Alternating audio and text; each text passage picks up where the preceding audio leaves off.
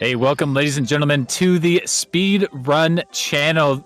This is the GSA event sponsored by Urban Arts. We're going to be running 120 today. It is a lifetime attack format, and we're going to have multiple runners today. Cheese will not be here today, unfortunately. He is just out for the day, and we will have D Whatever instead of simply this go around. So a really cool view on D Whatever here. And in the commentators booth with me today, we have Alt Insider. Yes, thanks so much for having me here today, guys. Nice to be here for more 120-star action. And yes, Cheese won't be here today, but as we've seen from the last one of these, it doesn't really matter when he always saves his best run for the last minute anyway. So, Cheese fans, don't worry. Great chance for him to pull this thing out just for having tomorrow. But a few things to cover before we get there. Obviously, you can see the names of all our runners all over your screen here. 7 incredible runners. Just can't wait to see what they get into today. Lots of former world record holders. Lots of current world record holders, I should say. Actually, that's a singular. But as you can also see at the bottom here, we are doing this for Urban Arts, a great foundation that helps kids get to college that otherwise would not be able to do so. So just like maybe any people that have seen veterans of the stream know that we always like to have a little, goal to reach to help extend these streams. And today it's set at $1,000. The goal says $1,250, but that is definitely a lie. Unlike the cake, that is definitely a lie. We're going to $1,000. That will extend the stream by 1 hour today. So hopefully we can get there today, and hopefully we're going to see a lot of awesome runs on this day 1 of this 2-day event. Yeah, that would be absolutely incredible. That extra hour is really useful in these events, especially because it's not just like an hour of gameplay, it's like an hour of resets. And you're trying to get that one run with this, 120 style 2-hour almost long run, hour 40 minutes. So it's really, really important that we hit that goal. But yeah, Speedrun World Record Circuit will be on the way here in just a moment. We'll give these runners a countdown, and we'll get everything started. I believe we have a little bracket for them to put on in their streams, so that's what everyone's doing, and then we'll give them the final countdown. But Urban Arts, we'll go ahead and shout them out real quick. Urban Arts is the sponsor. I'm sure if you've been here before, you've heard the name, and they help inner city kids with computer science, engineering, that kind of stuff, working with computers, programming, and the program essentially helps inner city kids, less privileged kids, have opportunities they wouldn't normally have. And they have a 100% acceptance rate into college. It's a fantastic organization. Love to work with them. ! Donate in the chat for that donation link, and we will read your chats live on air all day, all weekend. All weekend. Perfect way to say that for sure, because we are, again, here, 2 days here. And yeah, nice to see D Whatever here in this one. As you know, second place in 70 star. Not as high up the leaderboards in 70 star, but for sure, just an insanely skilled runner, and definitely in the running here to put it all together and put a great run together for us. So that will be pretty hype for sure if D Whatever can put one together here. Absolutely, yeah. Eyes on D Whatever. Known for his 70 star, has had some good luck in 120 as well. So interesting to see what he'll have in store for us. First out of the gate, we got Blue Bob, just ready to go. He's like, it's time. Let's just start runs. I don't think we've had our official gong hit, but maybe we have. Let's see. Is he just off and running here? Seems like he's ready to roll. Okay, we have now given them the official signal to go, and we are off and running. A lot of sleep in Mario, though. Hope he wakes up soon. He is missing official time to be running right now. Yep. Oh, and the missed BLJ here in the lobby. First one of the day. We'll see if try 2 can come in handy. Ooh, not quite. And gonna quick take that reset. First of many we're gonna see here next 2 days. Hey, Mario. All right, Blue Bob, just getting him out of the way early. And we should say, I'm going to explain super quickly, just in case anyone doesn't know the format here. We are trying to see who can get the best time in the time they've been given. So we have 8 hours stacked today, 8 hours stacked tomorrow, I think. And then, of course, that can be extended by an hour if we get those donation goals in. But whoever has the best time in the time allotted to them will be provided those funds listed below you. So that's what we're going for. And that's why we're all here. Yep, that is right. $400 to first place, followed by 200, 150, 100, 70, 50, and 30. going down all the way to 7th place. We just got Cheese marked as 7th place at the moment.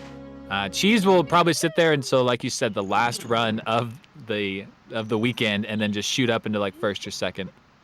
Yeah, that was definitely pretty hype moment that happened last time in overtime. In that extra hour of day number 2, that was one of the most epic moments we've seen on GSA, I think. And hopefully this weekend we can get those kind of magic moments just like that one. Pretty hype. Yeah, those moments definitely make the weekend and make the highlight reels for the whole Mario community, really. Oh, come on, Blue Bob. Long jump. There it is. All right, first Dark World BLJ of the day is good. A little far, but all right. Let's get warmed up here. Yeah, it's probably going to be a little bit of a slow start, as is normal the first hour of these events, especially for 120. A lot of runners trying to get in the groove. It's a marathon for sure. So we'll see a lot of kind of their warm-up strategies, maybe see a few runs make it a little further on not so good pace. I know that's a pretty good strategy early on. The runners who get consistent runs in these events seem to do really well throughout the weekend. And then, yeah, Cheese likes to reset a lot until he gets that one good run and saves it for the very last. Yeah, we definitely, everyone has a different way to handle these things. Some people like to get one run on the books and then they kind of start their resetting game. Some people, just like Cheese, like you said, just will reset everything until he gets on a really hype one. So it'll be interesting to see how different people play this one. But yeah, it just matters what your best time, right? Doesn't matter how many great runs you had, it just matters your best time in the end. So it only takes one to be the champion here. That's right, that one good run, that's what we're searching for. Searching for a world record, that would be something. Yes, that would be the best. That would be, just to see it live would be pretty hype. But yeah, that's asking a lot, and especially in this format, in this which is this category, which is the most demanding category of any in an already incredibly demanding game in terms of speedrunning this game. But yeah, that would be pretty hype for sure. Yeah, it would be asking a lot, a tall task, as the world record is like what 137? Is it 52? Something like that. Yeah, something just right there, just below 138. What is there? 2 137s total? Three 137s now, and they go by the name of Cheese, Liam, and Marlene out of nowhere. Marlene really just shocked the world with that, just jetting up the leaderboard to be in 3rd right now. Just insane. We'll be hyped to see. This leaderboard's always, I think, the hypest one in speedrunning, really, to watch. There's not a lot of movement, though, on it because it is such an optimized game, and, saving a second in this game is really something. So, yeah, it's a hype leaderboard for sure, and it'll be tough to crack that. That's what Marlene did was so unfortunately not here today, but what they did is just so incredible to get up there to 3rd on that leaderboard.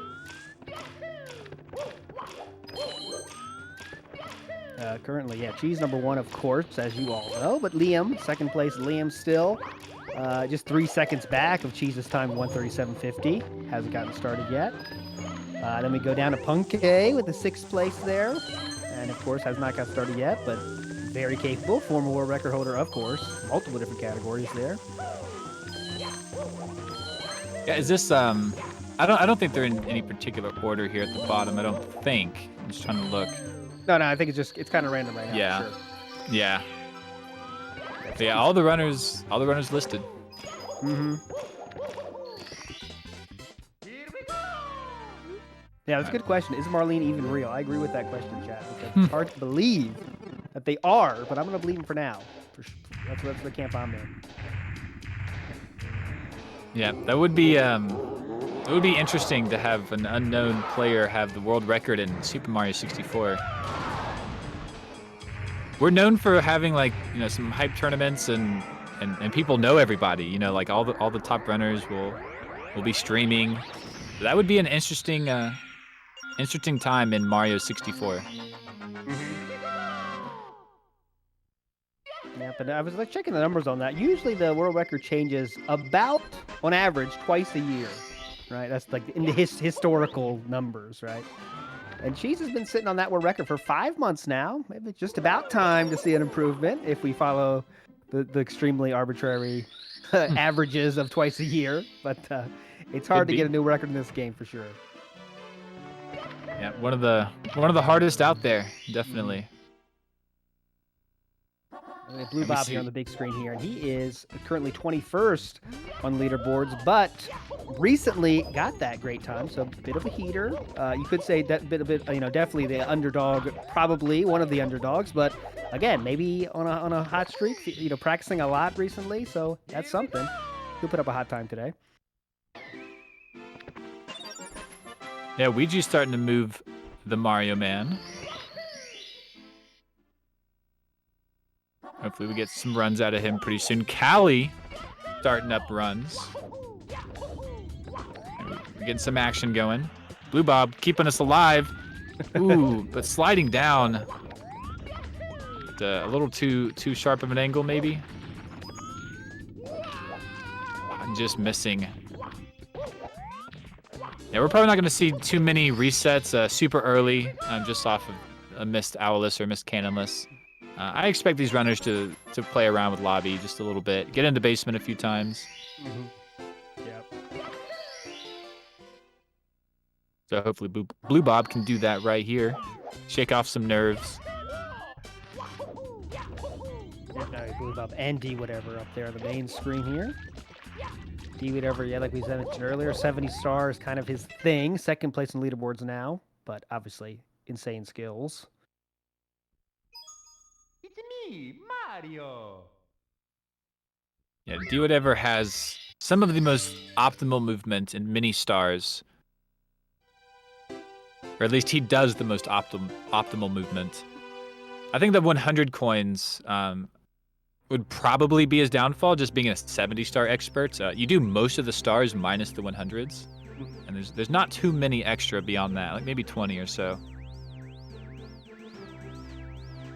Something to watch for sure, as we'll definitely see him have to do those hundreds of stars many times this weekend.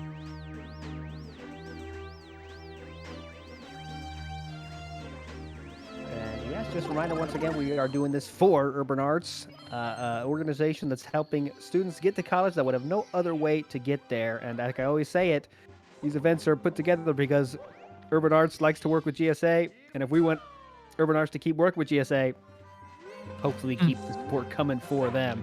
And yeah, it'd be nice to hit that goal of $1,000 to help us get that extra hour of Mario Man. So let's see if we could do that.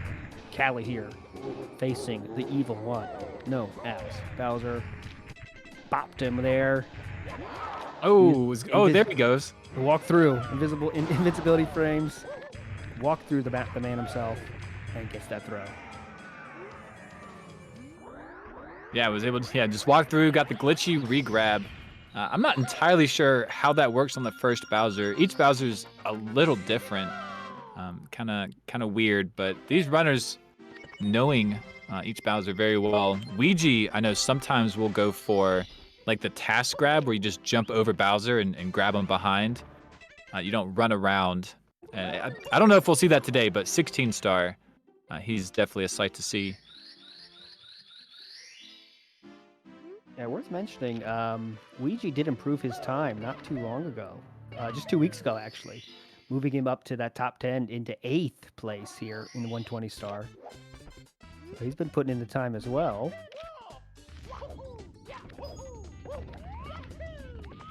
Yeah, Callie showing up for the second time in the Speedrun World Record Circuit. Was doing a great job on the last one. Surprising a lot of people, I think. I had a lot of high hopes for Callie, and I think he kind of met my expectations with that, which is good. But yeah, surprising a good number of people, I think. Yeah, Callie currently 16th on the leaderboard, set their best time just 3 weeks ago. So again, another player that's currently working hard, making the moves, moving up that leaderboard, missing the star that time, and will jump off and commit suicide and then do reset. It's me, Mario. Yeah, a little Sudoku at the end of a missed run is pretty good. Sometimes it just makes you feel better sometimes. Nice.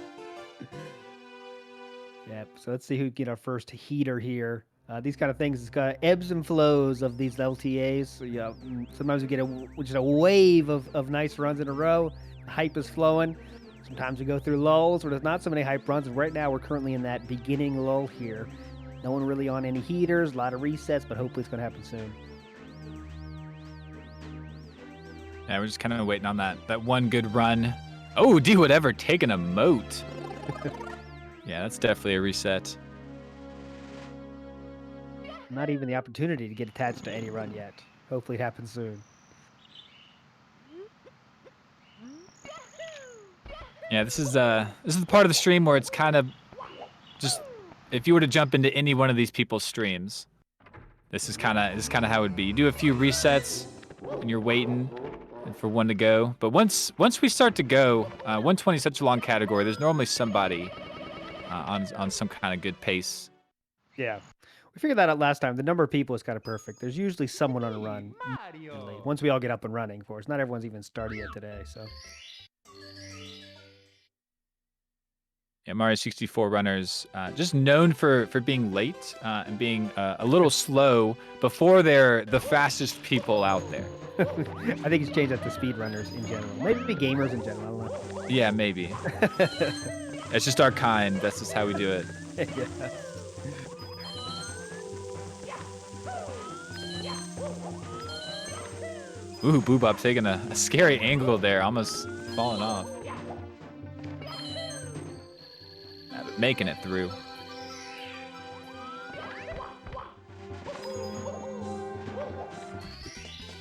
Here we go. All right, do whatever's turn. Get into Dark World. Very nice. Yeah, definitely not a regular strat you would think about when thinking of do whatever, being a 70-star expert. But it does it really fast. There have been some optimizations to just kind of that BLJ recently. All right, making it through the elevators. Yeah, meanwhile, Boobop taking care of Bowser. Maybe we're on one. Still extremely early days, of course, but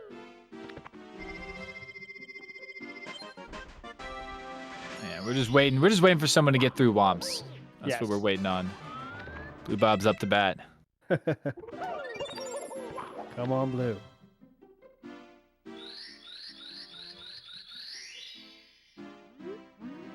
And once we get through Womps, we're on base. Anything can happen after that. Luigi's still getting some practice, and I like to watch when people are practicing. You know, like and take a mental note and see when we get there in the real thing. Working on that Saglamic here.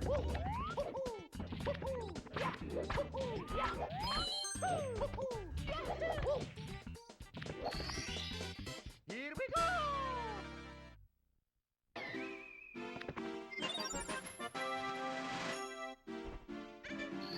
All right, a few people through Dark World now. Got Callie also. Okay, temperature rising just a bit here. People still, getting into their seats here at the GSA Arena. They know it's an 8-hour event. It's a long event here. Really is. And Blue Bob just can't get cannonless, resorting to texture setup after a few missed Salt Kless attempts. Good question in the chat. Where is Saglamic? We all wonder. Just cannot track him down. Would love to have him here. Just impossible to track down this mysterious man, the legend.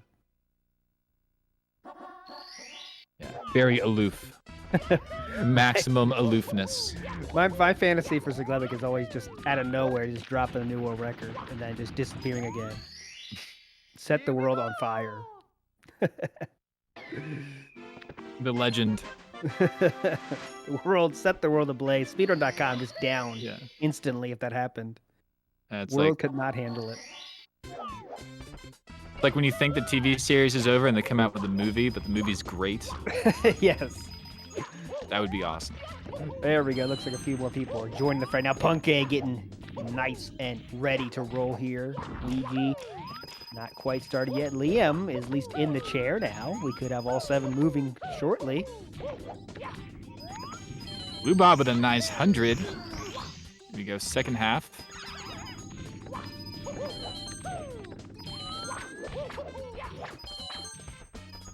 Ooh, Blue Bob moving through the Swamps 100 coin, grabbing every single coin. Oh, jump off. Okay, here we go.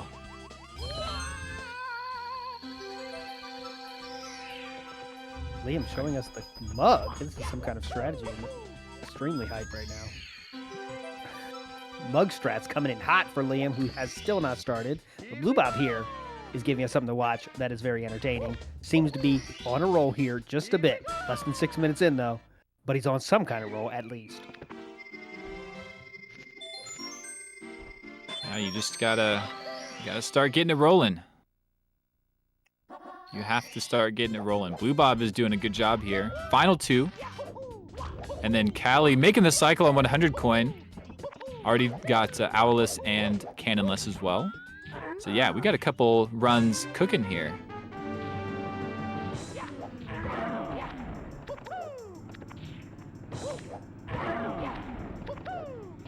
And Blue Bob smoothing out the edges. This big womp.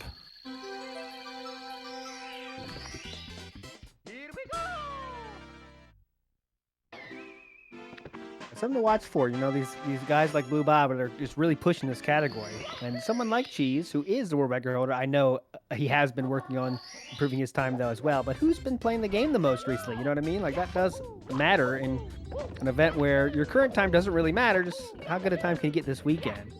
So how much you've been playing recently is definitely a part of that. And, you know, just because someone's PB is better than someone else's doesn't mean they can't put together a good performance there. Blue Bob, a little bit of issue there with that star, but did pick it up in the end. Come on, Blue Bob. Keep us rolling here. Yep, that was funny. Bonked once. I was all good. Had to go back for a second one for good measure. And it's all about the luck here. It's all about the luck for the rest of the run. Still green. -0. It's all that matters.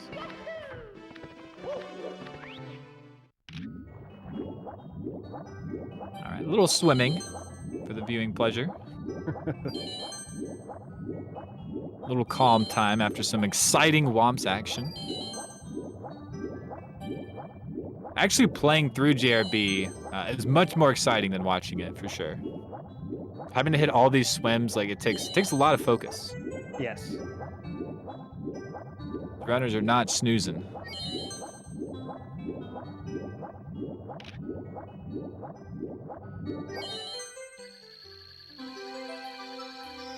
Yeah, if anyone isn't quite sure, you do have to swim in a rhythm. When Mario's hands reach like the very back, somewhere in there, you have to hit A. And there's a 7-frame window, actually. There you go. So, yeah, that actually, like mentally, I think that helped me out knowing that. Because you're like, oh, wow, 7 frames is actually like a long time. Like, you know, maybe it's not as hard as I'm making it out to be. Now for me, it's trying not to cut it too tight. That's the problem I always get into, is trying to cut those too tight and then just, missed one, and then it's a mess after that. Once you miss one. Once you miss one, it's over. Yeah, your rhythm's like a frame too fast, so you just like keep getting closer and closer. Nice clip through, pretty smooth there. Yeah, very nice. And Blue Bob will strategically miss swims here. See, right there, missed a swim. Just having to turn those sharp corners. You turn a little sharper when you don't move as quick. In the water. Let's see if he will be. Yeah, looks like he will be. That means he was moving there. Not quite. Yeah, didn't get like the water animation. Was completely submerged though. Yeah, it looked like it should have been, but yeah, the water animation means you were flying, I think. Just a little bit short of that, but still very, very good. See this 100 coin, and okay, that's a little different movement there from Blue Bob in order to get that box. Taking a long jump. Yep, purposely missed a swim here on these rings as well.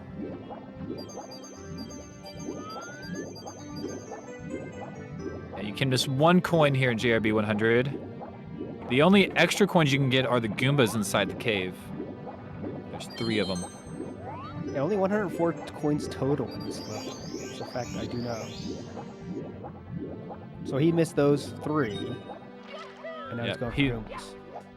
Well, he'll get those on the way back out. Way back, yeah, you're right. Yeah, it's like a half and half. Half C's. So yeah, good question, chat, about Cheese.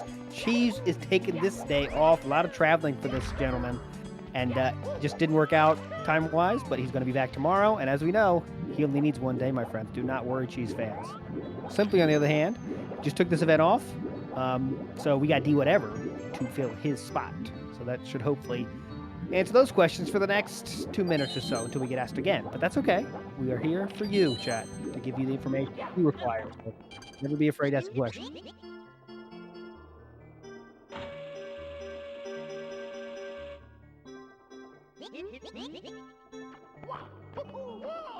Blue Bob waking the Bob-omb. We will see some runners go for cannonless here in JRB. Maybe a few different strats even.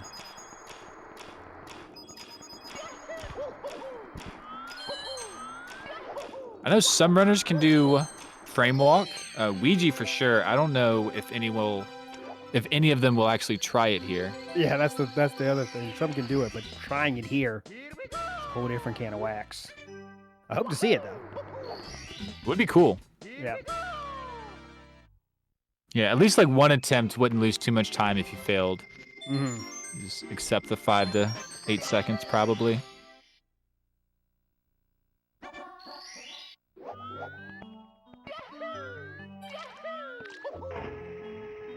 Yeah, Blue Bob shooting the cannon. This is the normal strat. Really, you're supposed to grab onto those poles that are sticking up, but we can just shoot straight to the star. No need for that. I think the name of the star, well, it's in Japanese, I can't read it, but the name of the star has something to do with like the peaks that you see in the cannon or something. That's what you're supposed to do. So Blue Bob and Callie here. Hey, we got past the 10-minute mark, so that's something. D whatever working his way there too. Yeah, everyone making their way through JRB on the top. Everyone on the bottom just practicing. Yeah, practicing below, game time above.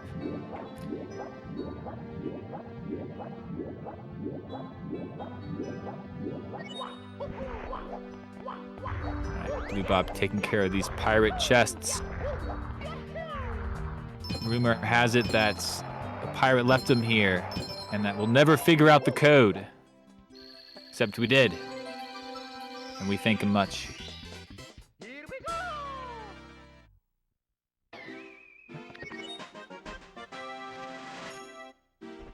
Yeah, Callie's turn. Stealing that booty. With the booty, look at this. There we go. Now we got the 3 game timers up. I think it was just stick like that for sure. As we see, let's see if D whatever can get that, grabbing the star and getting the water animation we talked about earlier, which means you are flying.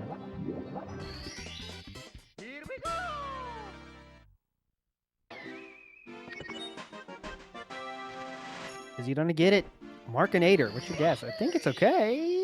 Nice. And yes, it is. There it is. There you go. That means you did pretty well on that star to get the swimming animation star grab. Yeah, as soon as you touch that last chest, that water level starts to lower. So the higher it is when you get there, the faster you got there. Question, fan of trucks yet? How often are these events? Well, the last one of these I believe was 3 months ago, so it's not really a set schedule. But if we want to know when these events are going to happen, I definitely recommend you follow GSA on Twitter, my friend, or get in the Discord. All those links you can find in the places you can usually find them on a Twitch channel. But yeah, there's a schedule as well, so check that out. But we are always doing hype events here. Yeah, yes we are. Yeah, this is all leading up to the Speedrun World Record Circuit Finals, which will be essentially pace, and that will be, I believe, it will be in between October and November, that week. It is a full week-long event, and the Mario Finals will take place the last 3 or 4 days with some other runs and fun stuff going on as well. So if you don't know about pace or the Speedrun World Record Circuit Finals, you're behind, and you got to do some studying. It's going to be a time. Yep. You clearly made some life mistakes, but now's the time to fix those mistakes by learning about it, deciding if you want to go or not. I know I'll be there live and be extremely hyped, so can't wait for that to get rolling. Yeah, we're all working towards that live event to get all these runners in the same room to do a similar event to this one. Will be very hyped. So that's going to be very exciting. Absolutely. Last full live event we had was like, I don't 2019, I think. Too many years to remember it now. 2018 like maybe. I don't even know. Very nice coin grabbing from Blue Bob. Gonna do the button rollouts. Not quite. Angle looked a little off. But very nice star grab.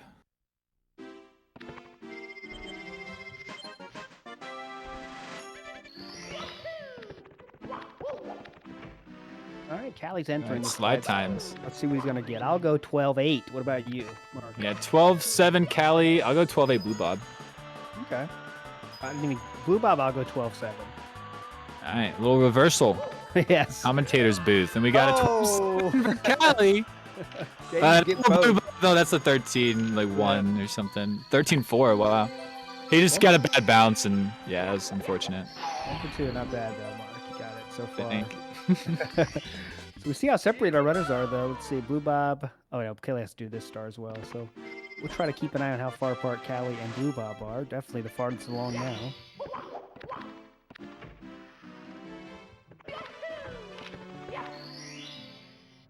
Yeah, Callie will get one more slide chat, so get your guesses out. 12-7 in his previous attempt.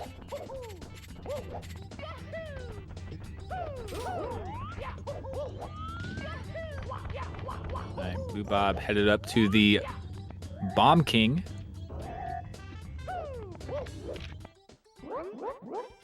Yeah, 12-6. I'm calling it. I look like a pretty good start. I'm feeling confident right now. I'll go 12-7 then, with a 1 back, but pretty good slide there.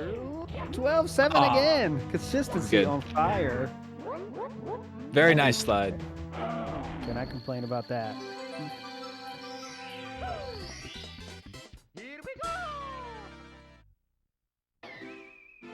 Good job to Blue Bob. I want to see what kind of strategy he does here for the Koopa race. Because most people I know are doing the new balls route, where the more balls that spawn, due to RNG kind of, will speed up your route. So I'm pretty sure like most everyone is doing that route now on this upper echelon. Yeah, top tier. Sprat's coming out here, obviously, an event like this. Yeah, it's a very fun route. It's not very hard. If any speedrunners out there haven't tried it yet. Yeah, staring at that green mountain in the background. Probably pointed out better on Callie's turn. But yeah, one of the few times you actually use like the backdrop as a reference point. It's one of those stars too, where if you have never seen one of these events, you're like, okay, he won the race, and you go back down, and it's just so wild. Like, you're not in this universe. This is so insane. It's one of the most insane stars of the game, I think. If you're not in the universe of Mario, yeah, you're like, oh, okay, yep, he's doing the star. Go up, go back down, go back up. All right, we did it. Done. Do it again. Yeah, Blue Bob, doing this route. You see these balls spawning. If they get in the way of the Koopa will have to jump over them, and for whatever reason that speeds them up just a little bit. So you save, I think it's like 1 second to 2 seconds, or maybe not even any time if you get unlucky and no balls spawn. But a fun route indeed. All right, Callie's turn. Looking at the green mountain, and that is just the perfect setup. Sliding all the way back down.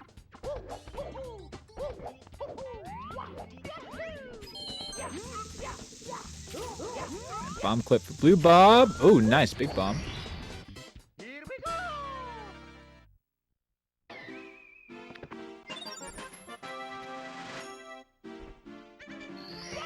Yeah, Callie. You have to waste a little time here in this corner. That is certainly not something that a normal speedrunner would have found out. Yes. You have to strat out. I want to know. Let him pick that person's brain. Like. Yeah, it was Circummark. There you go. That is Yeah, Circa Mark is somebody who does all these like deep dives to find these RTA viable time saves and does videos of like task videos of strategies and concepts and stuff. And I mean, we need to give him a medal or something, you know. Yes. A nice 10-day vacation. At least a trophy or something, but that's awesome, yeah. Because finding these kind of strats like that, the game like this, I mean, that's the only way basically to find new stuff is to literally attack it, you know, in a serious analytical way. You know, that's the level it's at now at this game. It's, you know, it's so, you know, most games that don't have thousands of people playing it all the time, you know, you can find stuff, oh, interesting, I didn't know if I did this, but this game is kind of past that, right? It's like, there's no easy, quick time saves to be found anymore. It's got to go deep, you know? Like, that's the world we're in now with this game, you know? Yeah, absolutely. Absolutely. I mean, we are like finding like small stuff like, oh, if you just run around this the opposite way we normally do, you save, you know, 0.3 seconds or, you know, that's interesting too. That's a good point because like sometimes we get stuck like this is the best way, but someone might say, you know, hang on a second, and we kind of make sure that's the case, and that's important too, right? Because we can't get stuck in our this is the best way to do this star, but it's not always. We need people challenging that too, you know. Certainly. Yeah. So there's a lot of weird small time saves can be had in Mario 64. So much depth. Yeah. Not even thinking the lag. Oh yeah, just don't even bringing that into the conversation. But that's like another. Pretend it doesn't exist, but it does exist, and that's something that's easy for someone watching. It doesn't play, just to not even think about. But Markinator, you know, so many places it's about optimal movement. Thinking about that lag, that it's tough to follow if you don't play yourself. You know what I mean? Yeah, certainly. Yeah, it's a whole concept. Yeah, that's experience required.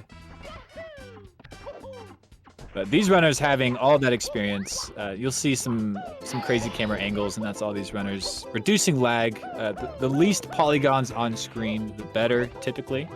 And that's kind of the name of the game. Blue Bob missing the triple jump. Just going to take this cannon. Unfortunate for Blue Bob there. Nice clip, though.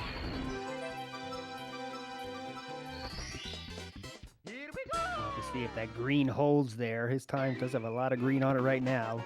But that was a little slip up there for sure. Yeah, Blue Bob did have a good 100 coin. I don't think was able to skip one of the ending pulls, but everything looked pretty clean.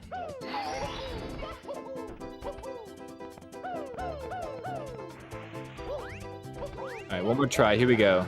There it is. Oh, gonna have a stored angle. Landed as he was turning left. We'll see how this affects the flight. Oh no, misses the secrets. So yeah, that's too much. I'm gonna put you to task here, Mark, and explain that stored angle you talked about, because that's definitely worth mentioning. It doesn't happen all the time, but it's worth mentioning for sure. Certainly, and we use it in certain parts strategically throughout the run too. If you fly, but it's like a flying strategy. So if you are at an angle and you quit flying, you ground pound or you touch the ground or something, the next time you start flying, that angle will be exactly the same. So as Blue Bob was turning left to get onto the island, his angle was left, he touched the island, and then when he shot out of the cannon, as soon as Mario started flying himself, he took a hard left and he missed those secret coins.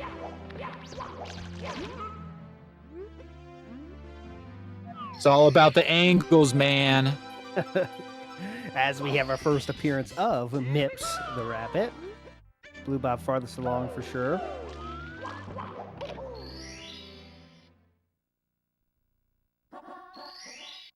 Yeah, Blue Bob did have a little bit of red, but not only +2. Still hanging in there. Very respectable so far with this Tama too. And he's in.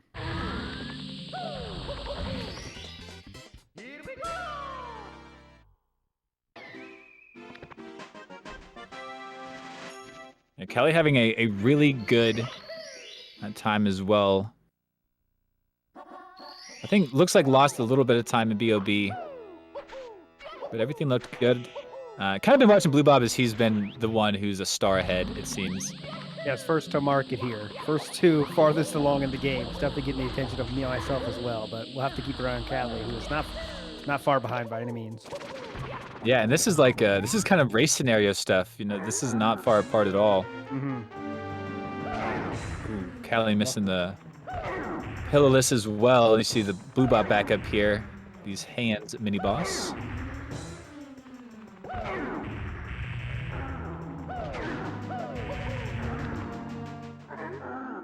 All right, very nice backups from both runners. They're getting that ledge grab from the sand.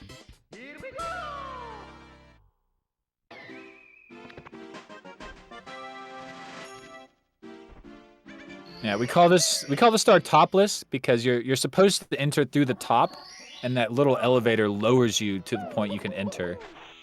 But that's really slow, so we just wall kick and ledge grab instead. I'm sure the devs would have wanted it this way. Yeah, definitely.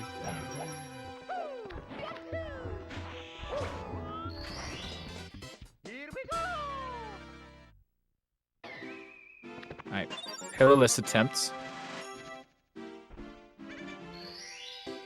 I believe Blue Bob got his. Yes, he 30 did. stars. Yep, we're good there. First try on that one for him. This is Callie's second attempt, and it looks pretty good so far.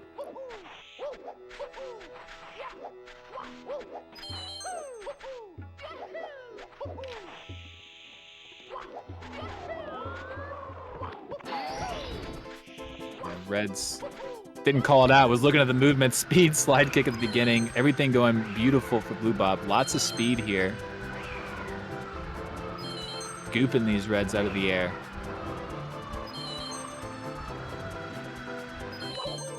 I consider that's one of the hardest starts in the game too for me.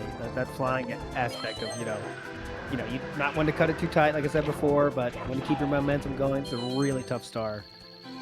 And that was picture perfect from Blue Bob. That was insane. Very nice. Blue Bob feeling it, shaking off that wasn't the most perfect level before, but this one is definitely he's shaking off that rust and is on fire right now. Yeah, we'll watch Callie do it this time. Yeah, speed slide kick. Yeah, every time you can, you're essentially just gaining speed and going super fast at every moment here, and then you just have these like moments to stop and triple jump, stop, grab this wing cap, but then you're right back to sliding, gaining extra speed into your flying. It's just a great star to watch. Scary star to do. Yeah. Callie, not as much speed here. You see him slowing down at the very end. And not gonna get that triple jump off like Blue Bob did. Keeping it together, but yeah, clearly not as clean as Blue Bob managed to do this. Yeah, and Kelly, the category this long though, you just keeping it together definitely has value. But go ahead. yeah, very true. I was gonna say that's Callie showing the more like kind of standard routes. If you don't do one thing super fast, that's kind of the route you end up getting. So not bad from Callie. Whoa, Blue Bob, where are you going? Be a bit scary. As long as you keep moving, you can kind of run around on that pillar. But if Mario tries to like quick turn or you like somehow lose your forward momentum, it's not good. Oh, come on. Blue Bob needing these coins. And yes, once again, remind everyone we are here for Urban Arts, a great organization helping children get into college, usually in tech field, IT field, things like this, doing awesome stuff. And we're trying to raise $1,000 so we get extra Mario today. So I know that goal says 1,250. That is actually a lie. Our goal is only a mere. I say mere. It's not mere, but it is $1,000, 4 digits. If we can hit that, extra hour of Mario coming at you later today. So thanks so much, everybody, for all the support you put on all these previous events, and hopefully this event can be just as successful as the previous ones, my friends. Yeah, absolutely. Great cause, and for a great cause. 1 extra hour of resets in Mario, and that extra hour, we keep saying it, has been the difference in multiple events. So Yes. It's no joke. That hour is what let Cheese win the first of these. And that was a very hype moment. So that was that extra hour coming in hype. So hopefully we can make that happen today. Certainly. But Callie finishing up this 100 coin here. this dive, collecting all 5. Very nice. No backup Goomba for Callie.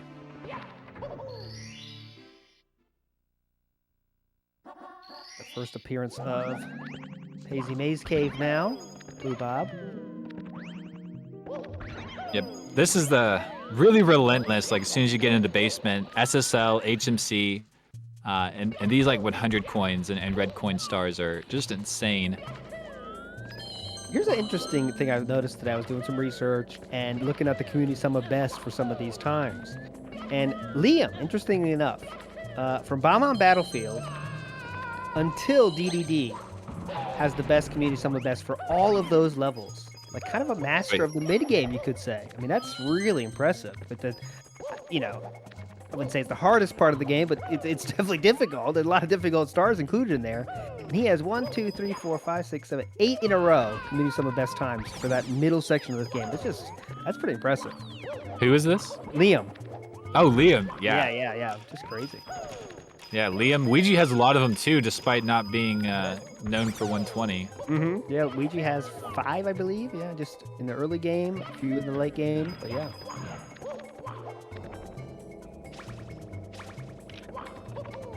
Yeah, definitely a badge of honor to be able to say that you've done this section or this star the fastest ever in run style. Mm-hmm. Only 5 names on that list, actually. Cheese, Simply, Liam, Punke, and Ouija, and that is the end of list. Pretty interesting. Sounds about right. Yeah. You might guess that if I had to guess. That is true. Simply has a single 1. Yes, Comfy. Cheese has Simply has 1, and it is TTC. All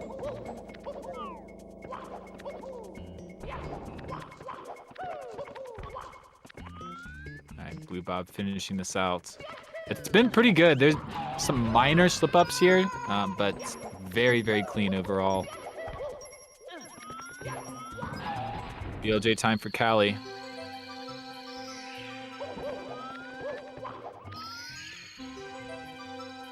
Oh, yeah, very nice. I thought it was gonna be cleaner, either like insta or 1 extra jump, but making it through regardless. Awesome. Yes, we did get our first donation hype coming in hot from Glaucus here. $20 saying STEM is cool. Thanks so much for that first donation ever. Get a lot of hype there for the first donation of the day. Thanks. Yeah, STEM is absolutely cool. Needing a lot of people in the STEM fields, getting all that stuff done and keeping us entertained with games like this.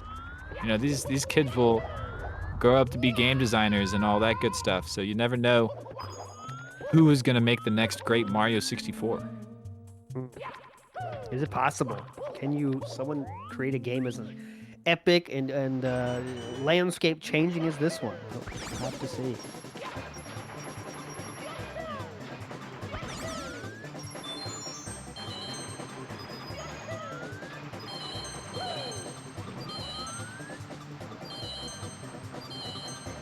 Yeah, what a great metal cap.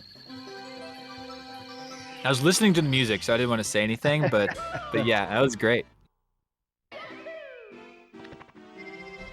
Okay, D whatever is in SSL. Having to grab these coins, a little bit of a reversal here, but doing all right. Looks like Ouija is officially off and running too. Keep your eye on that. Ouija is now doing attempts.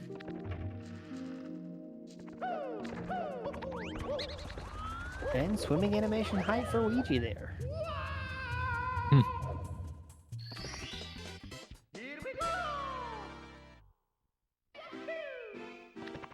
Oh, Callie. Okay, just gonna clip up, grab the star. That was some interesting movements. I think got a little tripped up.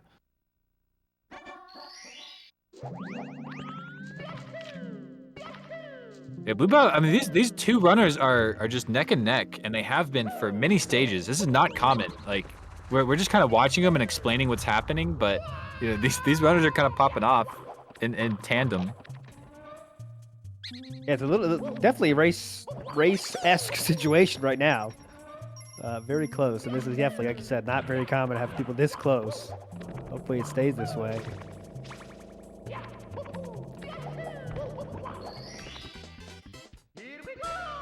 Yeah, just a few small blows here and there, blow to the pride, blow to the to the rollouts maybe, a couple seconds, but nothing major. Everything looking pretty clean. All right, Callie gonna be taking care of his metal cap now.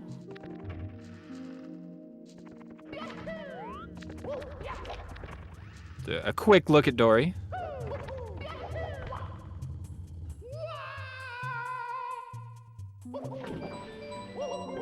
Oh, and the button press for Blue Bob. Yeah, just killing it. Blue Bob is really shaking off those mistakes. We could see so many times in these events that, you know, one mistake just snowballs out of control easily, and then you're resetting. But Blue Bob's not letting that happen. He's fighting through these mistakes he's making and saying, you know what? Then he brings it back with a nice star right after that. So Blue Bob is on a mission right now.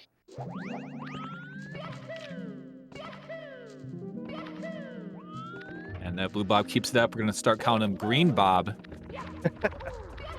Too many splits. Very green. Callie's more of a blue man himself, which interestingly enough. Yeah. Maybe that's why they're playing so well together. Yeah. Oh, Callie with the slide and then the unslide.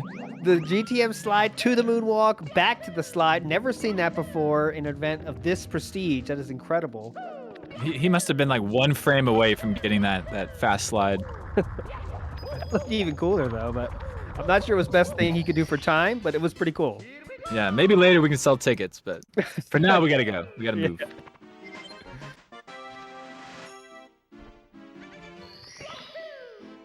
All right, Toad. No Toad abuse. Keeping it cool. So early, you have to keep it cool. Later comes the madness. And the anger comes out, but not yet.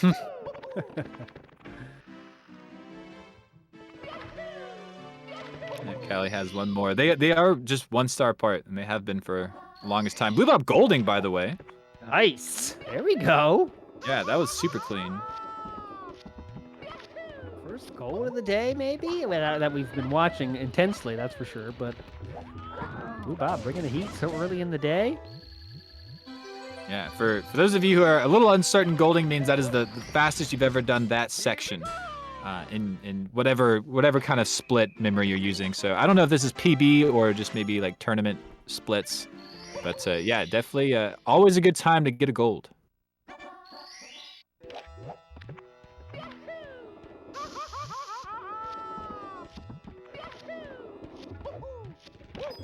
Just taking a few burns here in Lethal Lava Land to get started, but after that first one, we try not to take any more. Gotta take care of these bullies. Beautiful.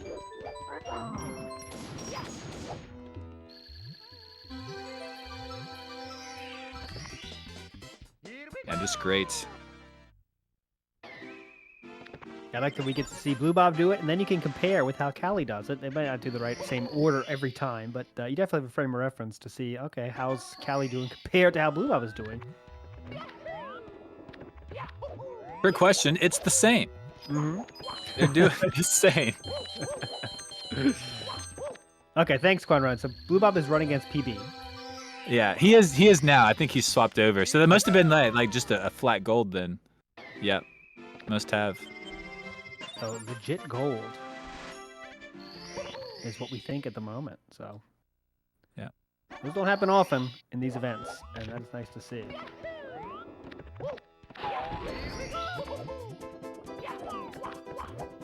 Yeah. Ooh, taking a rollout. Wanted a speed kick. Good backup though.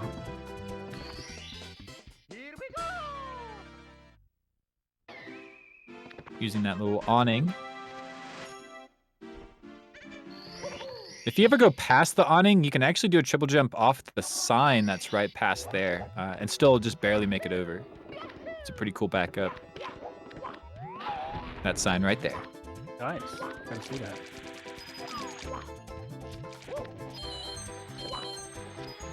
A lot of green on Ouija's side as well. I'm not sure what his times are, but that could just be a live event, PB, or something like that. But looking okay so far for him as well.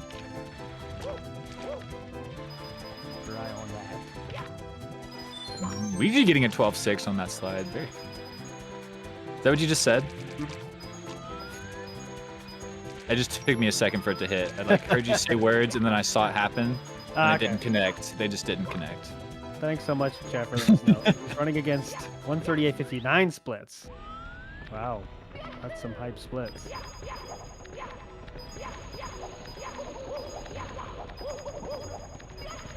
Yeah, volcano movement. Oh, that was great. Long jump into a speed kick. Beautiful.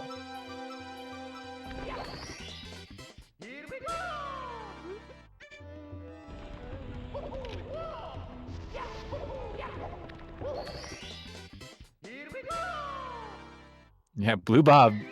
He's doing fantastic. I don't think we were expecting to see Blue Bob and Callie in this first hour like just kind of pop off like this. And these runs are fantastic. PB pace for both.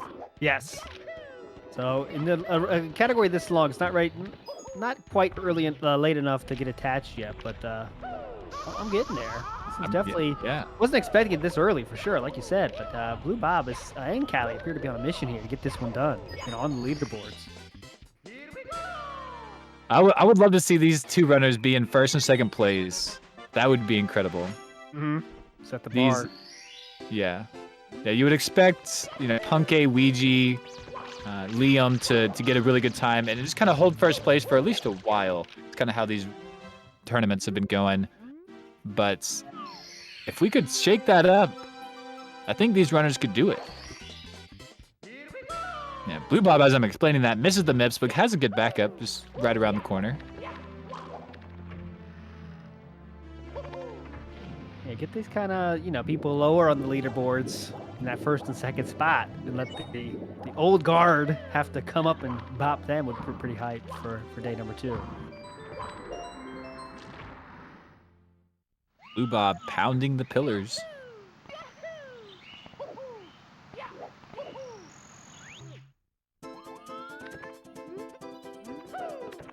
And that's star 50 for Callie, so that's gonna do it. Gonna need his MIPS, so could save a few seconds over Blue Bob here if he catches this MIPS. Seen lots of runs die to the star Blue Bob was on though, so let's see. This was one of the most common places runs died in the first event for sure. Was this star? Oh, okay, he's up. He was sliding to that crack, but he did it. See if he mix it over. Oh, no! Not high enough, unfortunately. Could not scream the name of someone we wanted to scream yet, but we'll get a chance later, I'm sure, Chad. Don't worry. Yeah, it's coming up potentially. Yeah, great Vanish Cat for Blue Bob. Got like the earliest cycle. Ended up taking some alternative movements, but still making it really quickly.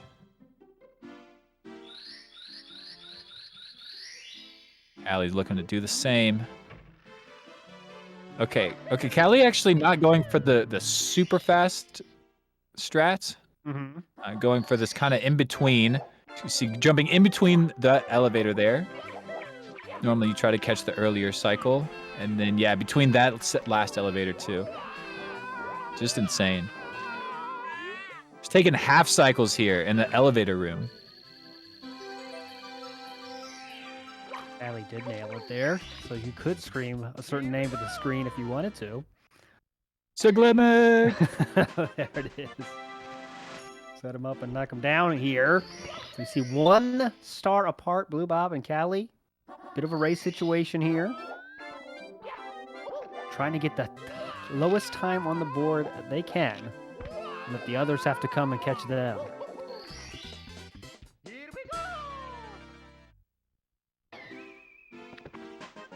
And with that, we are going to take our first break here. Thanks so much, everybody, for being with us. We will be with you right on the other side of this break. See you in a second. Bye-bye. Ladies and gentlemen.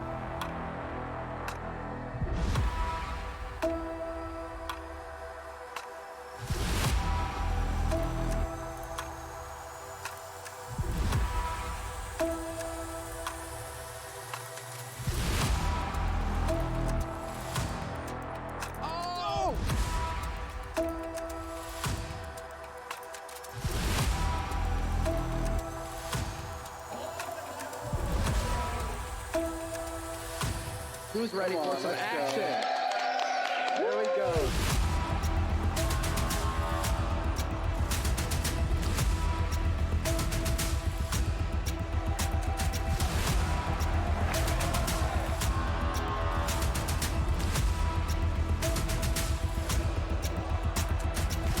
Everybody get it out. All four. There we go. All four.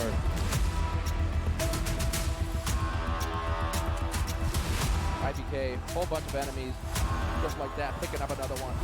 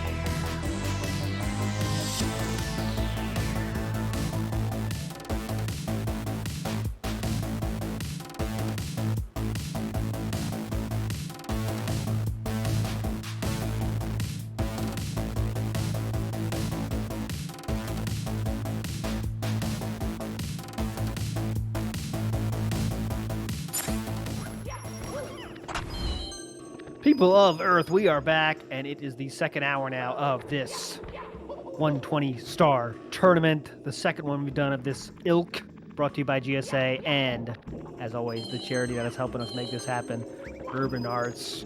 We've raised $20 so far towards our goal of $1,000. We're trying to hit $1,000 to get that extra hour of Mario hype rolling. Hopefully, we can make it happen. Long way to go. But Blue Bob and Callie are doing their part to give us some hype stuff to watch. Am I right about that, Markinator?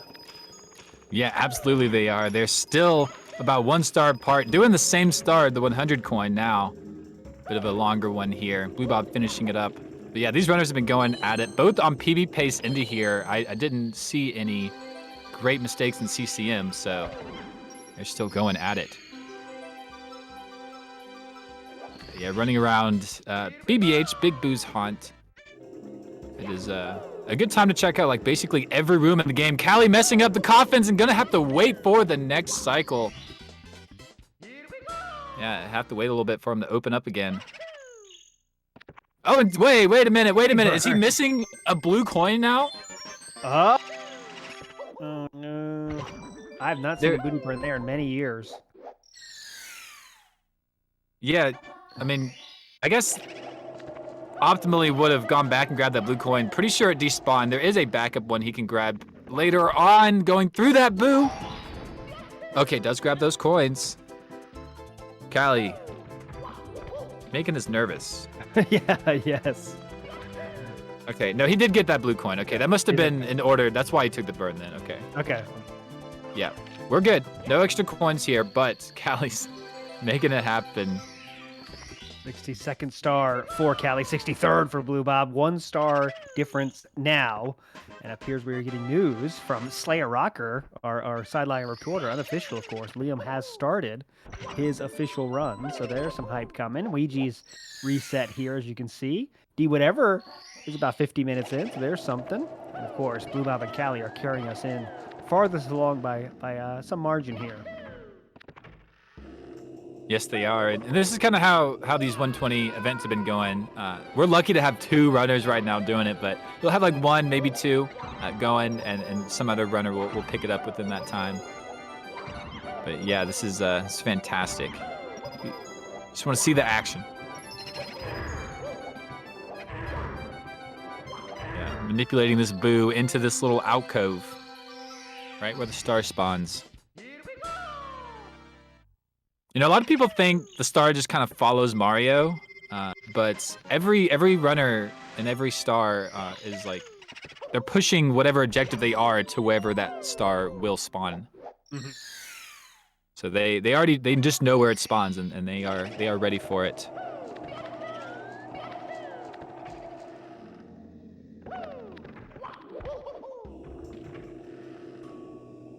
Blue Bob making his way up to the balcony.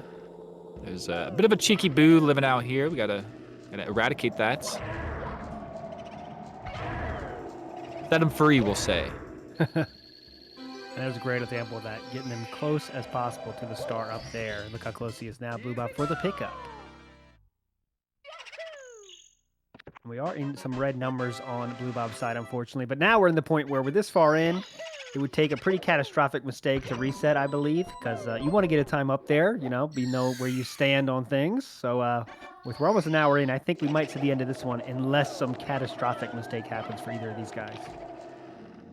Yeah, could be the case. You do want to get a time on the board, so yeah, these runners being about at the halfway mark here. Ooh, Blue Bob, here we go. 1 more star. Yeah, DDD. Yeah, this is like exactly half, 55 minutes. Well, I'm sorry, about 50 minutes would be half. Yeah, but pretty close. Yeah, going into BBH. But yeah, so past the halfway mark. Looked like he had quite the BBH over there for Blue Bob. Yeah, another gold for Blue Bob, second of this run. I mean, that is pretty hype. 2 in the single run here, so early in the day.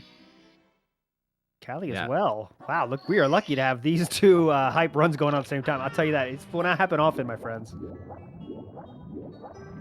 A treat, no doubt. See this 100 coin for Blue Bob. These coins can be a bit tricky. Does grab all of them. Very good. Can miss one coin. Out of all these coins, you can miss one. So everything's looking really good here. Current pulling him back in, using that to his advantage to grab these rings. Ooh, look, getting some lag there. Looking at that tornado. And a great example there, that lag we don't always think about when we're watching, but yeah, keeping that out of the camera is a good thing to do as much as possible. Yeah, especially in a water stage like DDD, you'll kind of see the screen slow down drastically, hit a little pocket of lag. Yeah, N64, just not quite able to handle the sauce of Mario 64.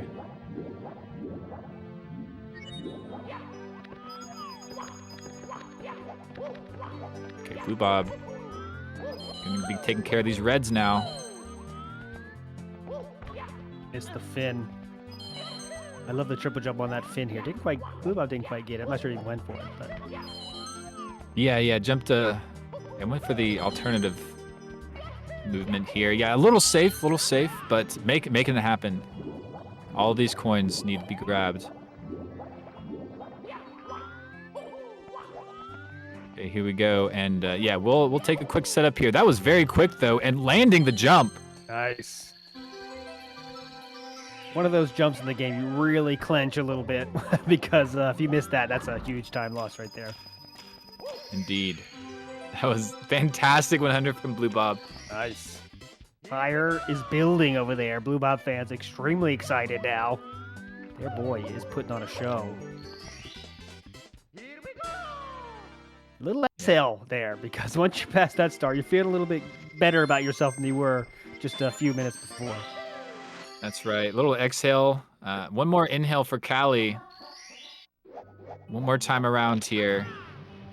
Look at this camera angle from Callie. Gonna be going for the waterless strat on this coin, kicking to grab it. Oh, but couldn't get back on the sub. That was a good attempt. Close. Yeah.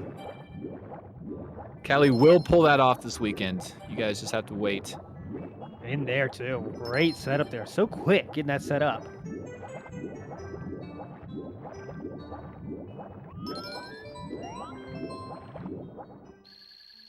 Yeah, great ending for Callie. Blue Bob taking care of these chests, grabbing that star.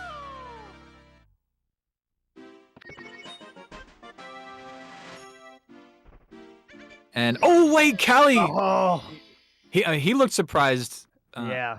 Yeah, that was very strange. Just barely missing that triple jump right on the ledge. That is not a mistake you like to see, but it definitely happens, and he kept things on the rails, though. That's the most important thing. Just a few scant seconds lost there instead of anything major. Yeah, knowing that you can just push the button and those blocks will appear, I doubt a lot of runners would actually know that. They'd probably just swim to the back fin or something. Mm-hmm. That's one of those things where if you just, all you do is speedrun, you do kind of miss those kind of little information that helps in case things go awry. All right, yeah, Blue Bob looking good. Fire Sea time. It is time for Fire Sea.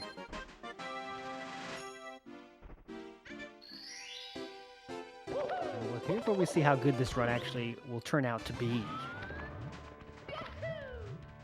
Cheese coming in hot in the chat here. Gonna be here tomorrow. A little bit of travel issues. Could not be here to play today, but we know it only takes one run to get yourself a first place in this event. So maybe Cheese will put together a run like that tomorrow, but we're gonna find out tomorrow. Blue Bob falling off the rails just a bit here. Yeah. Oh, there it is. Now, Blue Bob was doing great, I think. Was on really good pace, but yeah, took that. And will now be making this first earliest cycle, it seems. And that's a little unfortunate. It was looking really good until that pole grab was like right at the bottom. Oh, but wait a minute. Can he still get? Can he still make it? No way! Yes! Not accepting that he could not make it. He does. Yeah, Blue Bob. That was a great backup. You really normally can only afford one mistake, but Blue Bob kind of had two and was still able to make it just barely, showing how clean the rest of the movement was. Oh, great star grab too.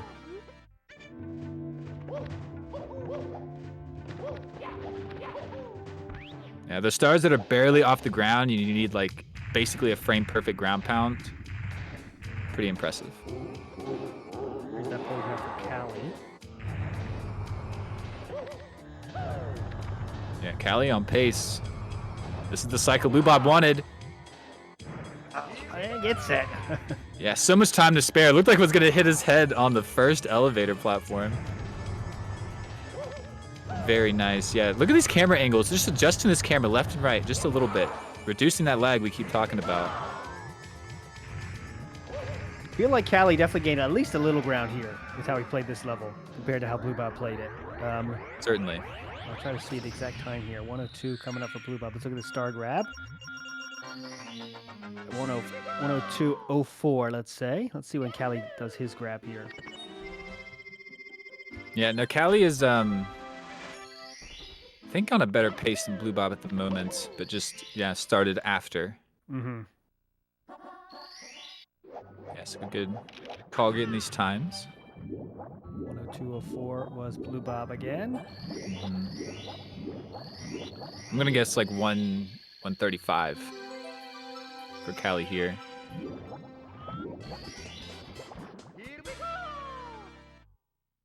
Or I meant, yeah. Whoa, 120. I meant 125, but like, yeah, it was way faster than that. So he's 135 would have been a sick. minute ahead now of Blue Bob, we could say. A little bit more than a minute, actually.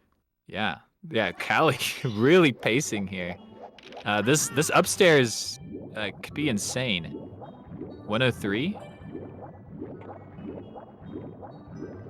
This is a better pace than I was thinking. Mm-hmm.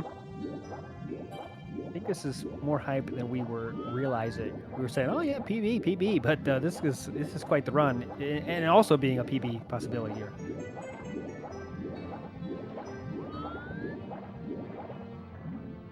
They're going for these rings. Missed that swim. That might have been on purpose. Has a really good angle here. Straight into the center. That is definitely the trickiest jet stream that we mess with here in 120 star. The one in JRB is very simple. Anyone could probably do that one, but this one in DDD is some serious business.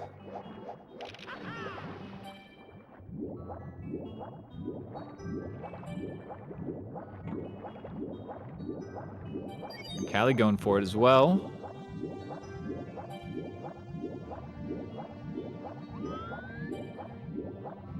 Yeah, so with this minute time difference, that has to mean that, Callie just had a much better beginning than Blue Bob, because throughout basement and up to this point, they've been very neck and neck. Mm-hmm. I think Callie's made up a little bit of time, like you said, like definitely in that fire seed, maybe a little bit else, but they've been at it.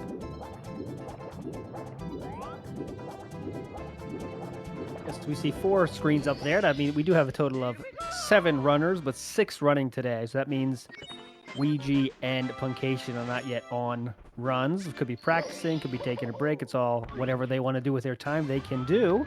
Everyone has 8 hours every day to get the best time they can. So right now, 4 runners are actively attempting to get good times on the board. The other players are probably practicing or taking a break. That's why they're not on screen at the moment.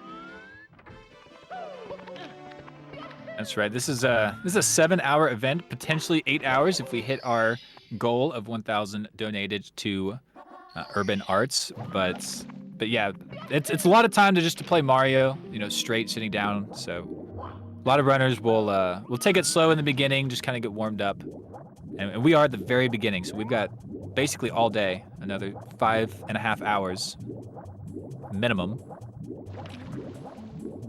Minimum, yes.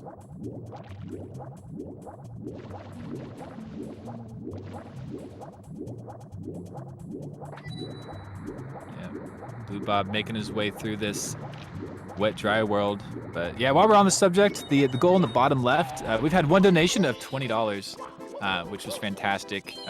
Exclamation mark donate in the chat if you would like that link, and we will read your chat live on air. On our way to that 1,000. We'll do a funny voice, maybe. Is that in play, Markinator? Are you that kind of person that will do funny voices or anything? Any kind of tricks, push-ups, something? We need some kind of incentive here. As long as people have no expectation, I'll do anything.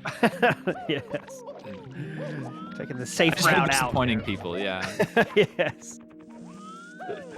Definitely.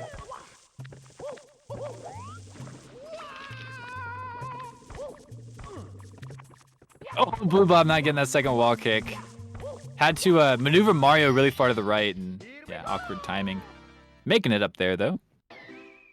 I didn't see Callie's upstairs time. It was 104-ish.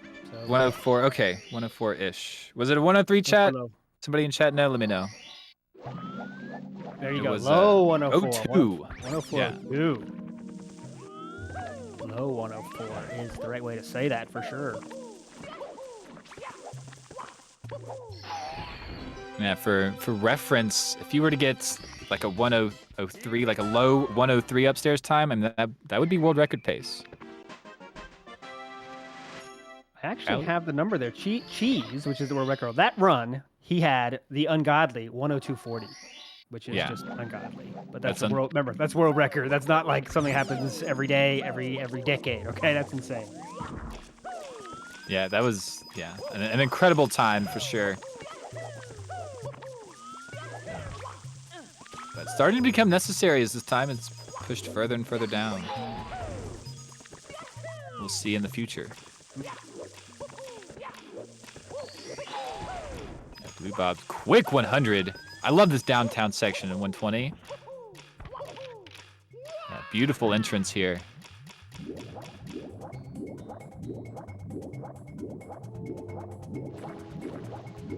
Callie going to be taking care of secrets before the 100 coin. Most stars are just preference as far as orders. A lot of runners will share. Oh, Callie getting heave-hoed. That's the best way to say it. I was thinking, what is the verb for that? But heave-ho works perfectly. Oh, it happened again! You can't wall kick in the corner, Callie. Learning you know this. Cannot wall kick in the corner. Gets up anyway. Still keeping it on the rails, though. It's all that matters. Keeping the run on the rails. Keeping the train on the tracks. I know, taking away a Blue Bob's beautiful 100 coin. Ooh, left 3. Okay, did grab all. Very nice.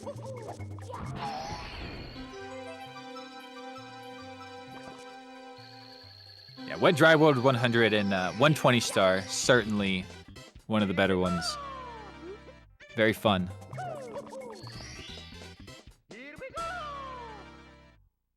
All right, Callie. Shocking arrow lifts. But we're just going to take a shocking lift up to these arrows. And we have the star.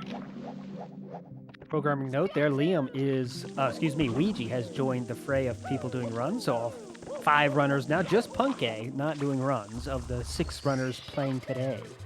Again, Cheese not in today. He would join the event tomorrow. Travel issues caused him not to be available, but he'll be here tomorrow, my friends. That is what they say. See the legend himself.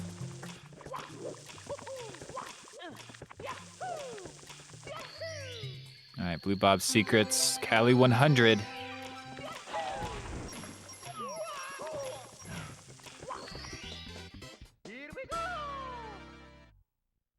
Yeah, and this movement's it's so hard to commentate when like they're just playing clean because you're watching them play, and they're just playing great, and you're loving it, and they're making it hard on us.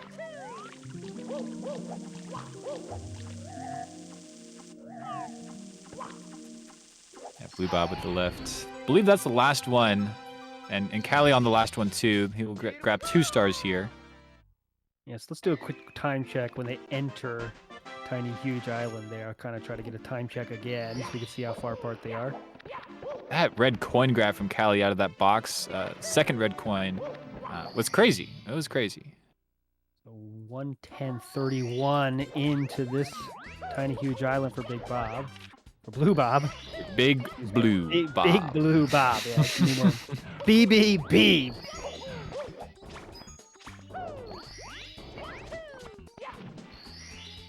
Whoa, okay. Didn't expect him to actually get that clip, but Blue Bob did. Very nice. Messed up the long jump sequence a little bit.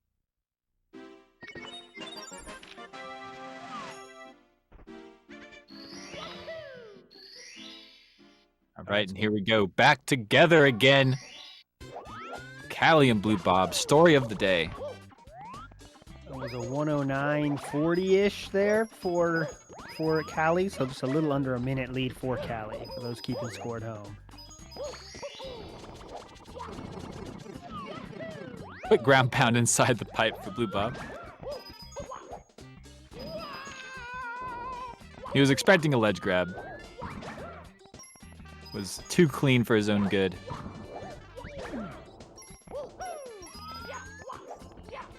Yeah, that was just for reference. That was, yeah, Tiny Huge Island entrance time there. Not official time for sure, but just official check of the where they are in terms of each other. Yeah, Blue Bob's starting first. Cali on the better pace. Is a little confusing.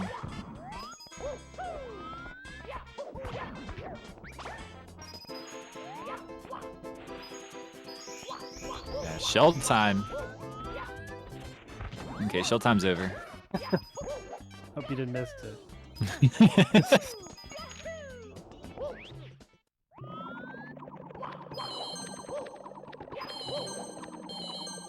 Alright, cave time. With an instant side flip dive.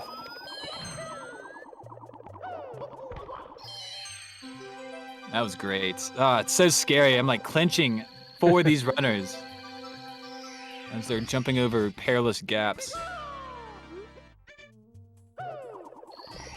I feel like I get more nervous for the top runners I'm watching than I do in my own speedruns. Interesting. Like if they're all, not now maybe, but once they get into TikTok clock, like I'm sweating. Yeah, I think it's that adage of like once you get attached, it's kind of like getting attached, right? And Yeah. you feel emotional connection with it. And by the way, Markinator, I always ask you for give the chat okay to get attached. I mean, tell them when it's okay because I think we're reaching that point. I mean, We're do you getting have there. Do you have the Velcro out yet? Your super glue, whatever your adhesive of choice is? Yeah, strap in.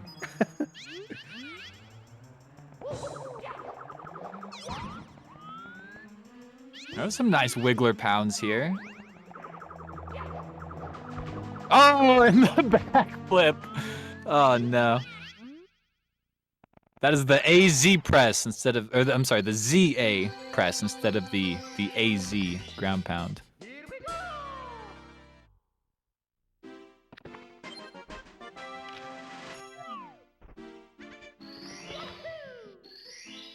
Yeah, these runners hitting buttons frames the parts.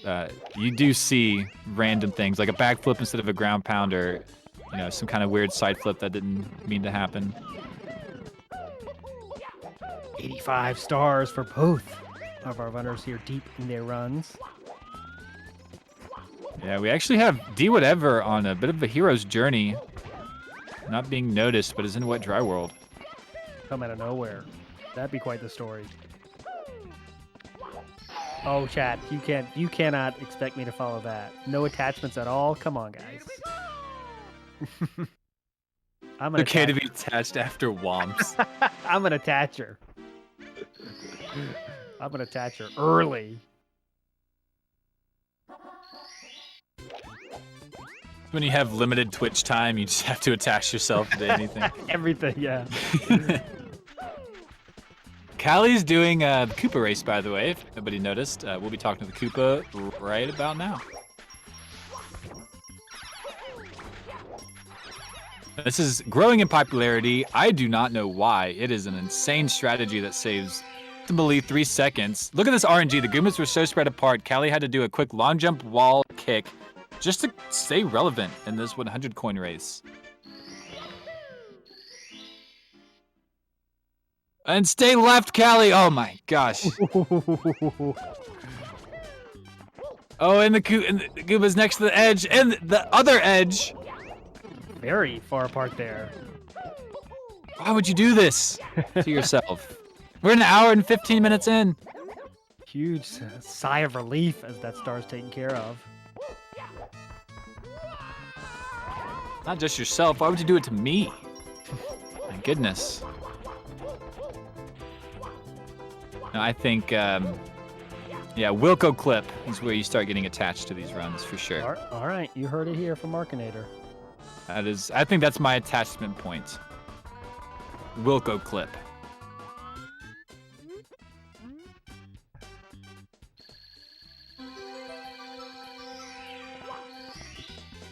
right, Callie gonna be doing reds by themselves since he did not do reds earlier. He got 7 of them and then ran out of the cave.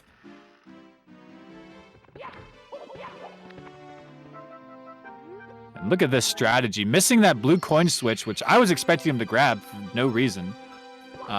But Callie knows where he's going. Speaking of hype, we have $10 coming in from Maxim J. Let's help out these aspiring urban artists and the future of game designers. And big ups to the speedrunners and casters for doing these events and giving us the fastest of Mario 64. Thanks so much for that epic donation from you, my friend. Yeah, thank you so much. That's incredible. $10 for a great cause. A great cause for a great cause. Charity for an extra hour of Mario gameplay. Yes. All right. But speaking of double entendres, we have Tall Mountain. A mountain so tall, we talled it twice. That's why the legend goes. That's what I've been told. Ooh, Callie having a bit of trouble getting up here. Does get on the second attempt.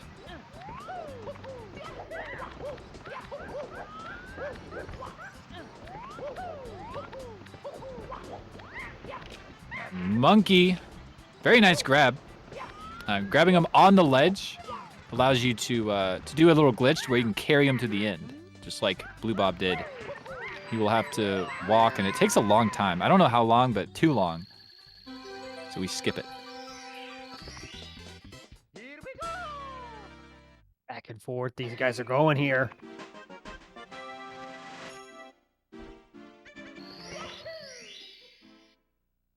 Keep your eye on D, whatever.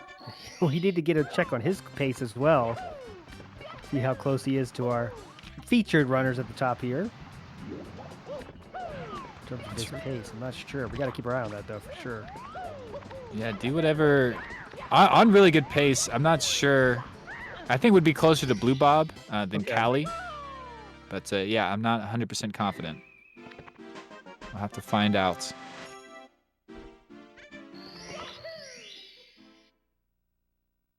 It looks like Blue Bob had a 116.27 out of THI, so we'll see what whatever split is.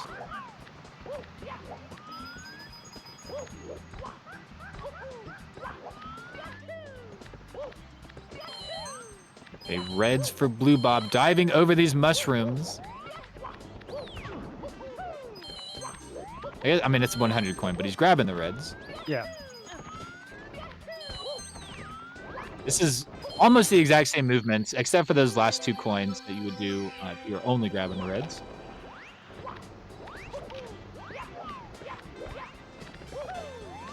Ooh, very nice.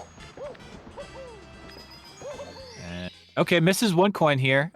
You really don't want to miss any coins in TTM 100, but there's 1 extra coin on the slide. You do have to slow down a bit to grab it, but that is your backup coin.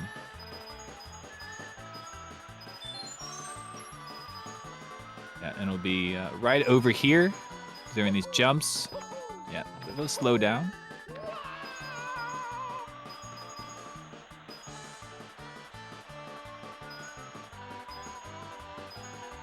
And we got the great racing music and all the slides.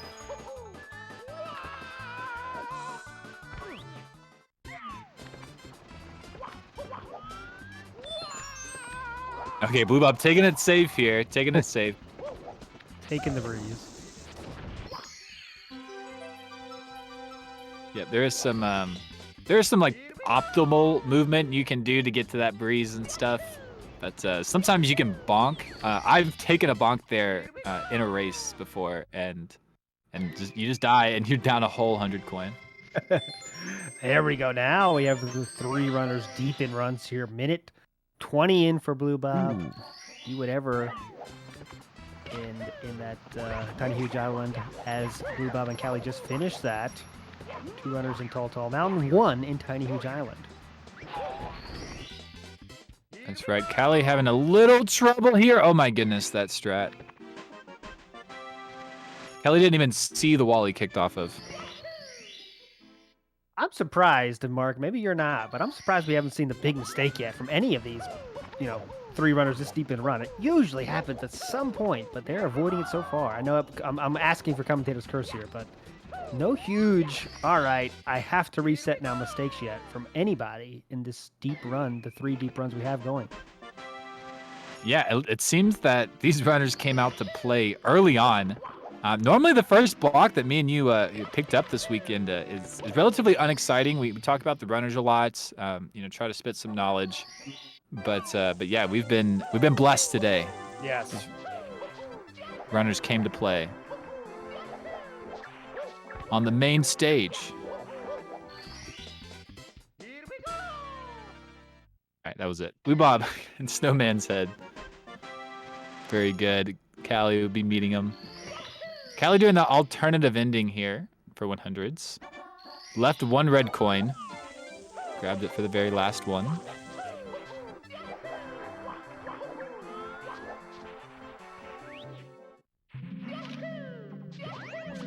Igloo. All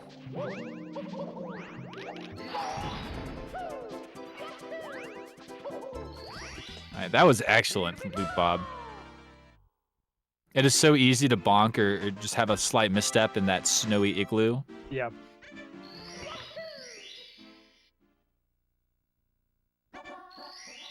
As you see, the heater he was on has kind of left us here. Seems to be much more down to earth with his run, but it's still going on. That's all that matters. Just getting the time up there for this first run. Lots of time left to get better runs, but getting a run here is important. Bonking on the wall there.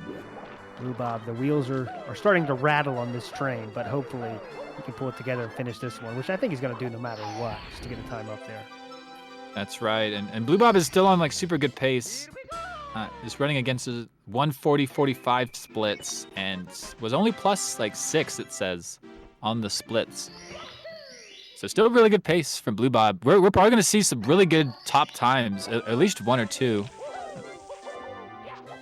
That's what I'm hoping for. Don't want to call anything too early. Not attached.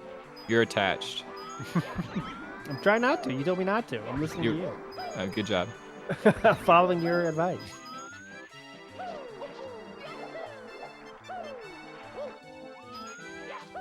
All right, nice from Blue Bob. Some good RNG in the very beginning. Got all the 5 coin from that money bag. Very common to miss at least 1. You do get 1 extra coin here on normal routes. No Goombas were really in his way here. You can sometimes pick up an extra 1 of those.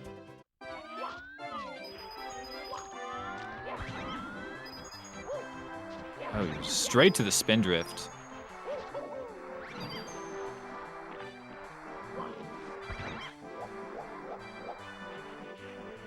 Yeah, Blue Bob killing this 100 coin. This is great. Yeah. I haven't seen a clean SL 100 like this in a long time.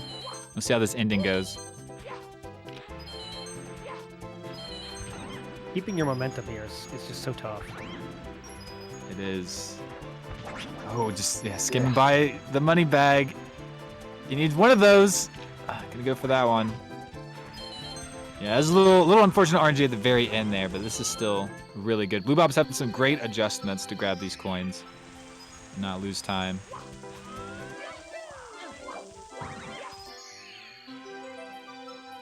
All right, 100th star grab from Blue Bob. Callie already having his 100th star. Doesn't take a mathematician to know. They got 20 left now until we see our first times on the leaderboard, but lots of work left to do until they can finish this one off. That's right. And with a 100 coin like that from Blue Bob, I would expect a gold, but I do remember him kind of messing up the other star. So maybe not a gold, but yeah, should be a really good split.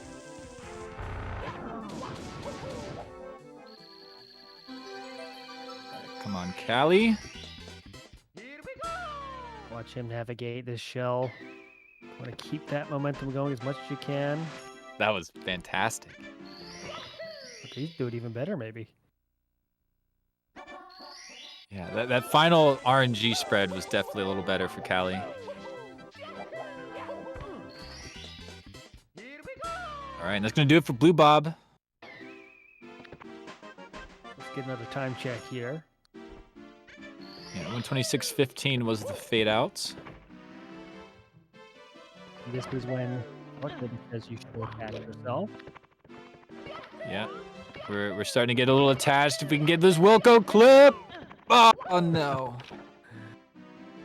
Unattached. Unattached. Unattach yourself, Market says. Best chance is Callie's time. At least until after wing cap. Okay. That's the catch. Okay. Some good movement here. Gonna bounce off of this box, maybe? No, okay. Maybe a little too far forward. Callie not even doing Wilco clip. Not interested. I'm this far in. I'm not interested in that nonsense, I think, is the thinking there. Bit cringe. But okay. It's your run, Callie. It's your run.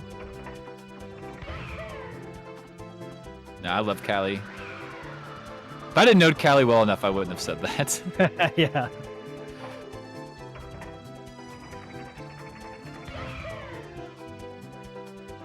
Oh, that was a great cannon shot for Blue Bob, sliding onto this cloud.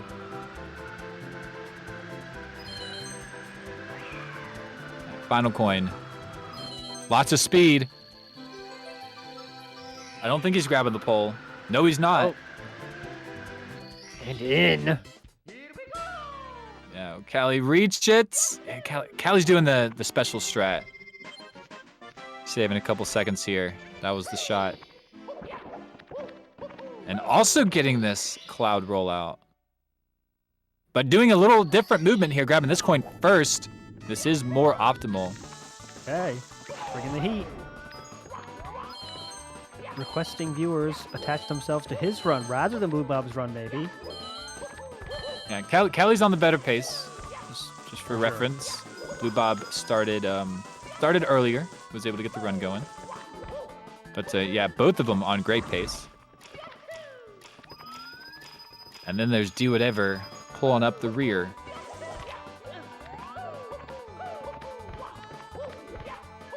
As we see, Liam takes a reset. Unfortunately, not much main screen time for Liam, not much main screen time for Ouija. Just haven't been deep in runs yet. And Blue Bob and Callie have given us zero reason to turn them off of the main screens. Yeah, we've just been here for like an hour and a half now. Yeah. Why go anywhere else when they're playing this well? That's right. And I did just check Do Whatever's time. He's somewhere around 3 minutes behind Blue Bob, so not the best one for Do Whatever, but a run is a run, and we want to finish strong.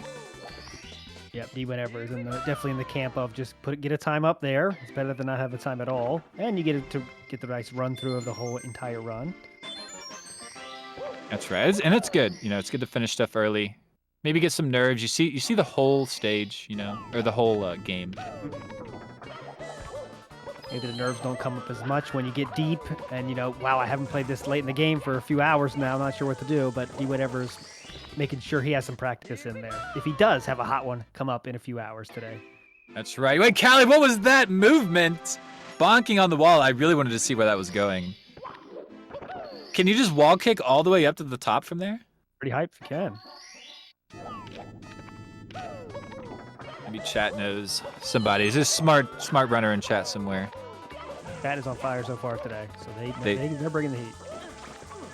Oh, don't fall, Blue Bob! Oh, there it is! Blue Bob with the fall. He has reached. He's gonna finish no matter what, which we could have guessed from now, but unfortunately that hurts. Yeah, it's gonna be about a 30-second time loss, just pretty instantly. But yeah, ledge grabbed right at the end, and with that rotating platform, it just pushes you right off. Clock, another just relentless, and so many runs this level. And it's not going to end one here, but it's going to take Blue Bob off an awesome pace to a less awesome pace. Yeah, still fantastic here. First finished run, perhaps, if Callie doesn't take over. Mm-hmm. That could happen now, mate. Possibly. Well, I think they're right on point. 108 is the start count. Callie's about to enter right with Blue Bob. And Blue Bob going for moving reds. Oh, no, he's not. Okay, I got excited. Not going to take that back up. It's just going to take the moving clock. I got a little overexcited. You want to see it. I understand that. Yeah. But of course, not yet. Maybe Callie will show us. I hope. Oh, So. what? Invisible wall. I've never seen one of those in this level. Oh, very nice. Blue Bob getting the kick. They happen a lot in this level, for sure. They do. That's a bit of an uncommon one though, surprisingly. Callie moving reds. Oh my goodness. Oh my goodness. Feeling good. Look at that confident little look away from the camera for a moment. Feeling good. Callie stretched it out. I'm attached to Callie. Markinator, are you? It might be that time. I think. Yep. Go ahead. Yeah, there's a swap. Callie taking the lead over Blue Bob. Just 10 stars left. Things heating up here. Callie wants to put his flag down as the first person to finish a run, get that first place to his name for at least a little while. Yeah, perhaps staying for a long time as he gets misses the star, but that was insane.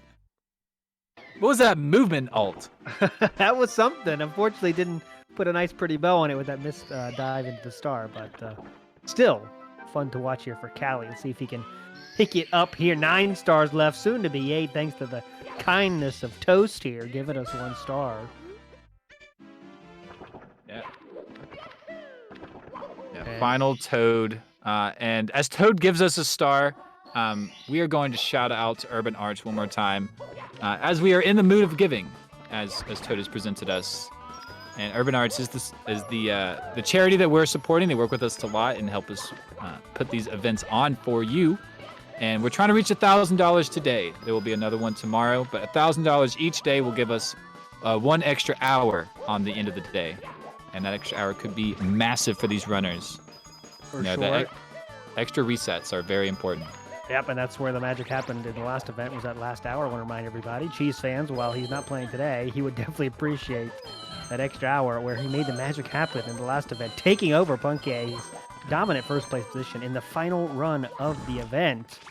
Hopefully we can make that kind of magic happen again, but it's going to take $1,000 donations to this fantastic charity. So hopefully we can make that happen throughout today and tomorrow, my friends. But yes, I am fully velcroed to Callie's run now. You can't break me away, Markinator. It's impossible. Same. No, we're here together. Yes. Yeah. Westdog, ! Donate in the chat. Thank you. That is where you donate. And we'll read it off. Make predictions. Maybe make a funny sentence.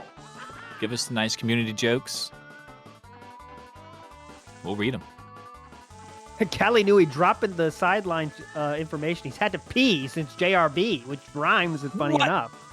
But that's a long time ago. So, wow. P is building here. New things happening. New information being shared all over the world. Twitter is just ablaze now with the P strats. Not sure what's going on here, but he's got to finish this run strong, we hope. Yeah, you're not supposed to drink the JRB water. Is that how he swims so fast? Oh, could have been. Just go right now. Go quickly. You're on the rug here. It's fast enough. Carpetless. Yeah, I don't know. Then, yeah, that would be a tough decision. Speed P live on air. Yes. We see him just run fast as possible. Yeah, Callie gonna stick it out there. What a trooper. Getting a great run. It's actually a part of the Mario community. Like, some people will know that if you have to pee and you're on a good run, it's helpful to distract you a little bit from the great pace, because you kind of want it to end, but you don't want it to end at the same time. So it's not a bad strategy from Callie here. Drinking the bay water. That's the strats they don't write about on Wikipedia or anything. They don't tell you about that. But Markinator brings the heat. The strats you don't hear about enough. Oh, the triple jump to end it. Wow. I like the side flip. I'm pretty sure if you miss that wall kick, you fall and your run's over.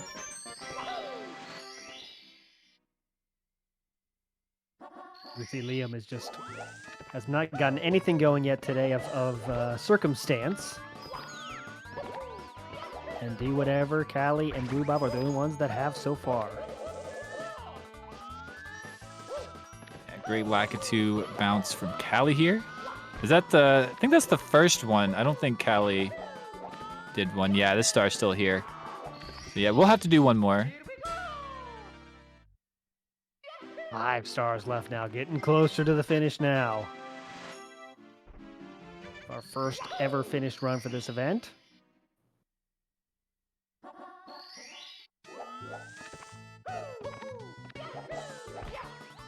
Yeah, I'm hoping for... Do we see it? Is this a 130 pace time? I'm not sure. Have to get a better expert in here. Yeah, We'll see after the split for sure. Yeah. This will tell us everything we do now. Oh, wow. Nice angle.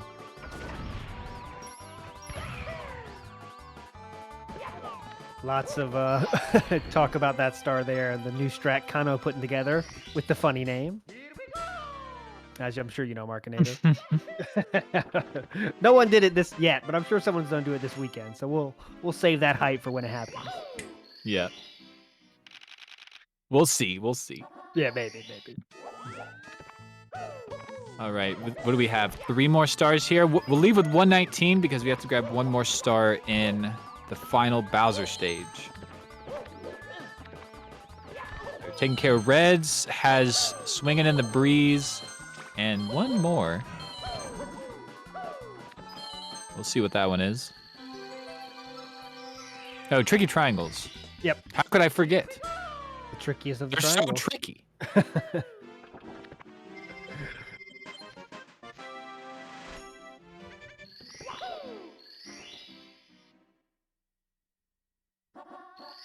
And Callie is playing on the line here of the PB, I believe.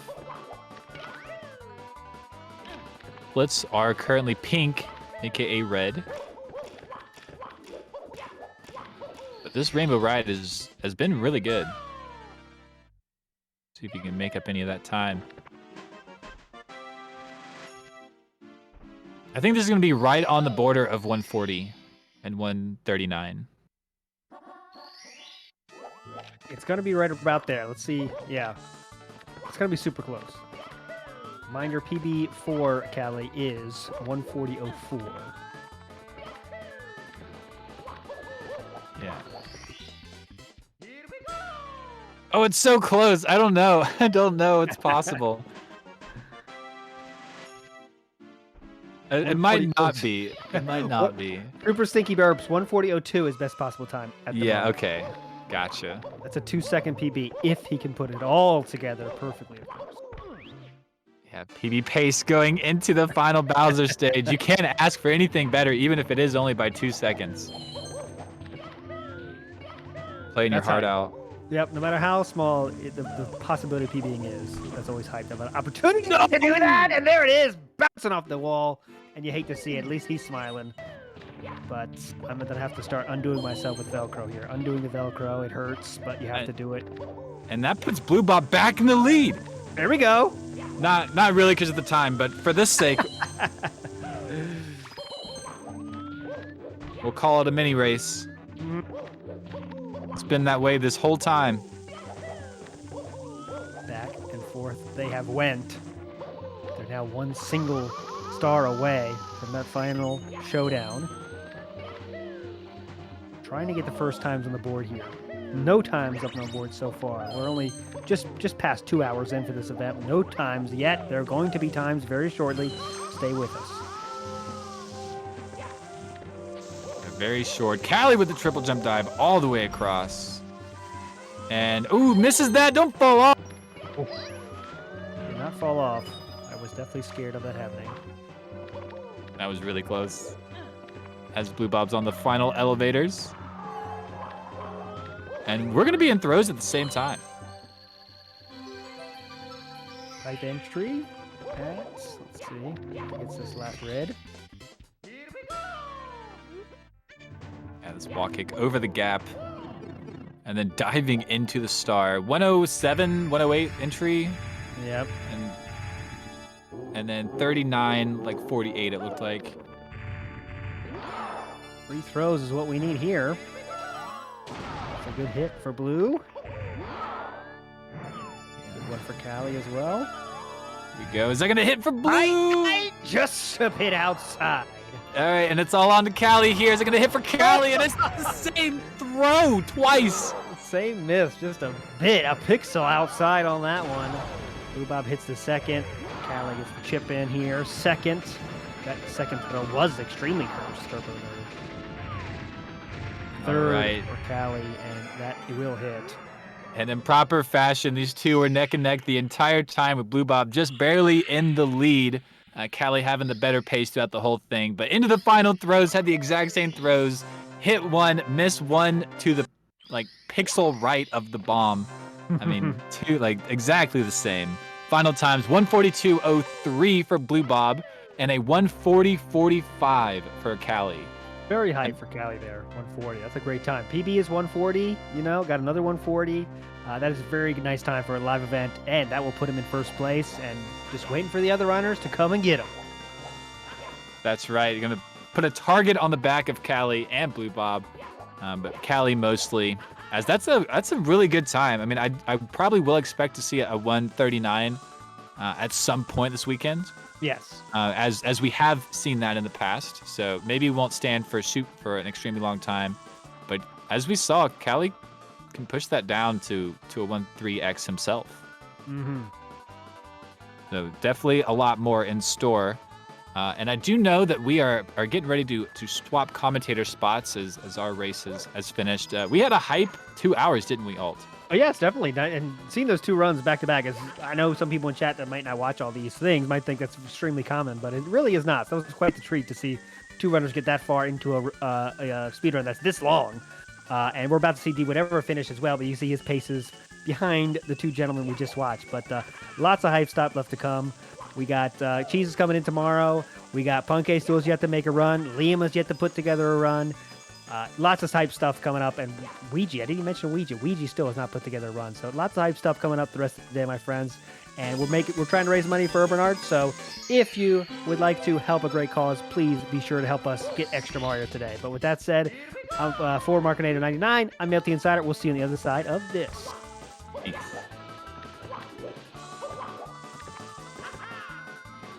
GSA at this point.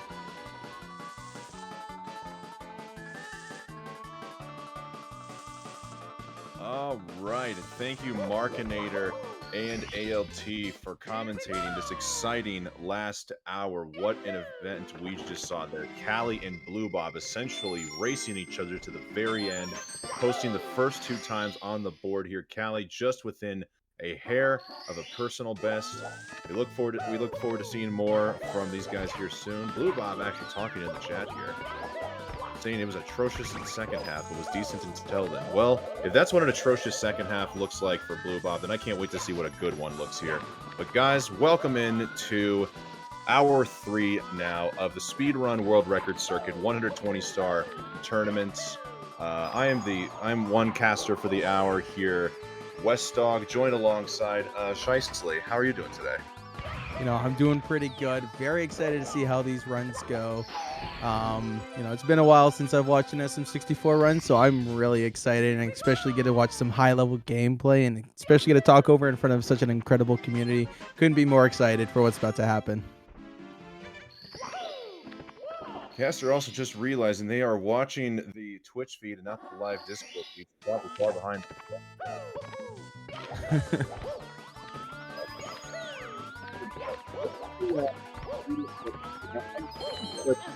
Tournament not too long ago. Do you know, or can anybody in chat explain the situation as to why we have D whatever? Because I know Simply's done the last couple 120 events, so to see D whatever, very pleasant surprise. But still, we're all missing some big Simp Daddy.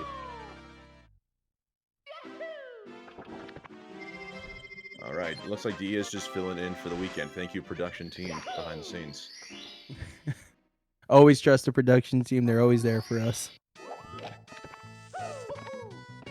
D whatever, just looking like trying to shake off the 120 rust here. Actually doing a pretty good job. Honestly, again, if this is a D rust run, I would love to have this run. I would almost do anything for run. Might even eat a Klondike bar for this kind of a run. I mean, I would eat a Klondike bar for a PB in 120, honestly.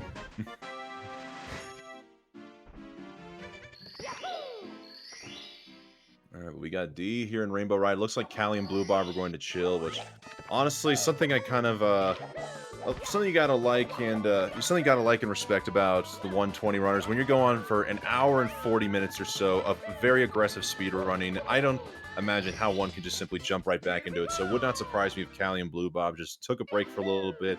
I don't know if Ouija will come back, but now it just looks like we've got Liam and the D. Yeah, at the same time, you know, I've known Callie for a couple years now, and he's a grindy type. Like, this man will sit down for 6 hours in his off time practicing Mario. So seeing him take like a 5-minute break wouldn't shock me at all, and just jumping right back into it. That's right, I forgot. You are also a tournament organizer. Didn't Callie win a 16-star tournament that you hosted? Or I remember it was him versus Moose in the finals, if I'm not mistaken. Yes, Moose did end up winning the prize. Ah, okay. Yeah. That's when Callie was still on the second place streak. Yeah. At the same time, though, he was focused on 70 and 120 at the time, so Fair. he wasn't fully focused on 16. So he had the experience. He got second, though, which is pretty solid. Callie is an absolute machine at this game. Honestly, like, it wouldn't surprise me if he just, well, you know, if it weren't for dang SBLJ, I'd almost like to see him try 0 or 1 star for one day just to see what he could turn out in those categories. Yeah, I mean, I think he could probably pull off like a good solid sub 8, honestly, in 0 star, and a pretty comfortable sub 9 and 1 star in like 24 hours. I could see him doing that. He's pretty comfortable in SM64 and just honestly very knowledgeable about it. So I could see Callie doing incredible things in the, you know, very short categories. All right, D whatever collecting the 120th star, now making his way into the pipe. So with perfect throws, is looking to be a mid to potentially high 144 pace here. Let's see how these throws play out. Yep. Chat, you know what to do. 1.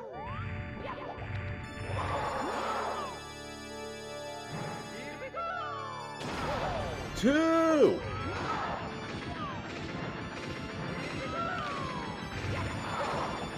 Give it to us, Shicely. And that's a 3. Woo! 3 for 3. Perfect throws. Welcome back to 120 star. You absolute legend. Bernhard SR. Thank you for the 200 bits to D whatever. I'm sure he appreciates it. 144. Oh, sorry. Go for it. I was just about to say, and Bernard's not lying. He's an absolute trooper for sticking this one out. This was definitely not a favored run, but I think he understands there's some D-rust going on there, and he's going to strive for a better one now, you know, claiming third at the current moment in time. And we see Callie even throwing in the GGs into D whatever's chat. Good to see we have the competitors cheering on and supporting one another. All right, and on that note, guys, since we are going to be hitting a little bit of a lull, now is a good time for a word from our sponsors.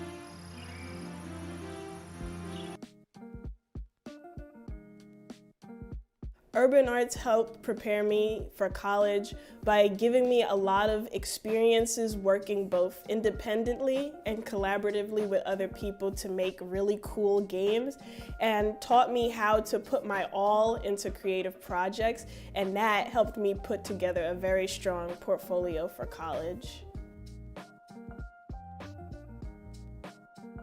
The best part about being in the urban arts community is the people that you meet. A lot of the people here have the same interests as me, so in the future, making friends here will benefit me and them and everyone around, because we all benefit from each other by gaining skills that other people had that I may need.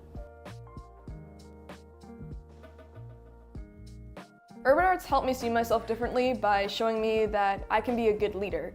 In the studio program, I was assigned the role as project manager, and fulfilling that role for the first time actually helped me realize that I have good leadership skills, and it really helped me to develop them.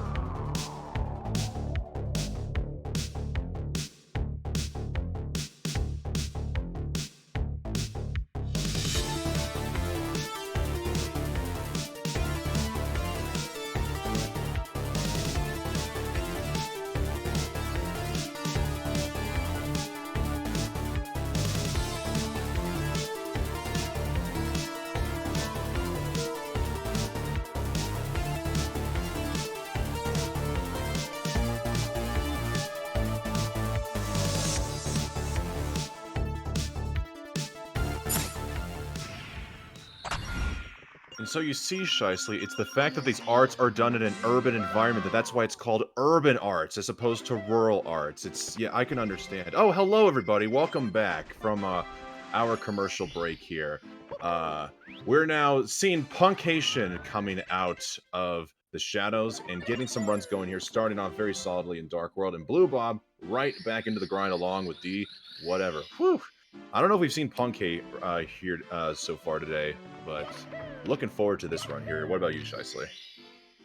Yeah, I mean, Punk A, obviously a known runner and has a very solid PB. I mean, I could only expect such a good run from such a high-level player. And, you know, hopefully D whatever and Blue Bob can maybe shake possible nerves and some rust off and, you know, get right into it and get some really good runs going for us. As that's what we are here to see, some solid runs and some solid gameplay from some top runners of the community. We're not going to see a solid run anytime, but what about more like a liquid run, maybe even a gaseous run? Would that be too much of an issue there? You know what? I think I could be satisfied with that.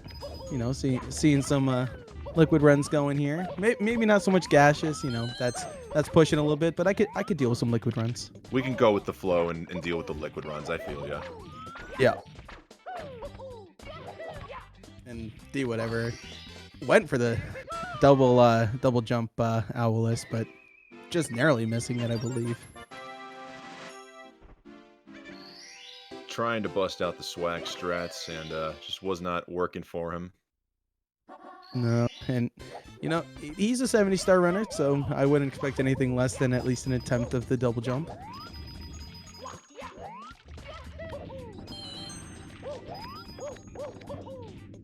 And just a reminder, guys, by the way, very nice canalist there from Punkation.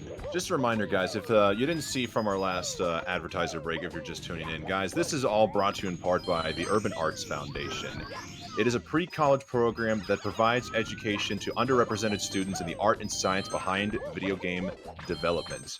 One of the astounding statistics about Urban Arts is that every single student that's ever walked through the door at the Urban Arts program has gone on to receive higher education in video game design, development, or even just overall computer science. Truly astounding. I'm sure every school or educational program in the world is envious of that kind of stat. Urban Arts delivers quality education to these students here. And guys, honestly, who knows? Perhaps one of the students learning video game development now in Urban Arts could be one of the contributing designers or developers for the next big speedrun. Who knows?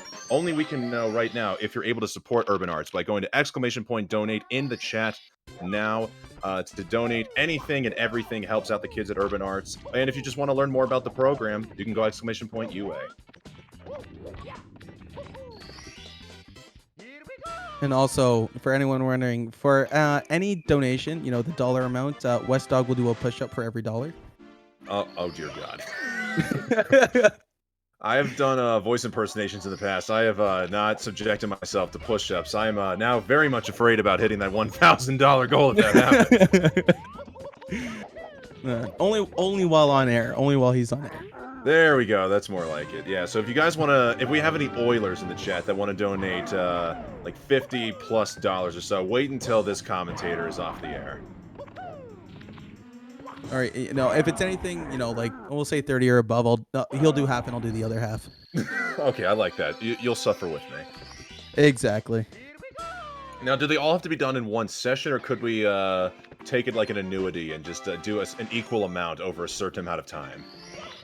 Depends on the number of donation. Like if it's like 50+, you know, I'm pretty confident I could probably do 25 in a row. If you're not, you can always spread it apart, you know. But if it's like $100, I don't think I could do 50 in a row comfortably. Yeah. I remember the last time I tried to do any amount of push-ups in a row. There was a good friend of mine who, for charity, ended up doing, I think, 657 push-ups in 1 hour for charity. I tried to see how many I could do over the course of 1 hour, and I only got to 62, so... Yeah. Not sure. Oh my gosh. Thank you, Scott, for the $30 donation saying push-ups, dudes. All right. Do you want to do your first 15, or do you want me to do it first? You know what? If we're gonna do this live, you know what? I'll go for it. Are you able to Are you able to hold down the booth? I think I can handle just fine. Alrighty then, here we go. I won't grunt in the background, but hopefully you can hear me breathing. Exorbitant. Yes. Thank you, Scott, for the $30 donation to the Urban Arts program. We now have reached $60 total. You know, let's get that number bumping though. You know, make us physically suffer for a little bit. All right, you know, we put our bodies on the line for this, so go for it. Spend all you can. All right, me and Wes are here for it. We can hear him doing the push-ups in the background. All right. So some quick push-ups there. 15 down, your turn. Alrighty. Honestly, Scott probably could not have picked a better time to donate here as we see D Whatever coming to everybody's favorite part of the run here, and Punkay both, the aquarium and Jolly Roger Bay. Who doesn't love the intricate art of swimming? Clearly, Nintendo had so much delved into the art of swimming in this game. It is truly remarkable. Oh my god, I'm out of shape. Scott, you son of a gun. I've been heading back to the gym trying to get back into shape just with swimming and cardio, but now I know I gotta do more push-ups. I gotta get some chesticles.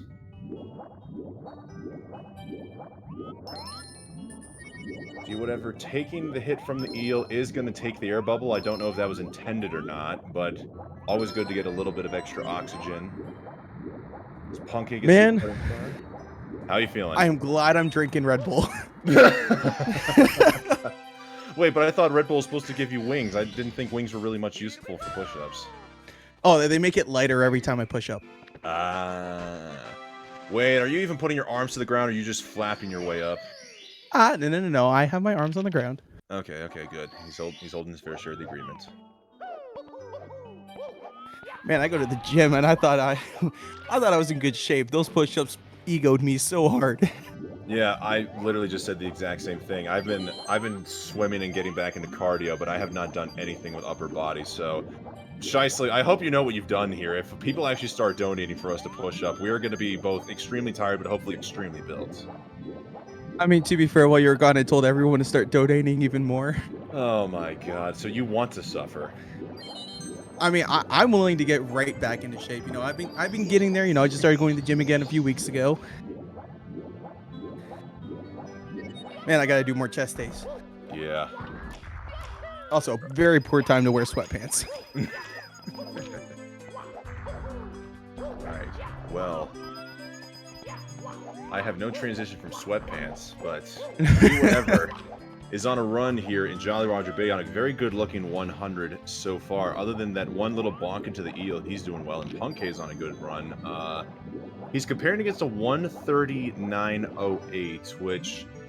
It looks like, I believe, yeah, so Punkay's comparing against his latest run. I don't know if this was the latest run he's completed on stream, or if those, wait a minute. What time did he finish? Doesn't have a time. Let's see, did he finish, a time, did he finish with 139.08 in the last 120 SR, in the last SWRC? I have no idea. I'm gonna be completely honest.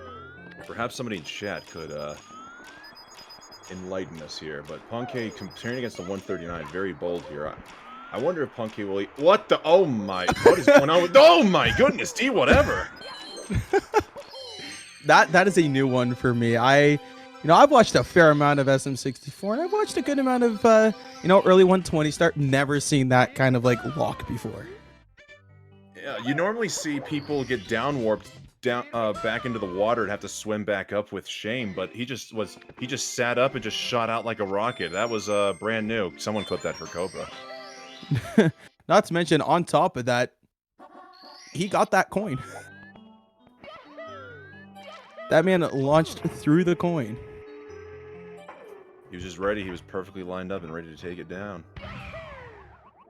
All right, and it looks like now with Callie coming back for runs, we've now got all 5 of our active runners here today participating. Actually, no, never mind. I said all 5. I forgot about Ouija. Ouija is still away from the computer at the moment, so we got 5 of our 6 active runners today competing. For those who may be tuning in or may not know, Cheese has unfortunately been experiencing some traveling difficulties and is unable to compete today, but should be back online and able to compete tomorrow. And honestly, if anybody is tuned into the SWRC, oh, Punkay taking a spill.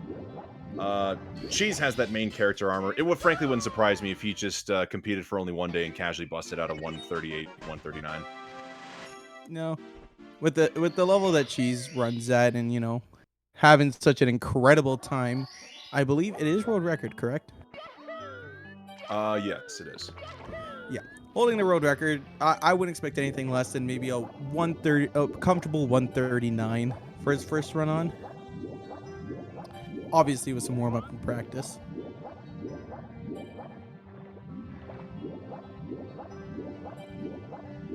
Punkay, unfortunately, with that little stumble in Jolly Roger Bay, did have to take a resets. And now we've got Blue Bob and D Whatever in the Jolly Roger Bay as Liam and Callie are trying to get some things going. And D Whatever is doing exactly what the commentators are doing, and that's working on his chests.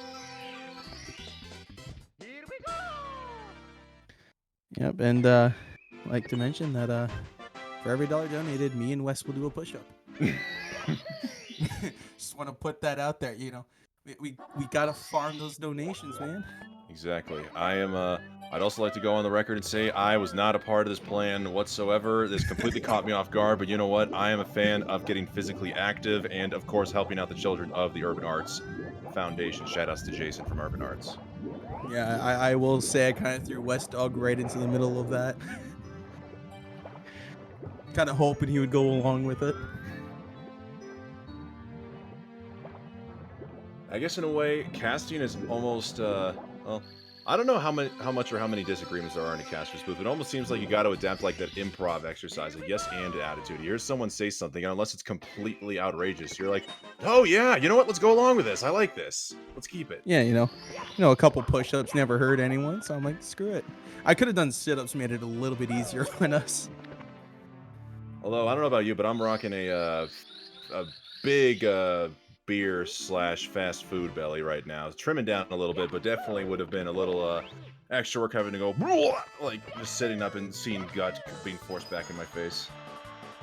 Yeah, I mean, no, I got a pretty okay stomach. I don't think it's to that extent, thankfully, but no, sit-ups would still be quite difficult for me, but I got a pretty strong core overall. I'm doing all the sports growing up, so. Speaking of pretty strong cores, Mario's strong core is absolutely flexing right now with a 12-6 slide time there from D Whatever. Love to see that is slides. Absolutely insane.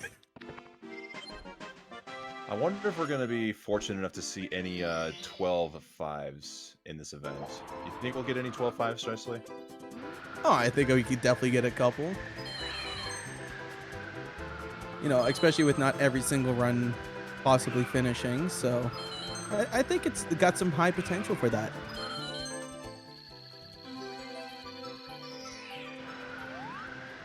Right, good flying by D Whatever, getting the button rollout strat. I always love seeing that.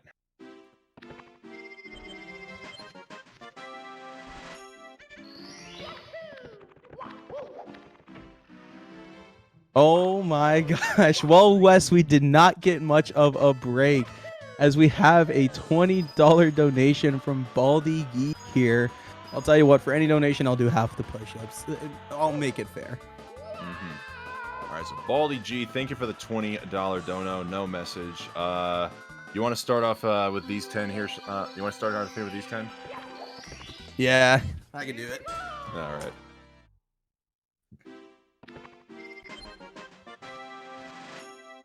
We're going to be physically fit, and it's all because of you and your generous donations, guys. We appreciate you very much. Just like we appreciate some good quality runs. Blue Bob, just green, still in Jolly Roger Bay, comparing against his personal best as D Whatever has now made it to the Bob battlefield. Looks like he's just going for bomb clip right out of the gates. Big bomb. See the backflip swag strat. Yes. Love it. D Whatever was one of the first people I've ever seen do that. Still don't know how it's perfectly done, but he just makes it look so easy. Blue Bob taking a bit of a bonk, unfortunately, on the collapsing stalactite. Stalagmite, stalactite, the one that comes from the ground. And lost a little bit of health there, but Fortune was able to keep it alive and collect the chest star. All right, Wes, it is your turn. Alrighty. All right, taking over the commentator's booth. Well, Wes does his 10 push-ups from that $20 donation. Thank you very much, Baldy, for that.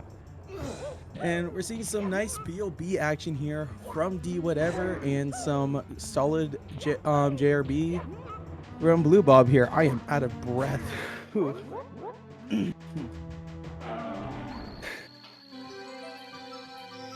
Oh my gosh, these push-ups are wearing me out.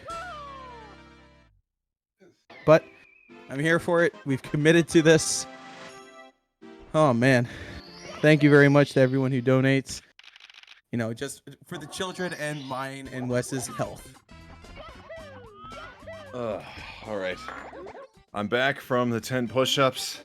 They're already getting harder, and I really hope my mic sensitivity isn't turned up that high because I may have let out some gas in the middle of push-up 4 and 5.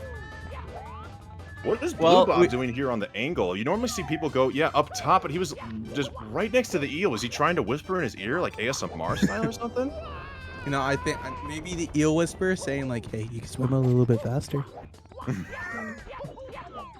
Trying to taunt the bluest of bobs. It's not going to work, though. He saved 2.5 seconds. It is still very much on a run right now. It's too early to call. We're not even 15% of the way through, and already I'm kind of getting attached. I just love seeing the color green. Yeah, honestly, you know, the green always looks nice, especially in the speedrunning community. The color green is a beautiful color. Unless, of course, you decide to choose a different color than whatever color's in the time save. We love to see it. You know, honestly, we have someone keeping track of our push-up count. I'm now thinking about this, Shicely. Have you ever thought of the color green in any form of a negative context, like a supervillain or something evil with like Green Goblin? With the green. Ah, thank you, Green Goblin. There we go. I mean, the Green Lantern movie as well. I mean, the Green Lantern itself is not bad, but I mean, everybody knows, especially Ryan Reynolds. Yep. True. Green is the emotion for sick. Oh yeah, the nauseated emote. Especially if you're a speedrunner of this as well, the Minecraft blocks. Well, then maybe it's a good thing that my mind shifts quickly to the positives, like money, or the environment, or just, of course, a good old-fashioned pacer of a speedrun instead of thinking of sickness. Well, I mean, above all else, you also have greenhouse gases. That's also true. Except they called greenhouse gases, but the houses aren't really green. They're actually glass. True. I mean, the grass in Womp's Fortress is pretty torturous sometimes.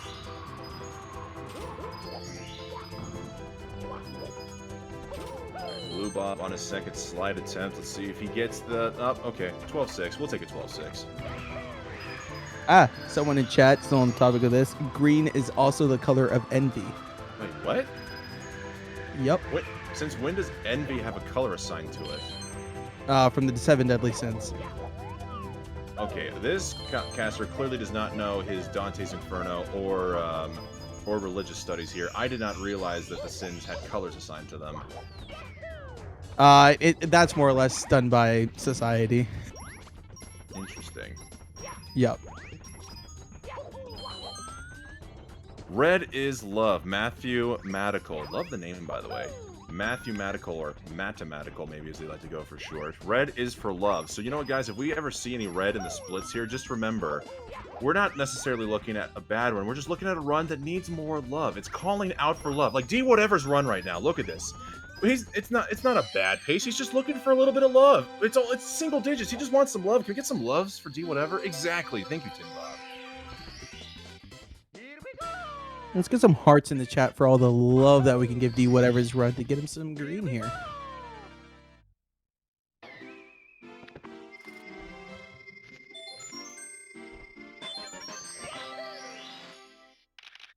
D Whatever on the end, just a little bit on the back end here of BOB as Blue Bob is starting BOB.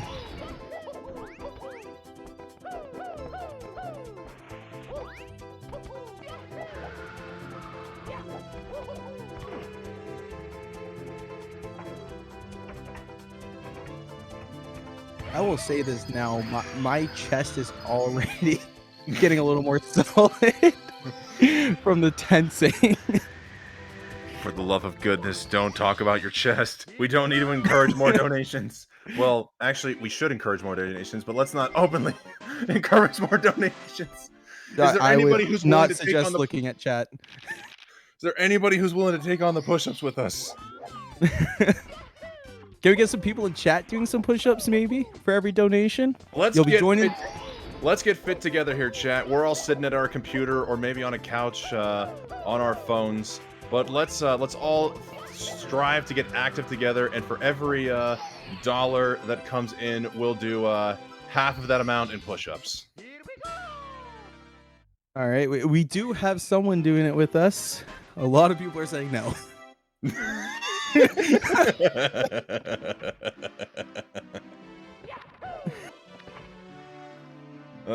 Yeah.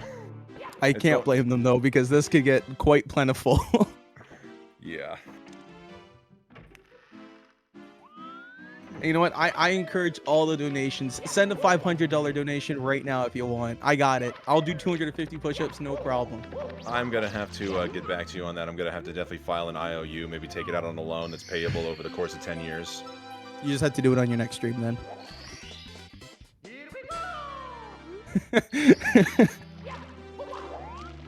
Right. Meanwhile, we've got Liam, who is comparing against his personal best splits. Green going into Jolly Roger Bay, just getting out of Aquarium. So always love to see when Liam is in the green. Honestly, I was just having a conversation with one of my friends before coming into the booth. Honestly, Liam you still never know what to expect with Liam. He's been literally capable of 137 3x, if not better. And we're still, I think some people are just still waiting for that moment. He's just going to bust out the PB that absolutely ruins the 120 star category for the next 6 to 12 months.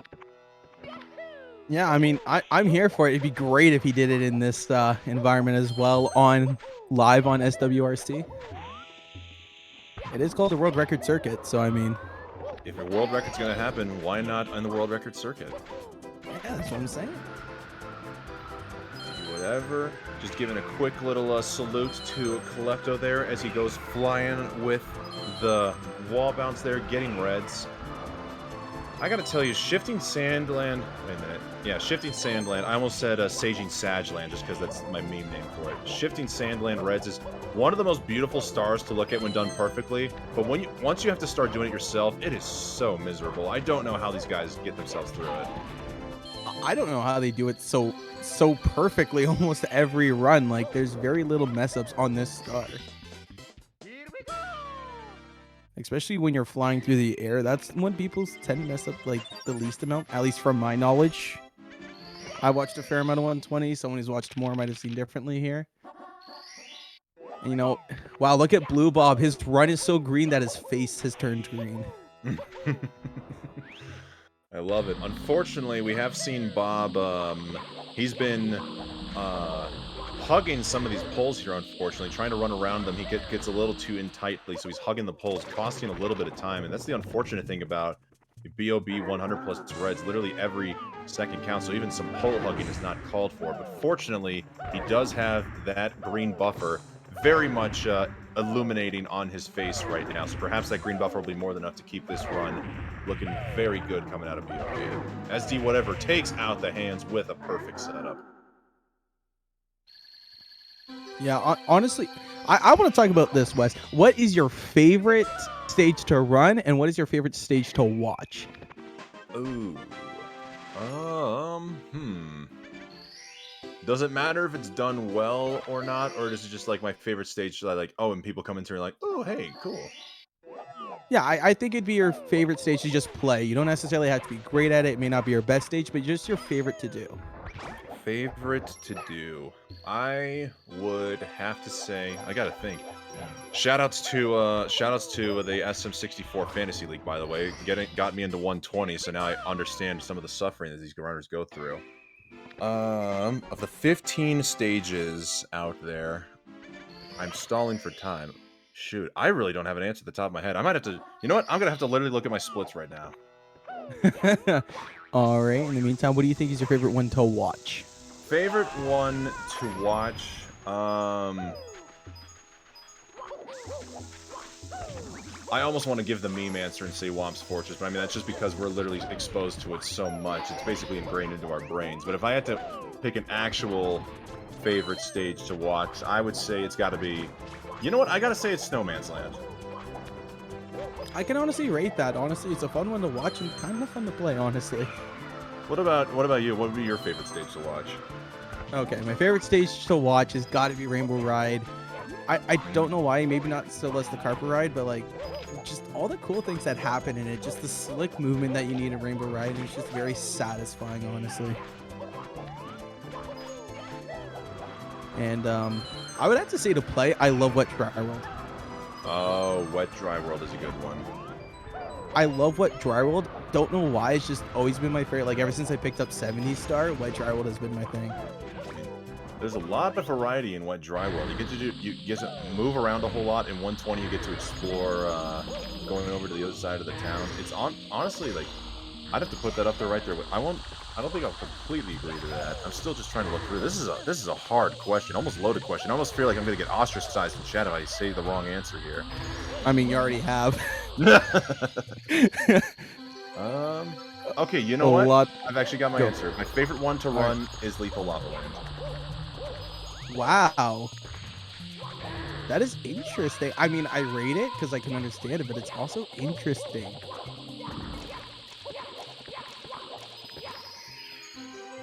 So, I guess my reason for that is that it seems relatively simple. Being is still very much average to maybe below average 120 star speedrunner. Lethal Lava Land is very easy to pick up. You get very familiar with a lot of the stars in both 16 and 70. But honestly, oh boy, I'm ranting here. What did I miss? Do whatever, just completely long jumped past the star. Oh, dang. And fell off. Well, it looks like, though, so he's got about 30 seconds before having to get out of there. So it looks like even with that long jump error, he's going to actually be in the green coming out of the stage. It's only going to take about 7.5 seconds tops to collect this star with the 3.5 second fade out. So yeah, D whatever's back in the green. We've got the love. We got the love, Shicely. Hey, there we go. That's what we needed. All the love from chat in the booth here. D whatever needed that. Wow, he's really in the green here. Speaking of green, Blue Bob is also in the green still in the green out of Bob on Battlefield, even with a little pole hugging going on there. So he's on a rommel. We saw this last time too in the last 120 star tournament for the SWRC. Blue Bob carrying some runs deep. I'm hoping this will be to earn. Oh as no. We get a $50 donation here from Christine. This is the Christine I know. I love you, Christine. Also, Christine, I don't know if you know what's going on. We'll get to that in a moment. Christine with a $50 donation saying, no need to do... Oh, God bless you. This has to be the Christine I know. Christine, no need to do anything for this donation. Just keep up the good work, casters and runners. That's a pass. I will take the pass. Thank you, Christine. You're gonna take the pass. You know what? I'll do a solid 10 for that donation at least. I'll own up. You know, I said we do push-ups every donation. I'll own up to it. You know, I'm the one who started this. I'll do 10 for that. All right. I'll take a semi-pass. So I'm gonna go do my 10. Shicely more dedicated to the workout cause than this co-caster. More props to them. I am clearly the inferior one here. But Christine, thank you so much for the $50 donation. Guys, just a reminder out there, this is a weekend-long event. This is only day one. We are in hour 3, going into hour 4 here shortly of an 8-hour event. For day 1 of day 2, this will be continuing on tomorrow as D Whatever lands the Toxic Maze BLJ very nicely. So this isn't the only time for Mario 64 action. We will be back here tomorrow as well. But more importantly, guys, if you look at the donation goal bar here at the bottom of your screen, we are trying to reach a goal of $1,000 for the Urban Arts Foundation. In addition to that $1,000 being able to contribute to, say, more up-to-date equipment, like the latest computers, the latest software licenses, and everything needed to help out the kids at the Urban Arts Foundation, you, the viewers at home, get to benefit by having 1 extra hour of speed running content. So, do you have a favorite runner here you're here to support? Are you a fan of the D? Are you a fan of the color blue? Do you want to see Liam be a true king and get a world record? Perhaps even Callie break out a Nui PB? Punk K, perhaps being an absolute, trying to absolutely shun everybody else with a good run? Or maybe even Ouija, just being Ouija, coming back and destroying this category? Well, donate to the Urban Arts Foundation, ! Donate in the chat, ! UA if you want to learn more about urban arts, and we can extend the stream for 1 additional hour, which may be more than enough time to get these runners going for the run they so desire. I have to go to work after this. I regret everything.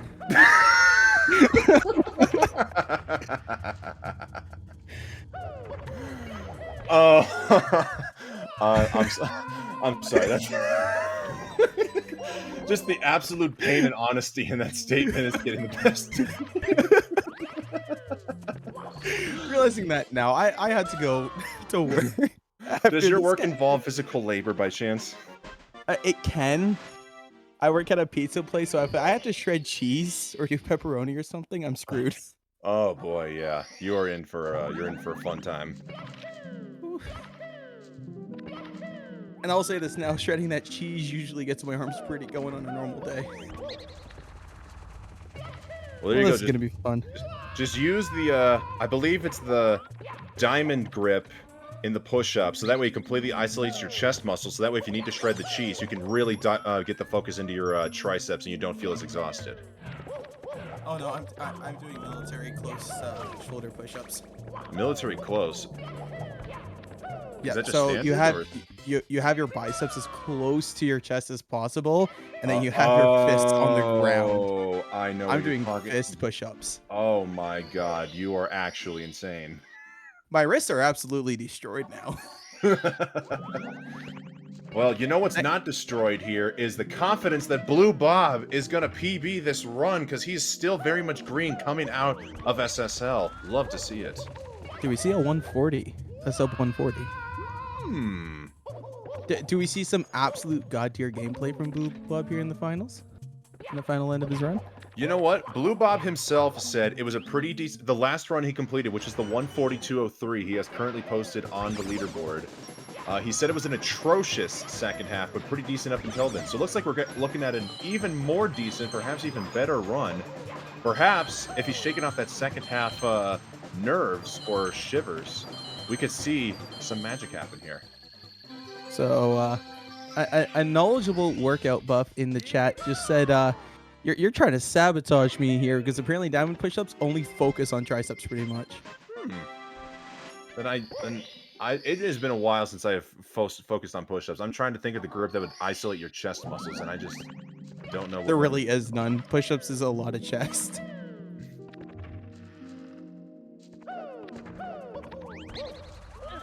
I guess, yeah, really the only push-ups that could be like pure isolation of the chest muscles would be if you were having to go on a machine. And let's face it, no one's watching the SWRC in a gym right now. Are they? Is anybody watching this in a gym right now? They are. They're laughing at us at our inability to do push-ups. So they're like, true. look at these two getting tired Oh after 15. no! Blue Bob trying to go for the toxic maze, backwards long jump, and unfortunately did not catch it in enough time. He clipped through the platform, so has to do it all over again. Fortunately, he's not going to reset. Let's just see if it goes for this second go around. He does get the instant clip. Still an unfortunate time loss, not getting it through on that first go around. But you know what? If there's any backup you could ask for, instant clip is the way to go. Also, I guess we have a couple people in chat at the gym, actually. You gotta be kidding. Nope. You have Bucko and apparently Rafi. Both are in the gym currently. And also, Lace Sauce was watching this while at the gym. Wow. You know, I kind of thought people were trying to go to the gym and either watch the TV that's hooked up to their equipment or get on a very hype playlist they've got curated on Spotify. I did not realize that Mario was workout motivating. These men, especially Lace Sauce, I mean, you got to give it up to Lace Sauce. They're dedicated to this community. The man is dedicated to the grind both in the gym and in the speed run. Gotta respect that.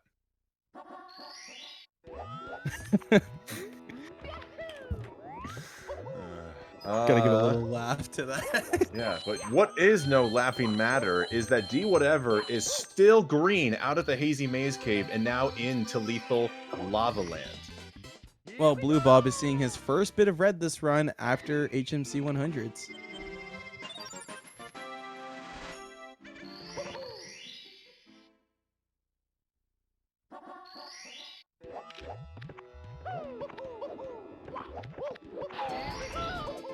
GTM also, I'm just going to do this right now. GTM was the first to start it. Now we're probably going to see a whole bunch of this. GTM saying in D Whatever's chat, hi speedrun chats, with a whole bunch of D Whatever emotes in there. D Whatever probably calling them out right now. So yes, hi everybody in D Whatever's chat. We see you. You are acknowledged. Hello there. We hope you're getting a good kick out of this, but I'm going to not acknowledge anybody past GTM. Oh, no, you know what? Ghost Boy. Hi, Ghost Boy. I was gonna say I've seen Ghost Boy in the community quite a bit, so I think it's right. He's a pretty notable viewer. Oh, all right. D Whatever is going for the fast triple bully approach. Oh, so close to perfection, bonking. But you know what? That was a great backup.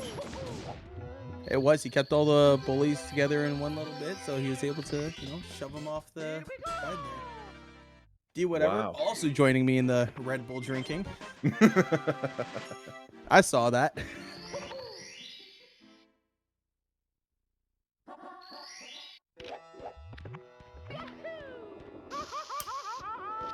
Wow, a 2305 basement from Liam. You know what's the unfortunate thing here, Shicely, is that with Ouija being on the 120 star grind as of lately, low 23 doesn't phase me anymore. I'm now looking for like 22s to be the poggers moment, and Ouija has gotten as low as 2239. So Liam, 2305, especially for a runner of his capabilities, is very good. But 2305, you know what? I'm gonna say this selfishly. I kind of want to see some faster movement here. Let's go. Ooh, calling out Liam right here live on GSA. I like it.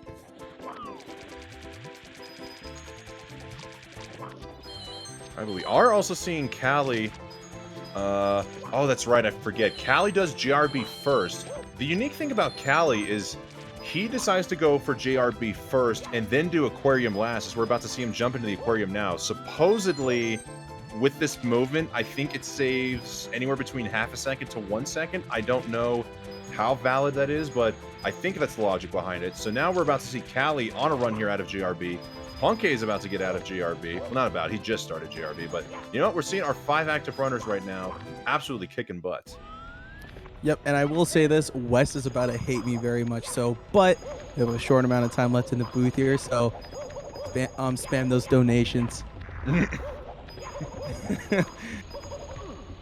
I mean, in the last hour, we've managed to...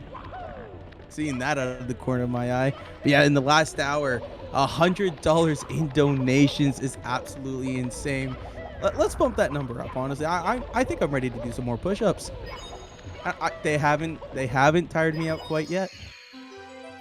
Do not chill out the donations, as this as co-caster was absolutely asking for you guys to chill out the donations. We had some bad voodoo juju on the D Whatever run, so please let's wait until we get a break in the action to chill out those donations, preferably when both of these casters are outside of the booth, so we do not have to subject ourselves to this kind of torture. I'm here for it though. Okay, how do we do? Do you want me to just do all 5 of these? We have an anonymous donation here, $5. The comment is just escape. You know what? You know what? You took $10 for the Christine donation. I'll be more than happy because you can't do half a push-up. I'll do all 5 for the anonymous donation. All right. I don't know what the RuneScape message there is for like, but sure, we'll go with that. Also, it's an anonymous donation, so I couldn't tell you. Okay, also, looks like this caster got their information wrong. Thank you, chat. This is why I love having a very informative speedrun community, as the rabbit, oh my god, is making a mockery of Denner. But chat letting us know that Aquarium Late is actually a difference of a few frames, if even that, and it might even be a little bit of a time loss, but it is easier just because of the approach you take to jumping into the hole. On that note, this caster is about to do 5 push-ups. All right, as we wait for West Dog to do 5 simple push-ups. Don't imagine that would take him very long, even with the amount we've done already. We are seeing some very nice gameplay from these runners here. It's absolutely phenomenal. Honestly, with Blue Bob being green most of his run and D whatever carrying out those greens and just making it further and further. All right, 5 push-ups. I'm not gasping for breath. Everything's all good. You know what? If we could just get a series of $5 donations, I would be okay with that. We don't need any massive donations. We just need like a $5 train going. Do anybody want to get a $5 train going? Join up with Anonymous. Honestly, I want to see a $100 donation before we get off. I want to see us hit $200. You truly have no regard for your own personal safety or well-being, do you? Actually, I do. That's why I want that. I'm trying to get jacked here. Well, jacking is a very long process. It's not going to happen instantly overnight. You're just going to make yourself suffer for the next day or two by doing that. Blue Bob, unfortunately, missing the red. I'm basically trying to talk Shicely out of not trying to get physically fit. All right. So we do have another donation here. $10 from Insert Pie. This goes out to my boy, Callie. Every second of his runs are terrifying because of the crazy stuff he goes for. But the times don't lie. Man's good at the game. So that's 5 for both of us. That's a $10 donation.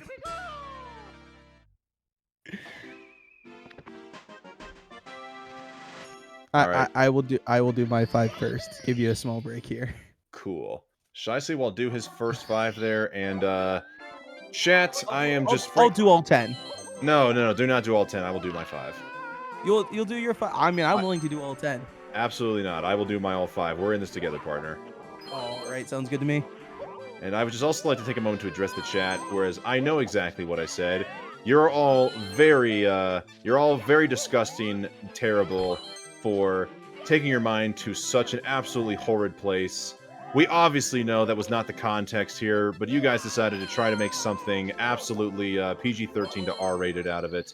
I'm absolutely I wouldn't say disturbed, but disappointed. I'm not mad. I'm not disturbed. I'm just disappointed. You know.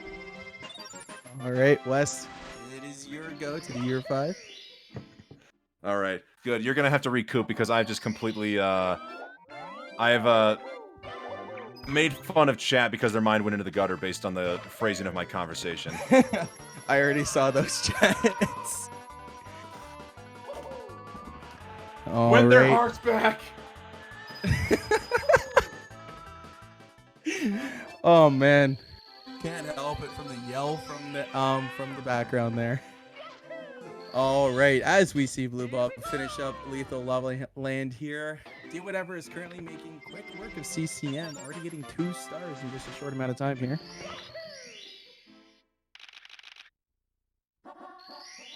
Sorry, 3 stars. Realizing now that he would have to be... No. Is my math bad? It is. Yeah, no, he's gotten 3 stars. I do believe.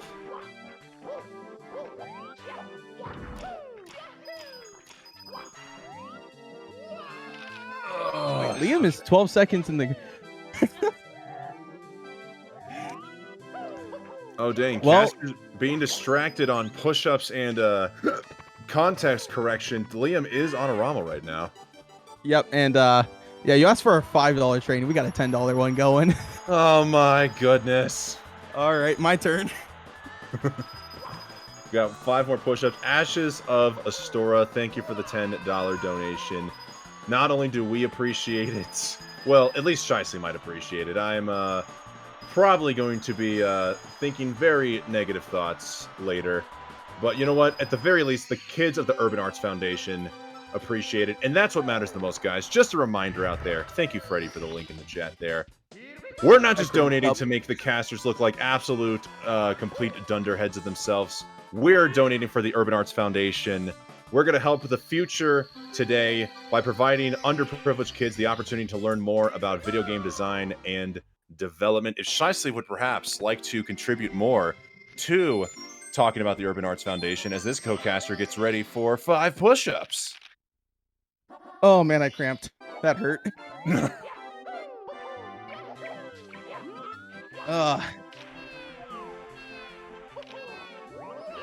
All right, guys. Well, we're heading to break as Wes does his 5 push-ups.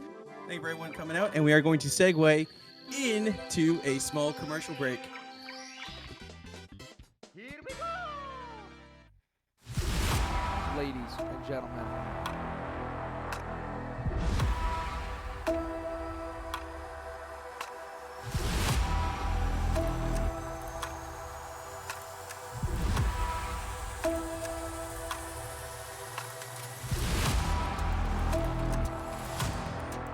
Oh!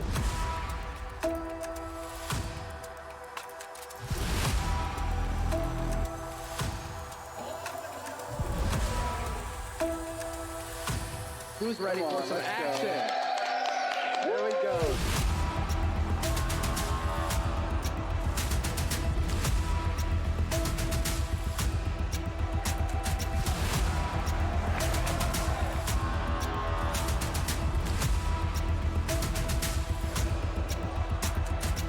Everybody get it out. All four. There we go. All four.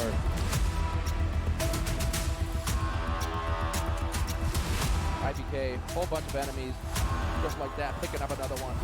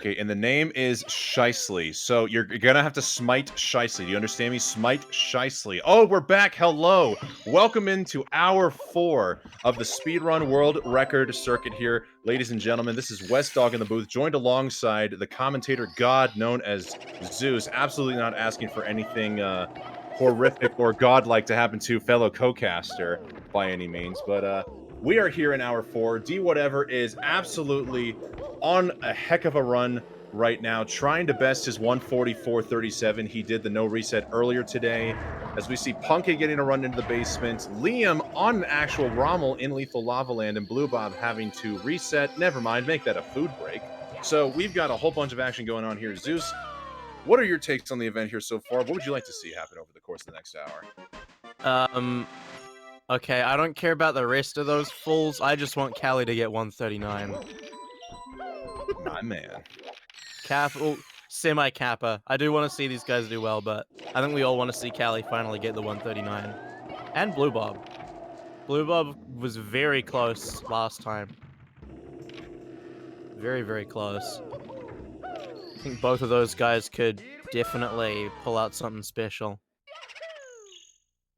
Unfortunately, this isn't just a one-day event. We do also have tomorrow all day for 7 to 8 hours as well. So even if nothing special doesn't happen today, perhaps it could happen tomorrow. But for right now, we are looking upon something really spectacular as D Whatever is improved significantly over his last run. Now minus 2 minutes and 40 seconds off of his 144 run. But Liam here having a little bit of struggles with the coins in LLL. Gonna have to lose a little bit of time here. Yeah, I have to wonder. I remember Kano, another runner, is doing, of course, is learning 120 at the moment, and said he was going to do some SBLJ to get into DDD. I wonder if maybe we could see Ouija go for it. He's done it before. He's done it before in 120. I wonder if we could see him do it again, just because I think that'd be quite the moment.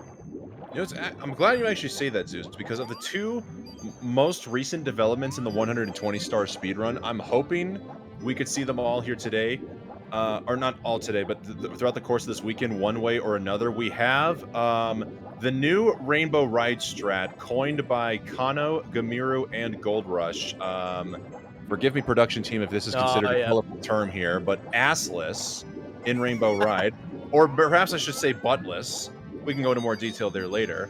And then, of course, as you were saying, SBLJ to get into the 30-star door for Dire Docks. We've seen Ouija do it a couple times. Has there been any other runners who have attempted it besides Ouija? I'm sure there have been, but I can't remember off the top of my head. I know Kano's going to do it, but I don't know if he actually has. I guarantee you, though, if anyone else has done it, they're Japanese runner. Like, that's kind of a given. But speaking of DDD, D Whatever having what looks to be a very, very solid 100 coin here. Getting a very nice dive there. Alright, it ain't over until he collects that final star. He is having a good 100 so far. Fortunately, there will be there haven't been no sub slippages so far. Liam is still on a PB pace right now, or in the green at least. D Whatever gonna be saving even more time here in Dire Docks 100. You'll love to see it. Yeah, it was almost a gold from him. He that was good. I did notice he was gonna go for the wall kick rollout at the end, but to get to the blue coin switch, but then decided to change his mind last second.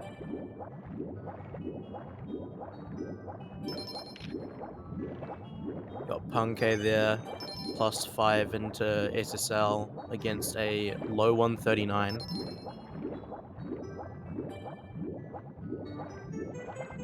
You're looking pretty good so far.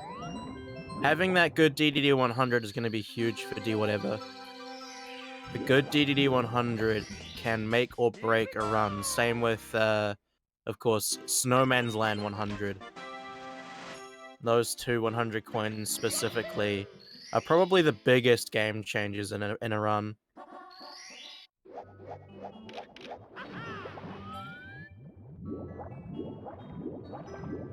Not too much to comment on currently. These guys haven't really made any significant mistakes.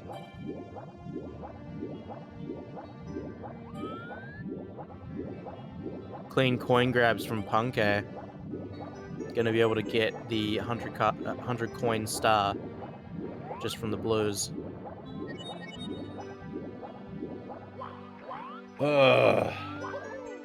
My apologies for being radio silent here. I'm unfortunately a fan of Nebraska Cornhuskers college football, and they just lost the games. So I'm unfortunately a little disappointed here in the commentator booth. If there's anybody, this is going to be an absolutely random approach out there, but if there's any Nebraskans or Nebraska Cornhuskers fans, my sympathies. Gosh dang these Cornhuskers. This is one of those moments where I'm realizing how inefficient it can be to not be American. Inefficient? What do you mean inefficient? I can't play off of that and come. Oh yeah, or maybe not inefficient, but ineffective. Ineffective, I guess. Yeah. Liam's styling on the styling on everyone, trying to do a butt slide, a kick slide. All right. Oh, it looks like we got a fan here from the previous time we were in the booth here together. We've got JT's dog requesting that anytime someone comes out of Vanish Cap, you yell Siglemic. Well, I can do that. I'm not 100% sure if it's a good idea. Because I don't know if there's anyone presently sleeping in my house right now. Even though it's like 8 AM. I know that my mom's been sleeping a lot, sleeping in a lot more, so I don't know. Perhaps we can get Wes to scream it at the top of his lungs. That actually might be beneficial because, to my knowledge, my neighbors are out of town and my roommate is not due back home for maybe another hour or so. So that could happen. Let's see if Punke is willing to, or not willing, but is able to get a run all the way to Vanish Cap and pull off the swag movement. As we see a good Adam pass slide skip there by Liam. Yeah, that slide skip isn't as hard as you would think it is, actually. Like, it's not like the easiest thing in the world by any means, but it's certainly not that difficult, I would say. Like, once you figured it out, it's pretty cozy. Since it's mostly just grabbing, it's mostly just timing your slide and making sure you don't miss any coins at the start of the slide. My goodness. D whatever glotting Fire Sea right now. I don't know if that's a real gold or if this is just a or this is like a spare set of splits gold, but either way, we'd love to see the very enticing fading rainbow gold. I'm lost in the colors. Oh my goodness. Very, very nice. So if you gold but you don't actually have it set as gold, would you just have to call it rainbowing? The only person I've ever actually referred to it as rainbowing is Lou1. Otherwise, everybody still calls it gold.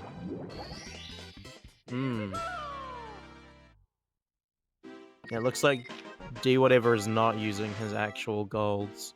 No. I think it's just for the event. Still, I mean, these splits are saying mid 139, best possible time. Odds are it's actually better than that. If not albeit slightly, but still better. We're now seeing the two different sides of chat right here now, Zeus. We've got one person leaving because Liam's officially in the red, and we've got one person arriving weirdly because they're going into Big Boo's haunt, which is normally where you break up the copy pasta saying, I'm going to leave now and go play with a rubber band, but apparently this chatter is very much eager to watch some Boo's movements. Yeah, in the words of co-caster Wes, I think we've got some people that are gonna be too busy jacking. Okay. That is definitely much more suggestive than what I had to say there. So let's just be distracted by the Liam copy pasta here. Thank you, chatters.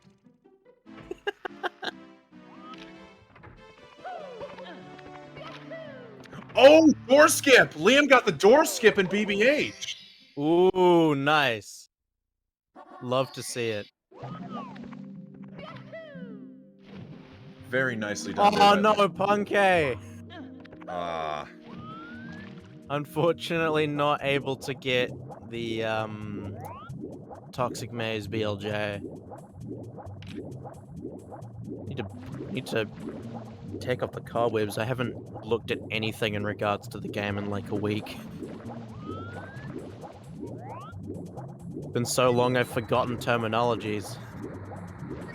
Well, that's what we're here for. This is your D-Rust comp session here, Zeus. Yeah, absolutely. All right. Well, good thing I've got Wes in the booth with me, otherwise I might be screwed. All right.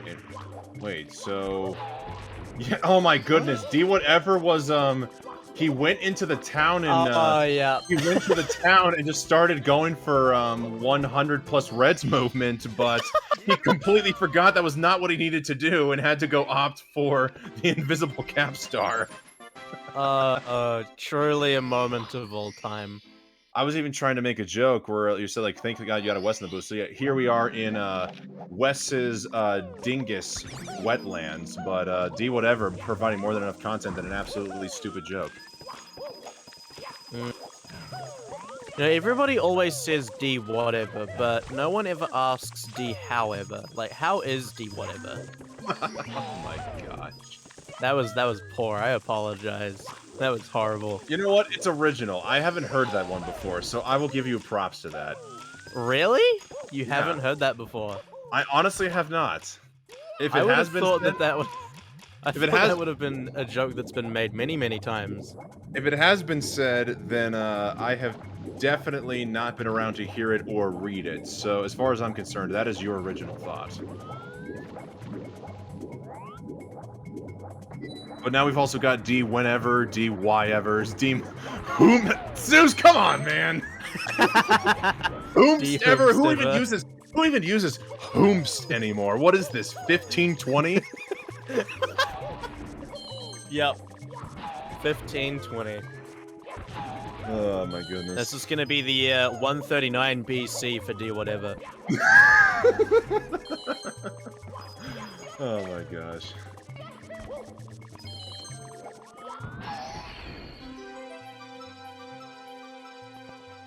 Yep, Homestever.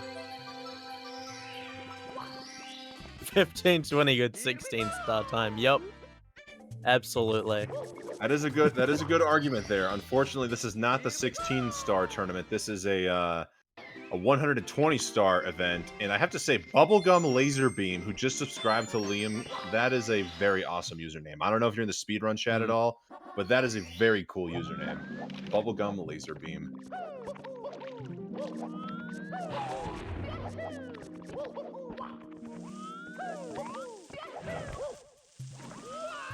Oh, D not being able to get the wall kick up to the platform there.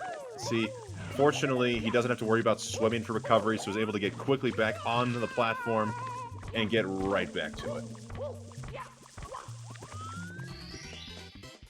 And it looks like, if I'm seeing this correctly, he's got about 21 seconds of time save between his 144 and his pseudo gold here. Yeah, looks like it.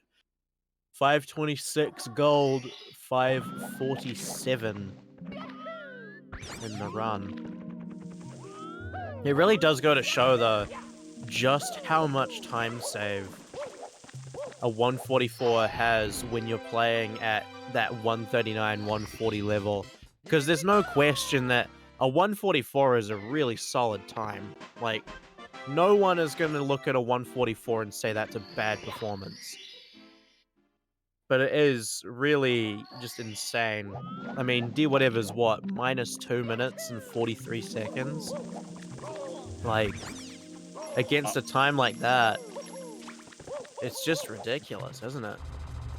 Have you ever seen what just happened there? He gets bonked by the Yeah. Skeeter, but then simultaneously proceeds to destroy him.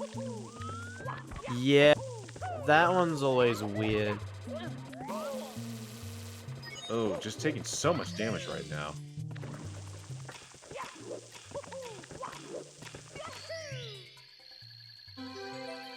Let's see if he gets the butt slide as Liam, interestingly, decides to go for the carousel and BBH as his last star. I am not too familiar with Liam's routing or speedruns outside of the world record, so just going for the carousel.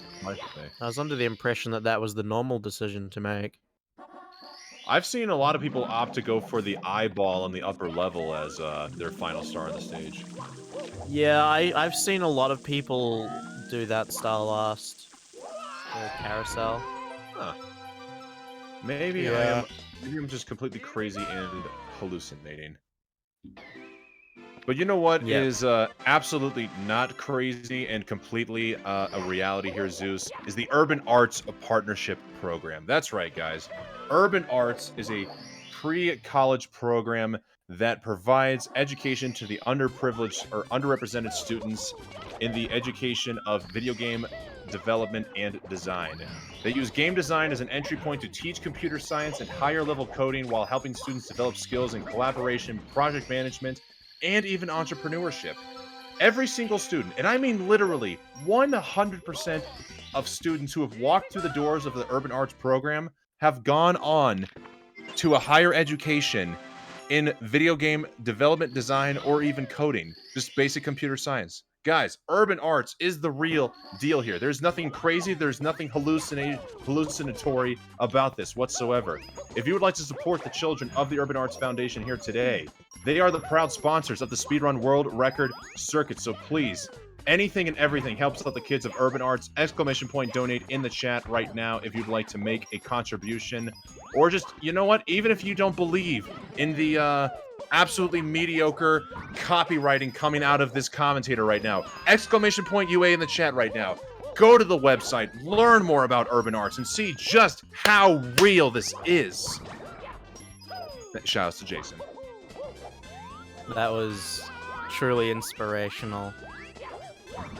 At this point, I think it's fair to say that Wes is basically the next big leader of the USA.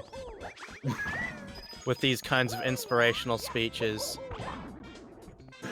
We haven't seen the likes of we haven't seen someone as inspirational and as powerful as Wes since the likes of Gandhi. Oh my god. West Dog for President 2036. Let's go.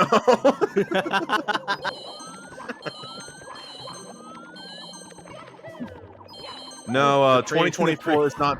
2024 is not possible. Believe it or not, guys, it is actually written, I believe, in either the Constitution or the Bill of Rights that the minimum age requirement for a president has to be 35 years old. I will not be 35 in 2024, thank God. So let's start campaigning for 2042, shall we? Yeah, this generation has Joe Biden at present. The future generations will have Wes.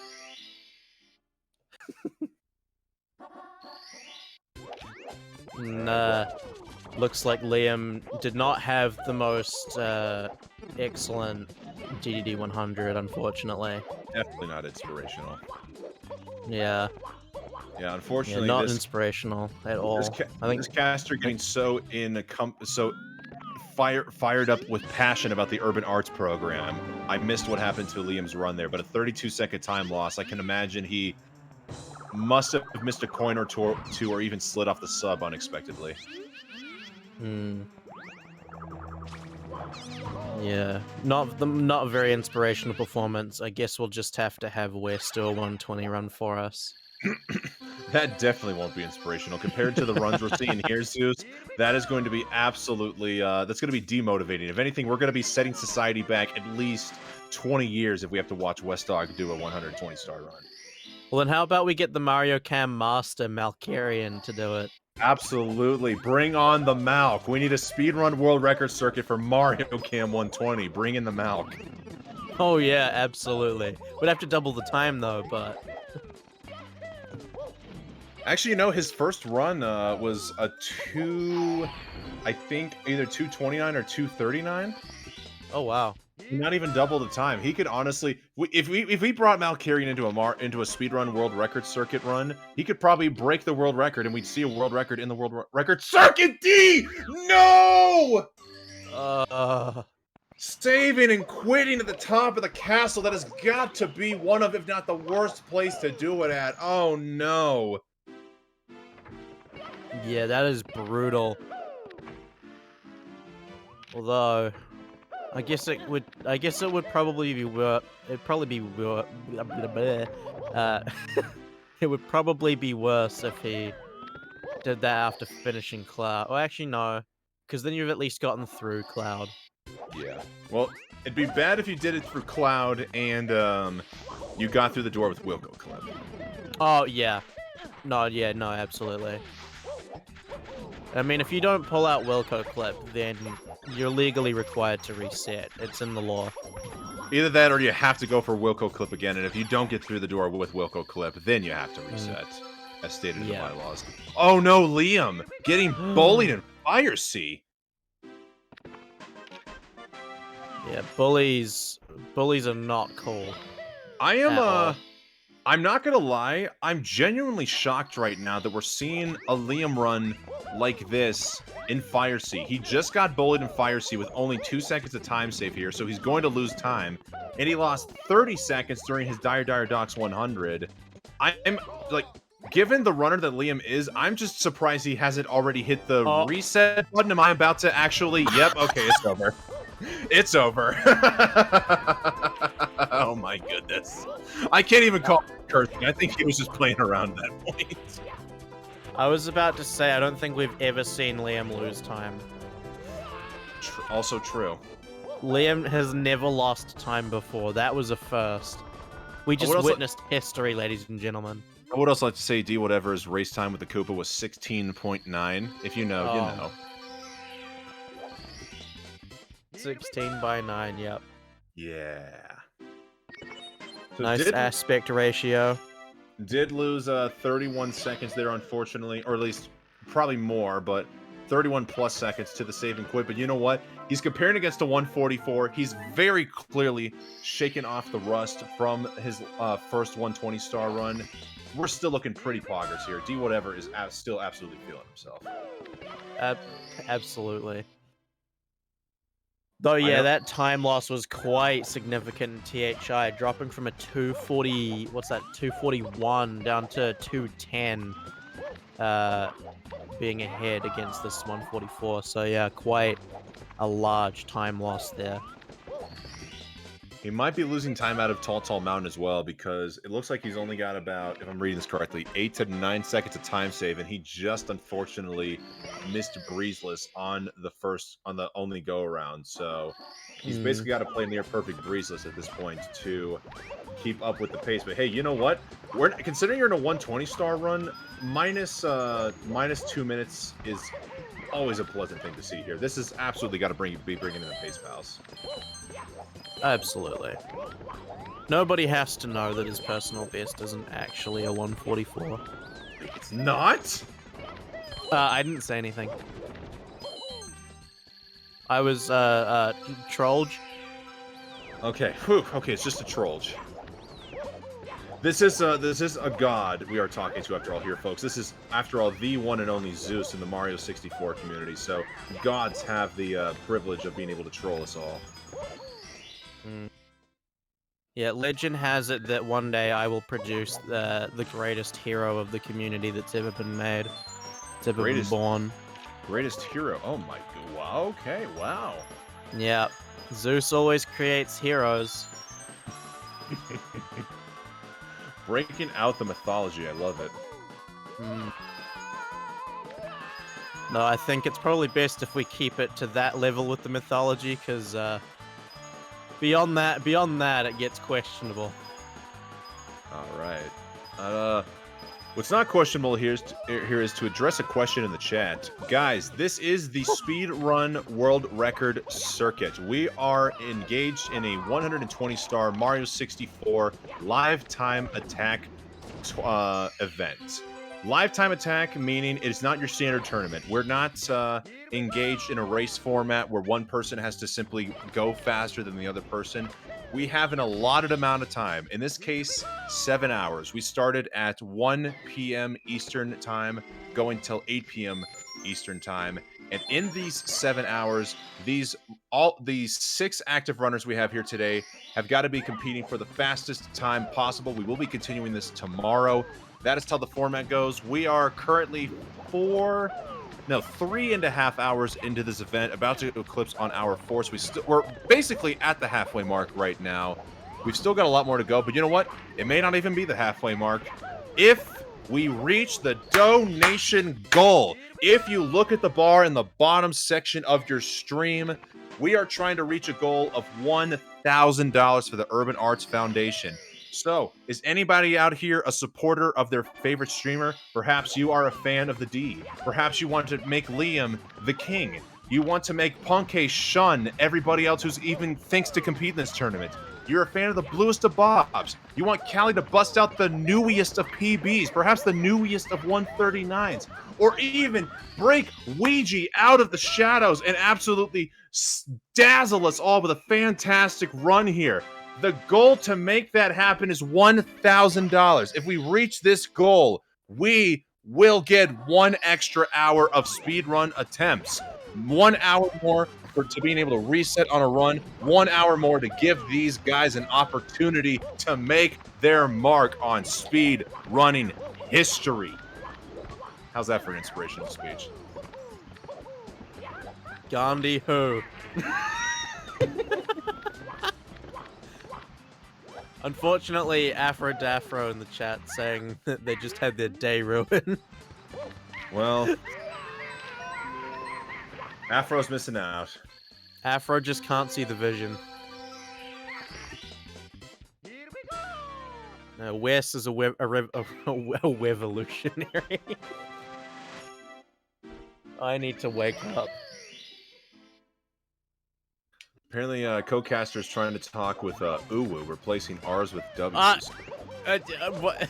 No. Wevolutionary? That's what you're trying to go with there, Zeus? How dare you? How dare you? That is an insult beyond any other. Oh, wow. Well, I hope there's nobody in the chat here that takes offense to you thinking that's offensive. Yeah, well, you know what? People can have opinions, and I'm not gonna get mad about them. Because I'm not an avid Twitter user. Actually, that's a lie.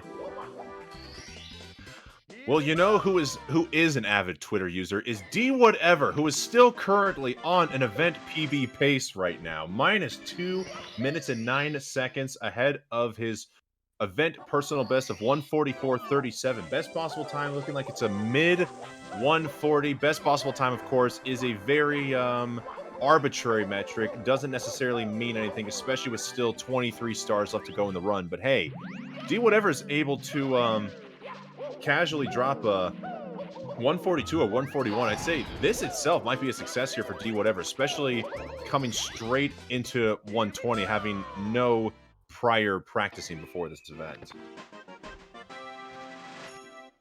Yeah, unfortunately though, this is SL, Snowman's Ligma, the worst stage in the game, and he's about to do pretty much the worst star, and that is why the RNG, just painful.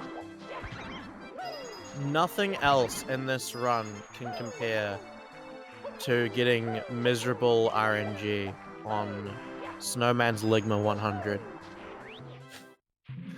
You're saying the word Ligma. Now, I'm pretty sure I have the vocabulary of I guess, you live in the continent of Australia, so things might be different there. So I have the vocabulary of a primary schooler. What exactly is a ligma here, Zeus? Ligma shell. All right, all the context I needed. I'm gonna have to. I'm gonna sue you. I'm afraid, Wes. You said I'm from Australia. I said the continent of Australia, not Australia. We're not from the continent of Australia. Oh wait. Oh, the continent is Oceania, isn't it? Yes. So, I'm all right. I'm suing you for emotional damages. I forget. Some people think Australia is a continent. Other people say Oceania. I honestly thought it was interchangeable. So now, hearing from a native, I have been put in my place, and I'm looking forward to your loss. Well, it's complicated. Australia is technically a continent, but it's not like the region / air. Oh, did you see that RNG? Yeah. That has literally got to be the cleanest RNG I've ever seen from a Moneybags. Yeah. Cheese ho. Oh!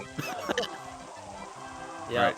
Let's ignore the intercontinental controversy here. D Whatever had some great RNG, unfortunately. Spin drifts. Oh my goodness!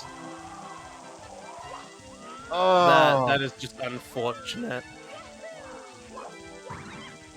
I was almost about to... This is just what happens. I was about to utter the... When someone says that New Zealand is from Australia. I was about to utter the words, could it possibly get any worse? And I was afraid something even worse was going to happen after saying that. But, yes, unfortunately, D Whatever probably losing a couple of seconds there, but he still has...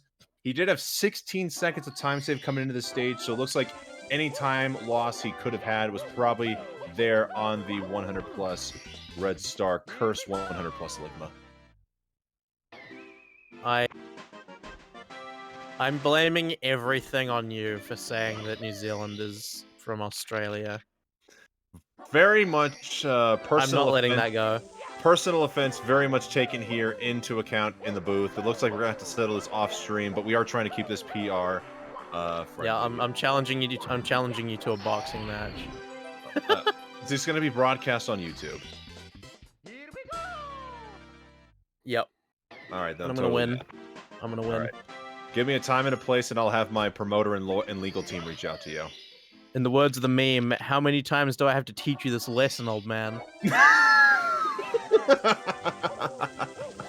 I love the young people. Okay, Wiggler buddy. Wow. I am a moderator in the Speedrun chat, and I almost want to delete or time out that message there. New Zealand absolutely exists. As someone who just recently got through the original trilogy of Lord of the Rings movies, I can very much tell you New Zealand not only exists, it is a very beautiful country. In fact, it's a bucket list item at this point. I'm not just saying that because Zeus is in the booth. D Whatever, going for Wilco clip, tried, unfortunately not working. Liam getting the wall kick. Never mind, he failed the wall kick. So much going on at once. Okay, New Zealand not only exists, it's a beautiful place. D Whatever, failed the Wilco clip. Liam, reset. Punk A, JRB, D Whatever, show us some cloud movement. Zeus, what do you think of Lord of the Rings?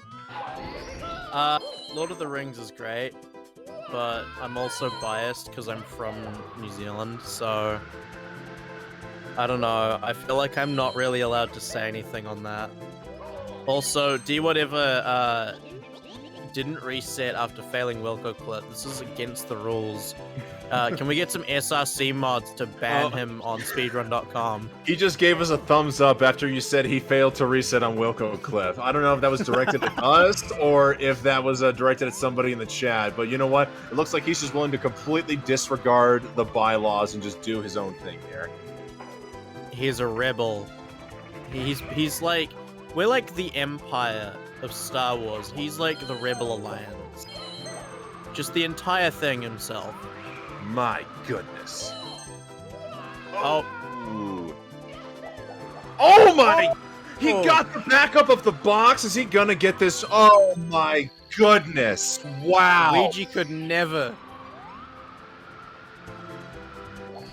Oh, that was a beautiful backup.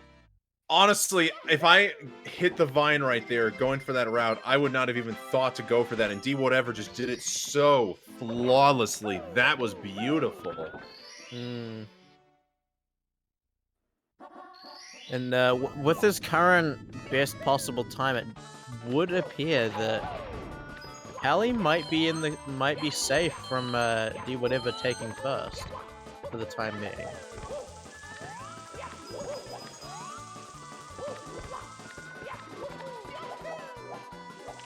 Oh, truly beautiful movement there. An inspiration to us all. D whatever. D whatever, D whenever, D whatever, D why-ever, D however. Just D whoever. exactly. You know what? Regardless of D what, wherever. just regardless of whatever open-ended question preface we use, he is just the D. He is the dinner. Absolutely. The dinner, the lunch, the breakfast, the dessert. If me saying dinner sounded like dinner, my apologies. But you know what? I love that you bounced off of that. He is every meal. Some could even say that dinner is a snack. Malcolm, And you wouldn't be wrong in saying that. Look at this man. A creation of the universe. A man of all time. we're getting very deep right now. The universe has existed for supposedly 4.6 billion years, and everything that has ever gone on in this universe has led to this very moment right now. D whatever, a creation of the universe, perhaps performing a universally beloved run. Guys, remember how I said earlier in this run we needed more love in D whatever's run? Well, just because it's green doesn't mean it can't get any more love. We want to see some time save. We might want to see a 141 or a low 142, right? Come on, let's get some loves in the chat here for D whatever. But Malk, yes, I was trying to say earlier, curse you. I now have to do this.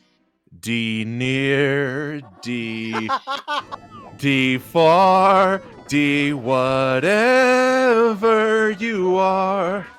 I believe that this run will PB.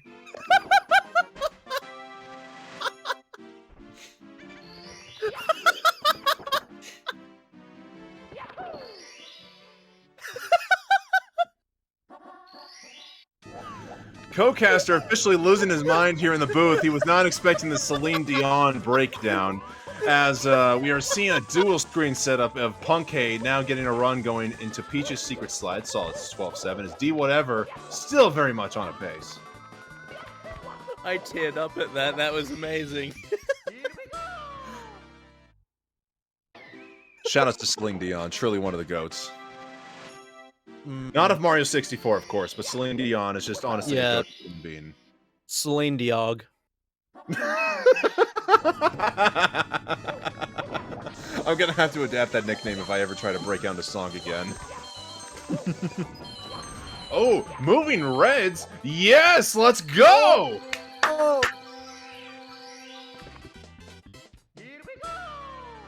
Beautiful. Glod! It's a fake Glod, but it's a Glod! He saved the best for last! D! Let's go! Yes. That is indeed what we like to see from D.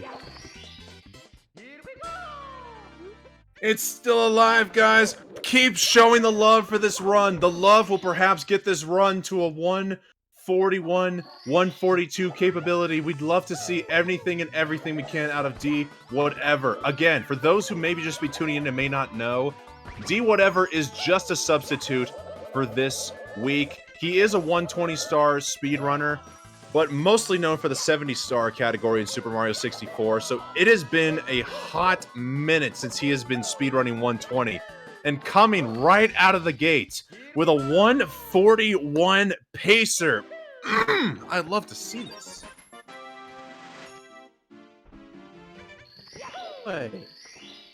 Wait, hang on a minute. Was that actually community best? Is That was a wait. That's a 348.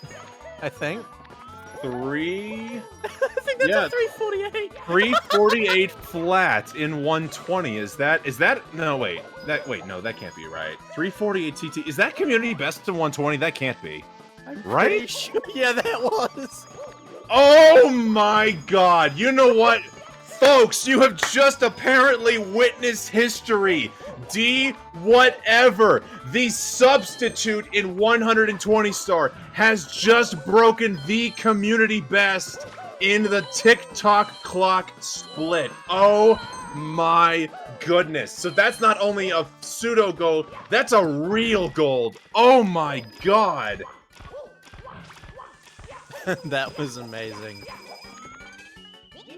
He did that on JP as well. Like, if he'd done that on English, that would have been a 347. Whew. Zeus, thank you for bringing that to our attention. I would not have known that, and that was really high. I noticed some people in chat were saying com-based. So I was curious. But, you know, that's a 348. Again, shout outs to the Mario 64 community. Honestly, one of the most engaged, inclusive, and all-around great communities I've been a part of here. Just even being able to come in here and let us know cool information like that, it lets us commentators not only be more informed, but of course look a little bit less clueless, or even be corrected on our unmistakable wrongs. Or not unmistakable wrongs. What the hell did I just say there? That was a paradox. On our inexcusable wrongs. That's what I meant to say. Man, what a way to just throw that out there from D. D having a cracked TTC. Now in Rainbow Ride, not with the best 100, not with the best 100 coin, but it's a 100 coin. It's like Rainbow Ride 100 isn't like insane. Like there's nothing crazy about it necessarily. It's just a 100 coin star that exists. Yeah. It's not like THI 100, which is the best 100 coin in the game.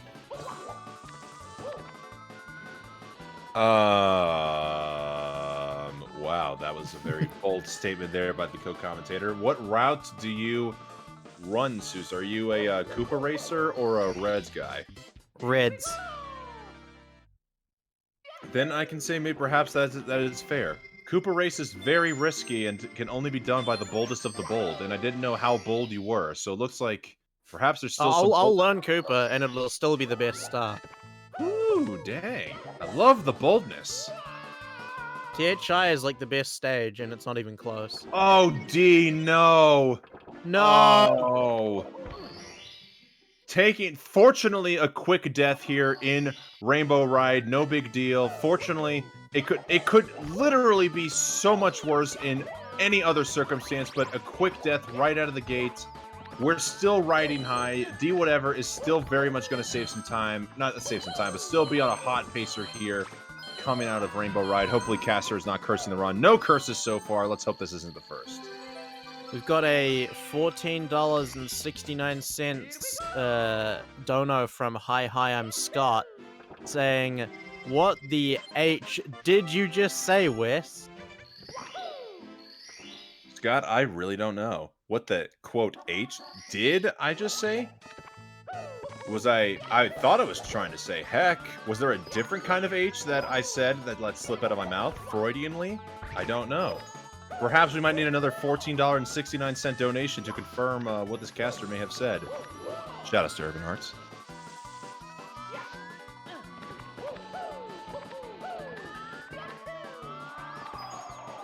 Please just... Zeus... Ever since I ever saw that Simply run where he was on the world record pace and lost the run to the side flip there in the cruiser ship, I've been very skeptical and nervous about that strat. So I know it's not as it is not a hard strat, or a considerably hard strategy at all, but still, just knowing what it's capable of is still very much concerning. Well, yeah. I mean, let's see. So how many stars left? Okay, so D's got one more star left after this. Then we've got Bowser in the Sky. Yep, tricky triangles, and then I believe swinging in the breeze. So swinging in the breeze is going to be about a 13-second star on spawn. He's got... Okay, so he will be losing time, unfortunately, even in the best case scenario, but he is still going to be very well... Oh, my... Okay, there's the caster's curse. Fortunately, it's not a disaster. Everything is fine. D whatever is skilled enough to know what the backup is. We're still going to be very much minus 2 minutes and 4x seconds here. Oh, thank God. Going into Bowser in the Sky, I thought for a moment perhaps I could have cursed it even more, but D whatever is better than a curse. Yep. Now we're going into the final stage, and what I would argue is the best Bowser stage in the game. Bowser in the Sky. I think Bowser in the Sky Reds might be the best version of any Bowser stage. Alright.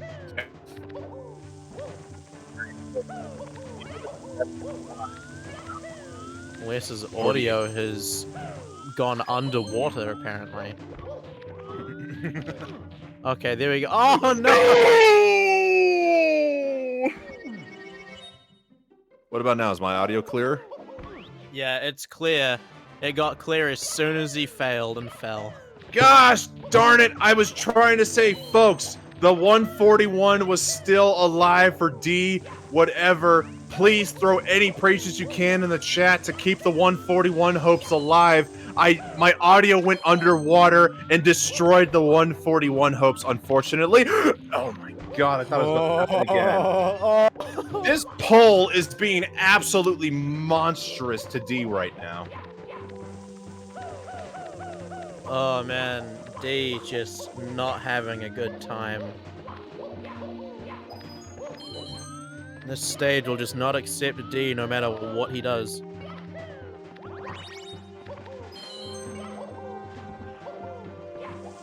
There we go with that swag triple jump dive movement. And failing the triple jump off the slope, very unfortunate. You know what? At this rate, I'm still... Oh, okay, you know what? Pole grab, come on. There we go. I'd say even with the disaster we had earlier and with the little mishaps, I'd say this is still... You know what? I'm going to call it right now. I bet this is going to be a 142.37. Interesting guess. We'll have to see. Oh, not getting the wall kick there, so having to go for a side flip. Oh, a triple jump into the star. Love to see it. So lovely.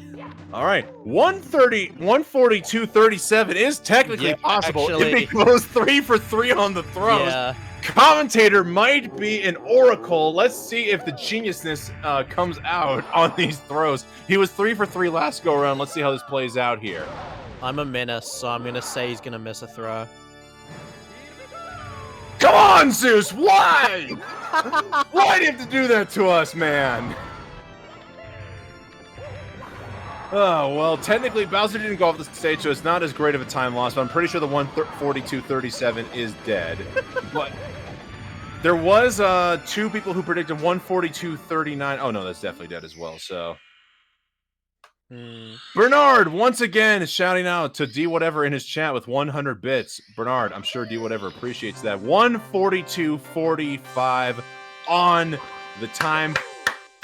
GG's D Whatever, his second run completed here in the event. Again, folks, D Whatever is a 70-star main speedrunner, so he is just now coming back into 120 freshly. And so his second completed run of the event going to a 142 is absolutely astounding. And folks, you know what else is astounding? The Global Speedrun Association's organization of the PACE tournament, which you're going to learn more about here right now as we take an ad break. Ladies and gentlemen.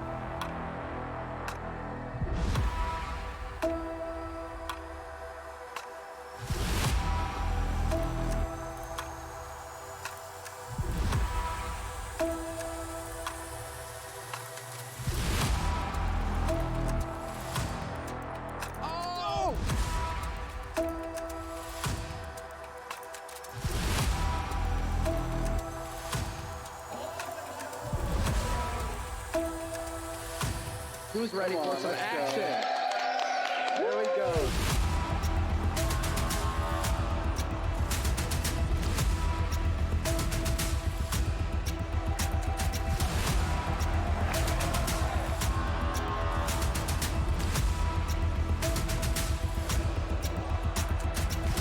Everybody get it in. All four. There we go. All four.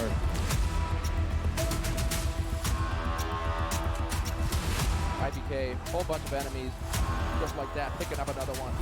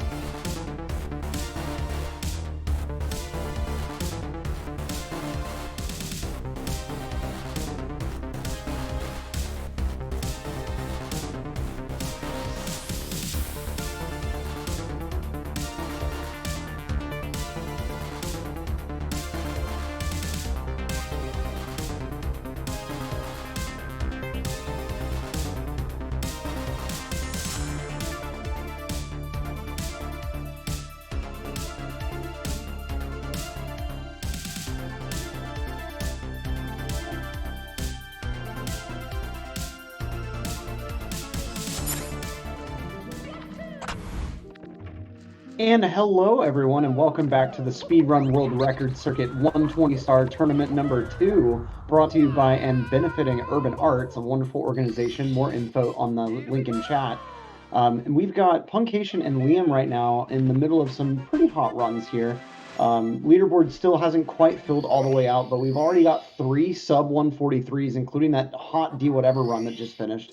I am Electric, joined in the booth by a momentarily away Zeus VA64.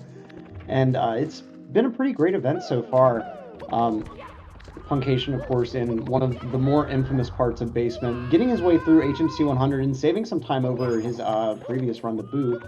And Liam, meanwhile, finishing out a pretty decent Cooper race here.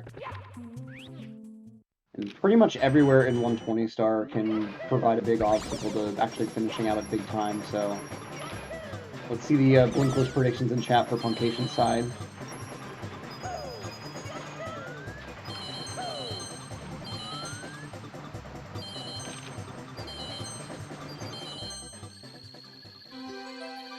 We'll see Liam getting into the 100 coin here pretty soon, which tends to kind of make or break a lot of BOB times, especially with the flying section. And H-Bear pointing out in chat, Liam did get the ball manipulation on Koopa the Quick. A much more recent development on just a very small time save there that comes from just the Koopa preserving speed while jumping over those balls. And since you have a lot of leeway in the movement getting back up to the summit anyway, moving Mario in particular spots tends to actually manipulate those cannonballs spawning in particular spots. Pretty nice sky jump from Liam.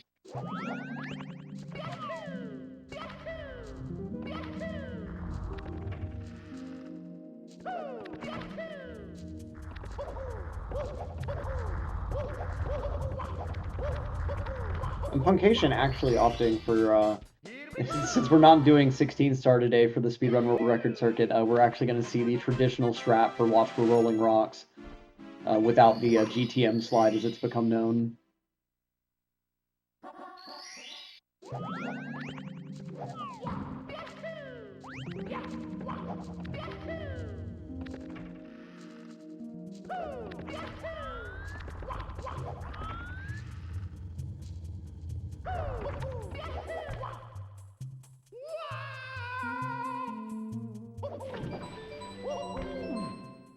Oh, Punkation funking on the cage.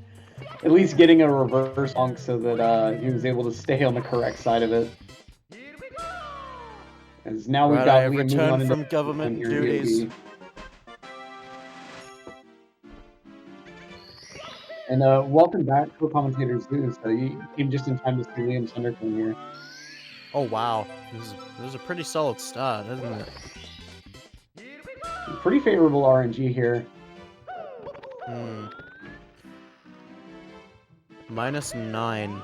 Love to see it. Beautiful shell movement so far. But this wing cap section, of course, is really what makes or breaks this. You really want as high of a coin count as possible here.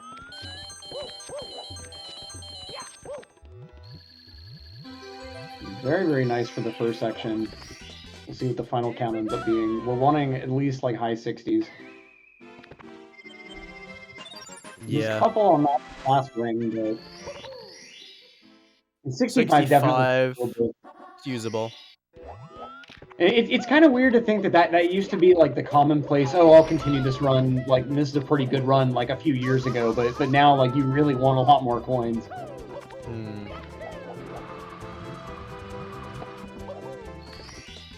Pretty insane, to be honest. Like, your just flying how has to be- much it's changed. And this is one of those spots in 120 that really separates it from 70 whenever people talk about it testing stuff like flying, because in 70, all you really have to do for flying is the wing cap stage. But like, cars like this, it's really, really technical with flying. Liam could have grabbed the box and skipped the pole, but I guess he felt that wasn't necessary. Maybe preferred being able to take the RNG a little bit fast and loose on the poles, since he had a couple of extra coins. Yeah, I guess so. Friendly Let's see, reminder for Punkay looking decent as well. yeah, we'll see how this LL shakes out. Pretty good basement so far. Hmm.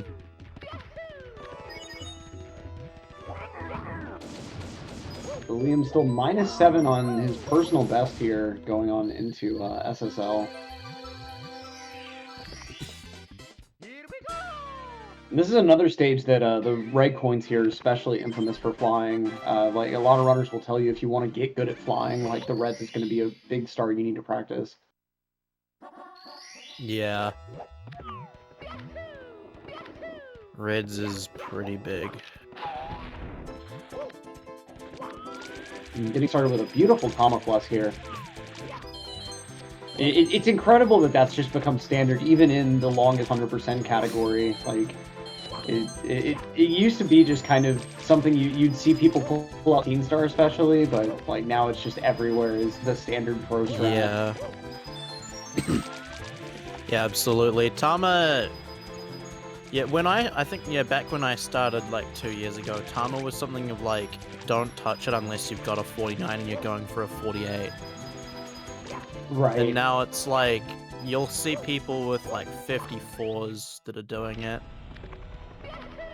I think the true litmus test of when a strat has truly joined the meta is when people start claiming that it's easier than like another strat before it. And I've seen people unironically claim that Tama Plus is easier than like single jump standard plus, which I don't know how those people can believe that, but What, like Ouija saying double jump powerless is easier than triple jump.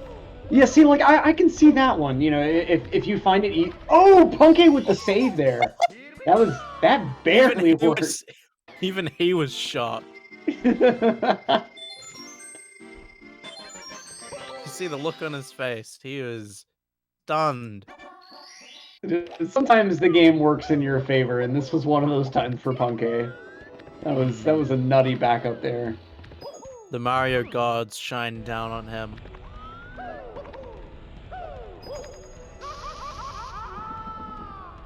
Very interesting movement there from Punkay to finish up LOL. It almost looked like he was going for Lava Boost or something. I don't know why he would. Nah, it was. But... Nah, he was trying to do the the kick into the lava, but then it didn't work, and he must have tapped A by accident.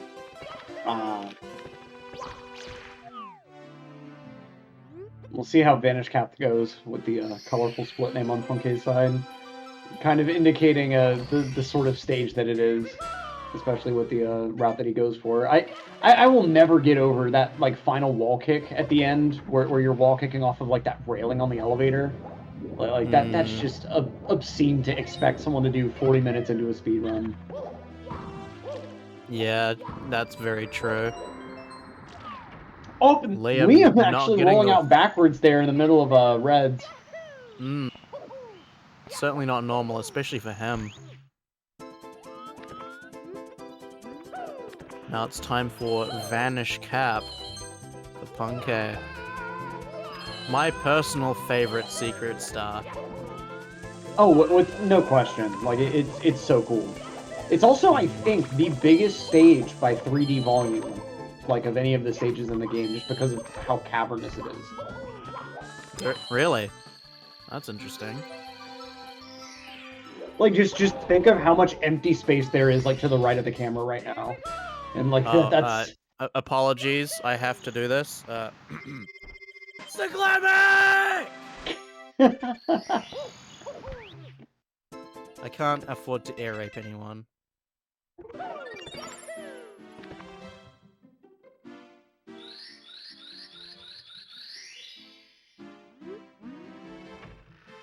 But it's okay, because we got the Cyclamic. Yeah, and still keeping pace with this 139.08. Whew, they got me hot. My body temperature just rose by like 5 degrees. I'm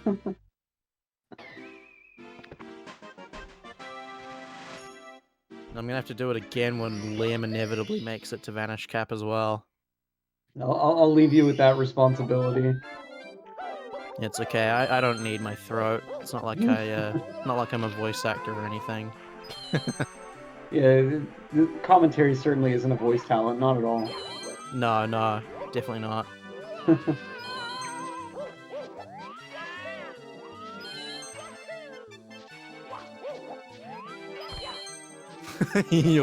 The voice too shall vanish. It's very true, Xandro. I will cap my throat.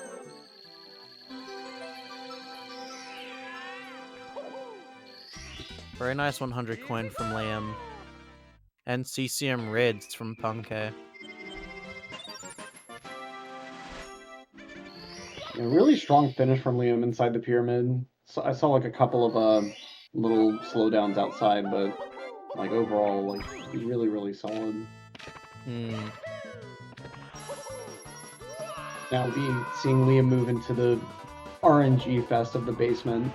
There's a reason why runners decide to separate this split away from the rest of HMC, and you don't really see that done very often in 120, like with any other stage. I think some runners will also do it with DDD, but it's just this star is just brutal for time losses. Yeah, honestly, it is. It's very much a mentally challenging star. Because any mistake can cost you a lot of time. I mean, the most notable 2 points, of course, being having to do the backup for the early reds, and then of course there's if in the event that you fail the BLJ. Yeah, and especially the way that pros go for it, like activating this elevator and then having to catch it right before it despawns. Liam with the trick there. Not sure how intentional that was. Backflip. Not gonna have to do the backup though there. That sequence there is just ridiculous. Skeeter decided not, or Scuttlebug decided not to show up at all.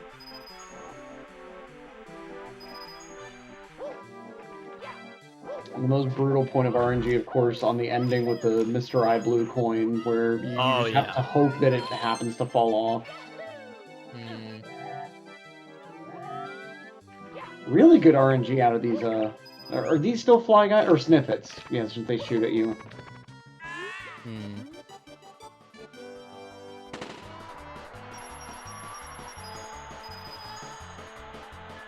Beautiful BLJ, jeez! Liam's BLJ there is just insane. Like, that is inhuman. Like, that's some emulator ROM hack material where, like, you've run, like, this ROM hack, it's all BLJs for 3 years, and you just get that fast at it. Yeah, it's like something that you would see Triforce TK doing. On one of the hundreds of ROM hacks that he's a god at. Blue coin doesn't look like it's gonna fall off this one. Unfortunate. You gotta make sure it both bounces and actually moves far enough over. But okay, so he's not gonna land up on the top. That's a surprise. Yeah, that was really clean but also risky star grab. Not going to be saving or losing any time there. We're going to see Punkay heading out of CCM.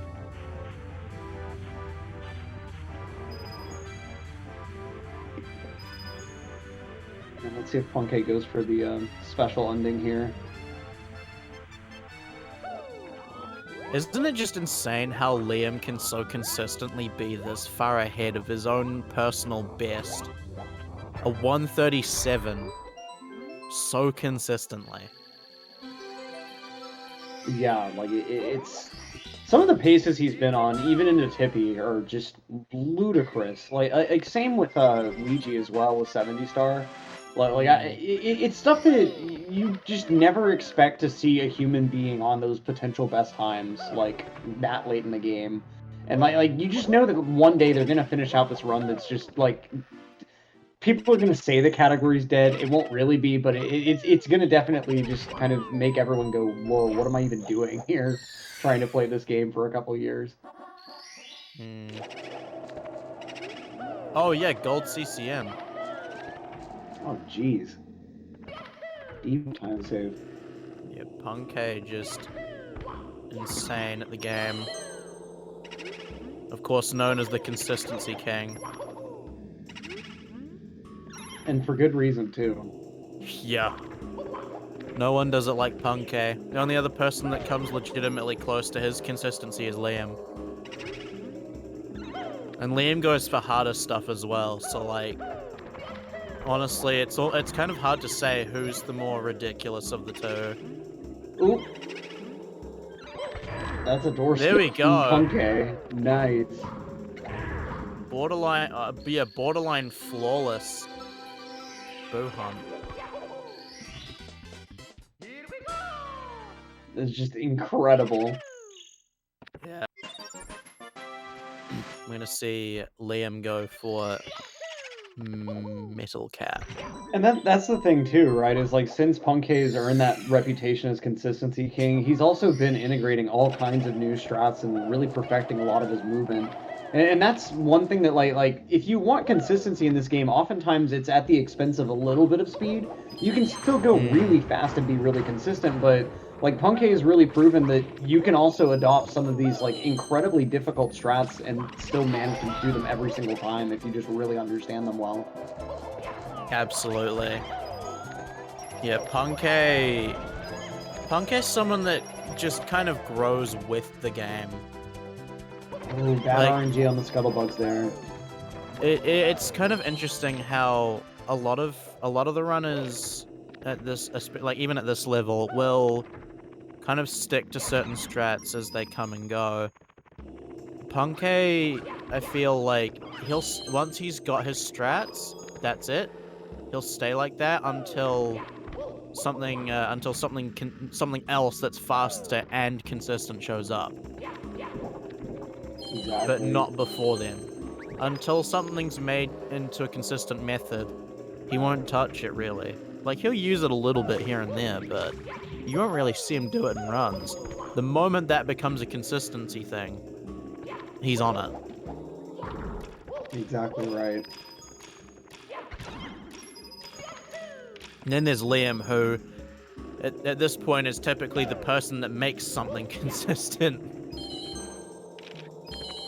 And through just sheer repetition. Through sheer force of will.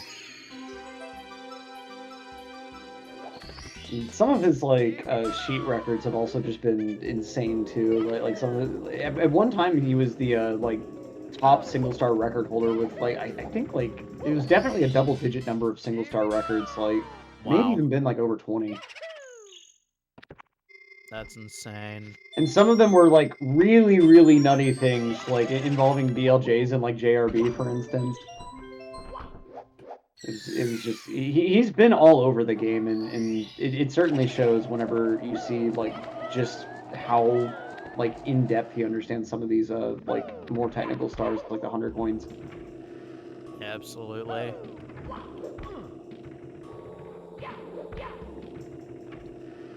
I think the best way to describe Liam is that he runs 120 like it's 70 star. Yeah, I agree with that analogy so much. He runs it like it's 70. He'll do the hard movement, not the hardest though. It's not quite like if he was running 16. But he'll do everything that you would think about implementing. If there's something in your head that you're thinking, oh yeah, maybe we could do this, Liam's doing it. Yeah, no question there. And you're right, he doesn't take it quite to the hyper-optimized point that 16 stars at now, but he's certainly... He's throwing in strats that just don't make sense for most runners running a category this long, but... Yeah, case in point, just the insane bullies. Yeah, and it barely saves any time, and in this case it didn't end up saving any time, unfortunately, but and that is so hard of an intro to get down. Yeah. I've messed with it before myself, and it's... What was that from G? You're temporarily becoming a masthead. He became the flag of the ship. Right.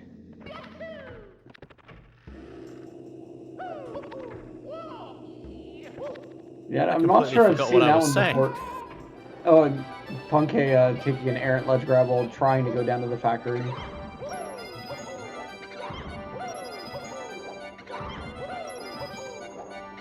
Oh, that's right. You know, I've attempted to figure out those bullies, and it's like, it's so ridiculous.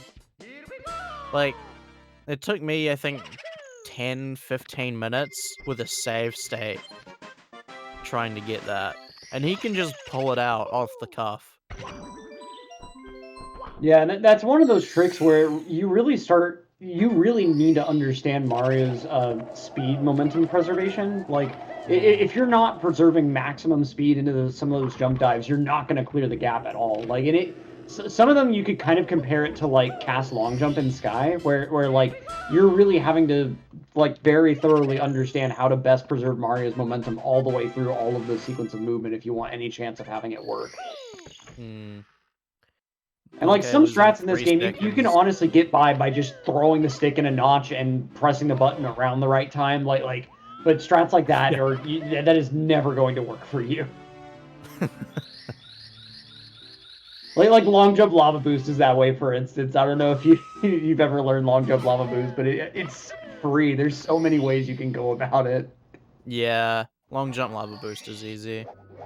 Though I've kind of got myself stuck on pro boost, so it's been a while, but I can always pull out a long jump lava boost. Right, like it's like whenever I riding a need to. bike. Once you learn it, you never forget. It's Yeah, that exactly. easy. I always tell people to just learn that instead of the triple jump, because the triple jump isn't that much easier, and it's a decent bit slower. Yeah, I really think the triple jump is an example of like the way you have to stop and set up the triple jump a little bit. It makes it harder, in my opinion, than like learning the right timing to set up the long jump. Like there are a lot of little cases where going just a little bit faster as a beginner will make things easier by just kind of making yourself learn the timing for something. Because I'm on that same boat. Like everyone should learn long jump before ever touching triple jump. Like triple jump is kind of it's just not. Yeah, absolutely.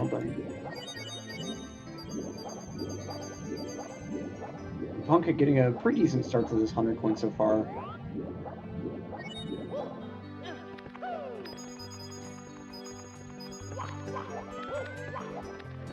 And the sub movement, of course, being the center point of anxiety here. I'm just like mentally preparing myself and my voice because, of course, Liam's going into Vanish Cap.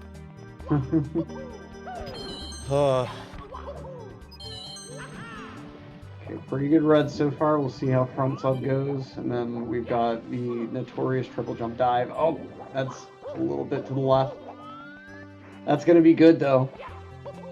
And now Punkei letting the camera get set up. And it's good to go.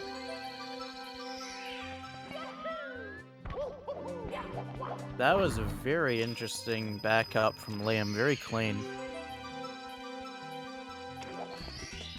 Okay. Let me turn my gain down.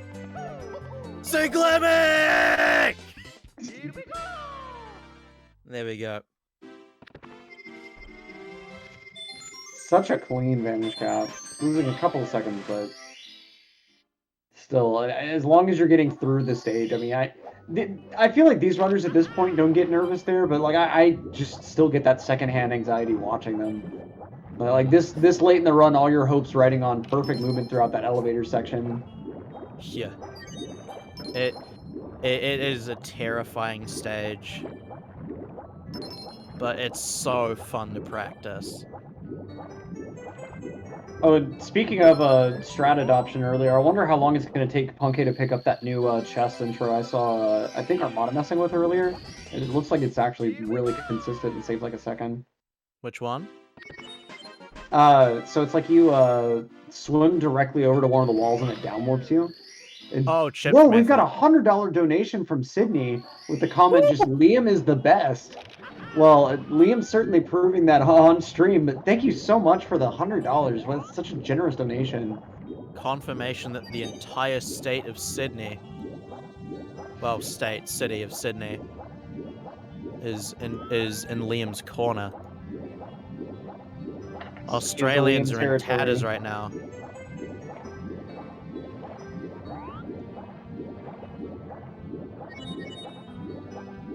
Yeah, and so yeah, that down warp is something that Chip actually is most known for doing, alongside, of course, the Chip clip.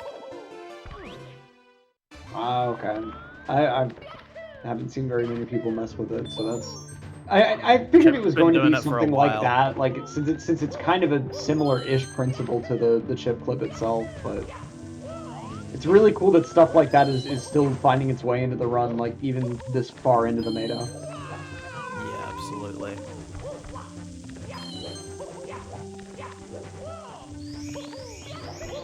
Chip clip is such a perfect name. And like the Doritos chip emoji, or emote, sorry. It's not an emoji. It's such a perfect pairing.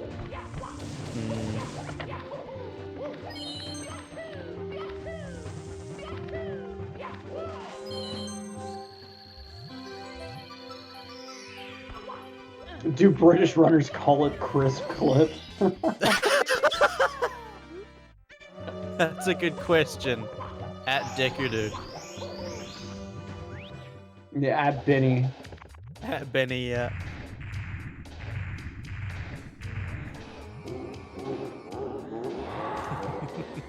Crisp clip. That's amazing.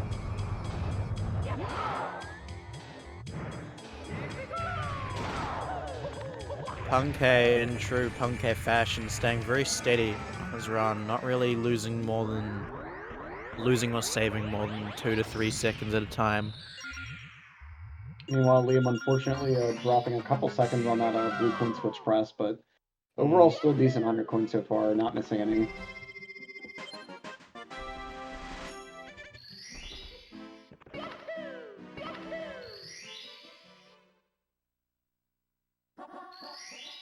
I don't think the Penguin race will ever stop giving me anxiety, like, since you can really just lose the whole run here so easily. Yeah. It's not too hard, but then, like, it's always that one moment, that one time that you actually screw it up. Right. And it gets in your head, because it's like yourself that really get comfortable with it, like, then the next time you're gonna fail something on it, and then it's gonna get so far in your head with a mental block. Yeah, it's like failing the Penguin race is like the textbook, like, Punkei 1 in 1,000. Yeah. You know, yeah, absolutely.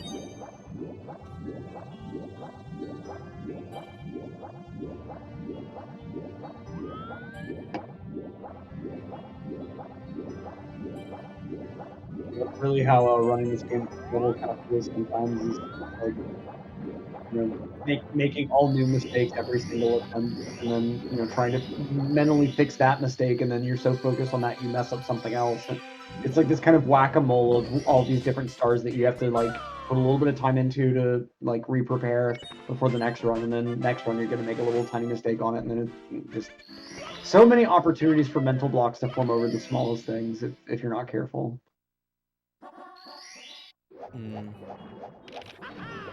Yeah, mental blocks are so hard to conquer in this game as well, because it affects your gameplay. Like, you'll think that you're alright, but then every single time you mess up that one thing over and over again, you keep trying to overcorrect it. You overthink it. Maybe you do more than you need to, and then you try to do less, and you do less than you need to. And it keeps going, and then one time you'll get it right. You think it's good, and then you screw it up again. And then it takes forever for you to actually get it out of your head. Yeah, and then, like, you go into practice, right, and then get it to the point that you can do it, like, 10 times in a row perfectly fine in practice. But then you go back to trying to do a strat in a run, and, like, for some reason, doing something in a run just feels a bit different than trying to do it in practice, and it just won't quite work right. Exactly. And that's probably the most frustrating one, is when that happens. No, you've been practicing this one thing for like maybe an hour, just so that you know that you've got it down, and then you haven't got it down at all in the end. Yeah, okay, actually ahead is 139 now. So this is a pretty Gold spicy upstairs attempt here. split as well. Oh my word. That's a, what's that? It's a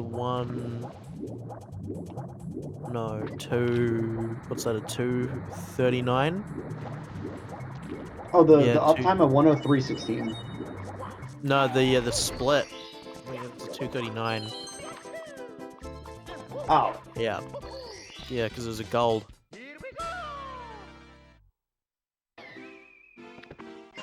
That's a 239.5. Very nice from Punke.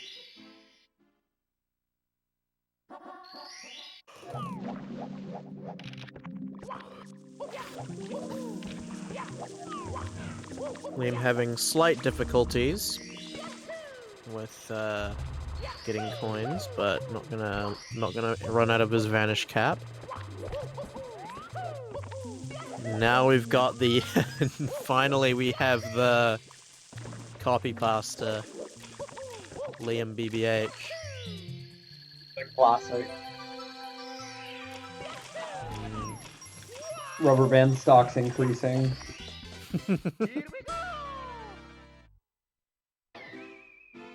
I just love, my favorite part of it is how you can tell that it's a longer message initially, but like the person didn't understand the Twitch text box that well or something. And so like they got cut off at the please. Yeah, it's so good.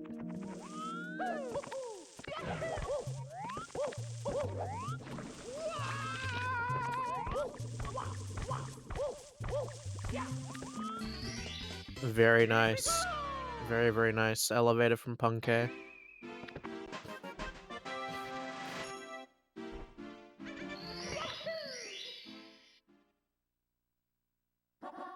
Yeah, Liam's still green on personal best. 136.02 best possible time right now. Actually just insane.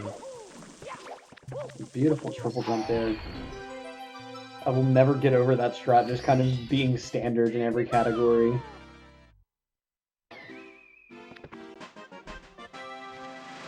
It takes a surprising amount of time to really get that down consistent. And that's another weird case where, like, the intro for that, where you start the triple jump with a kick instead of doing a side flip, like the side flip is way harder, even though, like, it's kind of encouraged as the beginner strat. Like, I find the kick so much easier.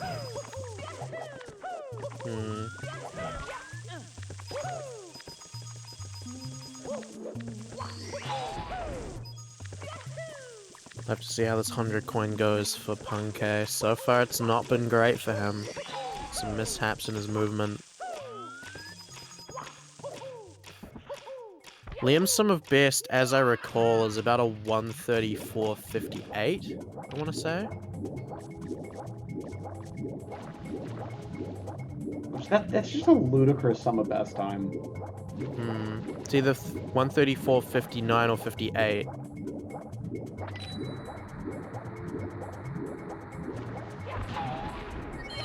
It is just insane. Like, I think that's nearly a minute better than anyone else's.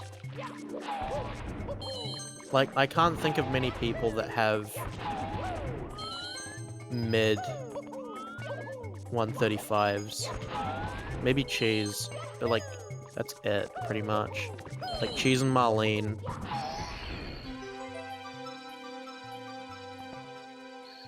Yeah, it's 4 seconds. 4 seconds behind community sum of best. Like, that's really ridiculous.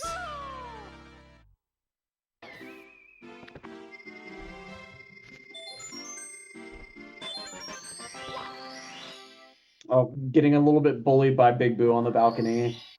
And this is always the worst now, like, the way that you try to do the fight normally just gets all screwed up, and you have to do this kind of awkward, like, you basically do the fight movement anyway, but like, you feel like such a fool for having to do it even though, like, the Boo isn't there to take the hit. But it's like, there's no better way to get up on top of that stupid archway, like, you know, it's too high up for you to try to triple jump to the top of it or anything like that, and... Like, about all you can do is just kind of take a wider turn so you can long jump with a shallower angle, I guess. But even then, like, you know, it doesn't save any time. Yeah. Punkay entering the best stage in the game, THI. Oh, this talk again. I'm I not will always wrong. support THI slander. THI is the best stage in the game. No. It's a fact. Somehow you managed to put two stages together and neither of them feel like they're the right size. Like, No, it's perfect. It's perfect. No, the small stage feels too small and the big stage feels too big, and like all the movement is awkward. Like neither one feels like the right one. Like it feels like there should be some middle Goldilocks size that just doesn't exist. Look, THI and BBH are the two best stages in the game. Okay, I can agree with BBH being a good stage. It's certainly underrated, especially by the rubber band crowd, but like THI deserves all the hate that it gets. It's just also weird in how it's designed. Like, look right here, the line of 4 coins that Punkay grabs, like there's a 5th coin that's just under the level. Like what's with that? Like, that's not good stage design. Or like the fact that on the opposite wall. Design. No.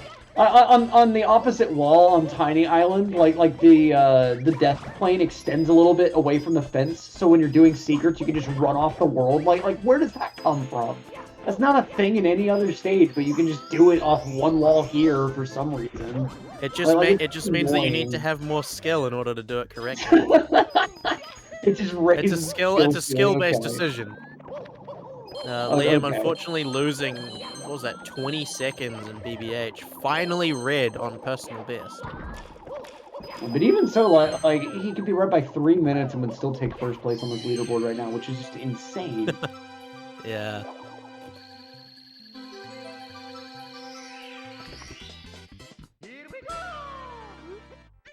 Oh, I always wish that you could go in the middle painting whenever I was a kid too. Same with like just all of the like miscellaneous like little ornamental paintings, like all the ones in the room that had Snowman's Land. That was one thing that I really enjoyed about DS, that you could actually like go on the other side of the mirror. That was super cool. It's about its only redeeming positive quality.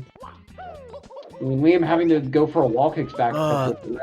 That backup is just so ridiculous to me. Yeah, I've tried to figure that out. You have to handle that at, and like wall kicking off these mesh surfaces is way harder to time than a normal wall kick. I've tried figuring it out. It's so tough. And you have to have, like, that's one of the few scenarios in the game where you see, like, I'm sure you've seen this a bit if you watch ROM hack runners enough, like, where there'll be a part of a level that you have to wall kick down a tunnel a bunch. And you have to have really good management of Mario's angle after each wall kick in order to, like, move across that sort of tunnel. And, like, that backup is one of the few instances you see that sort of tech in the vanilla game. But it really takes a lot of finesse to get right.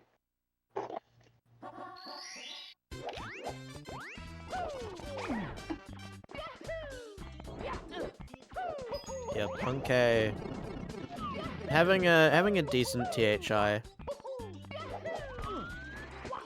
I mean, THI, I guess you could say it's an acquired taste. It still doesn't change the fact that it's the best stage in the game, but... Yeah, okay, I think TTC is an acquired taste. I think THI is just bad. Like TTC is mid. No. Rainbow Ride is better. Okay, Rainbow Ride, like, I could see an argument for that, yeah. And I mean, I don't think one is definitively better than the other. But like, I do think that I used to hate TTC, but after practicing it a lot, I have Stockholm Syndrome for it, and I've come to appreciate it. It's like how DDD is better than JRB. Yeah, honestly. Like Especially the JRB is 100 coin. JRB is just kind of mid. Like aesthetically, it's kind of cool, but as a platforming game level, it's just mid. Yeah. And then of course there's Snowman's Land, which is the worst stage in the game. Oh, gee. Snowman's big It's head only- is just a stupid star. And it's only a little bit better than, like, CCM. Yeah, because I mean, I do think that. Yeah, whatever. Oof. That's a rough mistake. Gotta wait for the elevator to come all the way back down. Womps is alright. not the best stage. No. That Womps is one of the best. no. Womps Womps is just. is, like, I didn't top even like 5. Womps as a kid before I knew like what Purgatory was, and like how Kless is Purgatory. What do you mean? I still didn't like it as a kid. Womps is just a terrible stage because everything is hard for no reason. Like everything What is do you too mean optimized. everything is hard for no reason? Everything in Womps is free. Oh, okay. Yeah, tell that to any runner that does Salt Plus for more than a day. I do, and it's easy. Okay. Yeah. Do you just enjoy resetting? Do you I enjoy may or may pain? not have the 10 times class record, but that's not important. I hate Womps. And it's like once you get through Canonless, like then you overthink everything and you end up screwing up Owless or like somehow mess up Wild Blue or something else. Like everything is just way too difficult in that stage. I don't know. If you I make don't any know what it mistakes is. in Womps, then I don't know why you're complaining, because that's your fault, not the stage. Look, I've spent way too long in that stage in practice. Like I practice Womps, which is shameful to admit for most runners apparently. Because like I've told people that I'm practicing like Womp stage RTAs, and they're like, "Why? Just do runs." And I'm like, I'm miserable right I've done now a little bit because of that. I don't think that's a problem to. I don't think it's I don't think it's a bad thing to do Womp stage RTA. Like, Okay, well, I'm glad obviously it's not someone else conventional, but agrees with me there. it's not conventional, but it's not a bad thing. Like, I'll do lobby RTAs for 70. I don't care.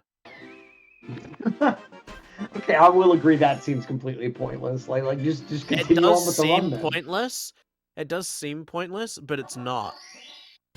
Because because I'm someone that struggles with Dark World, so getting the practice for stages between Basement and Dark World is important for me.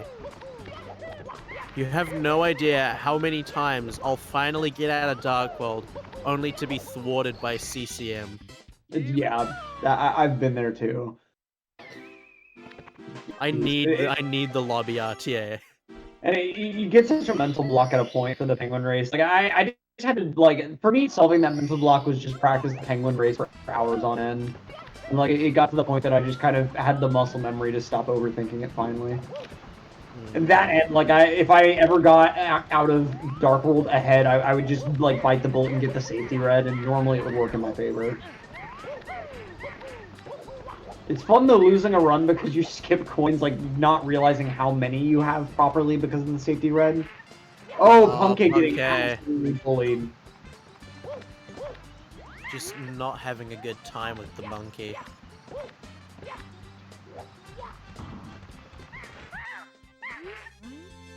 Yeah, and that's gonna cost most of that lead, unfortunately.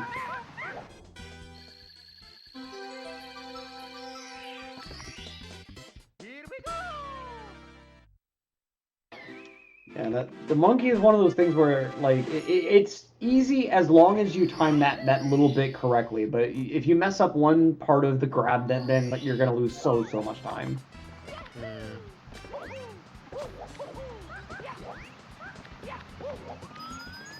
Now we got Punkei on TTM 100. Speaking of slide stars here.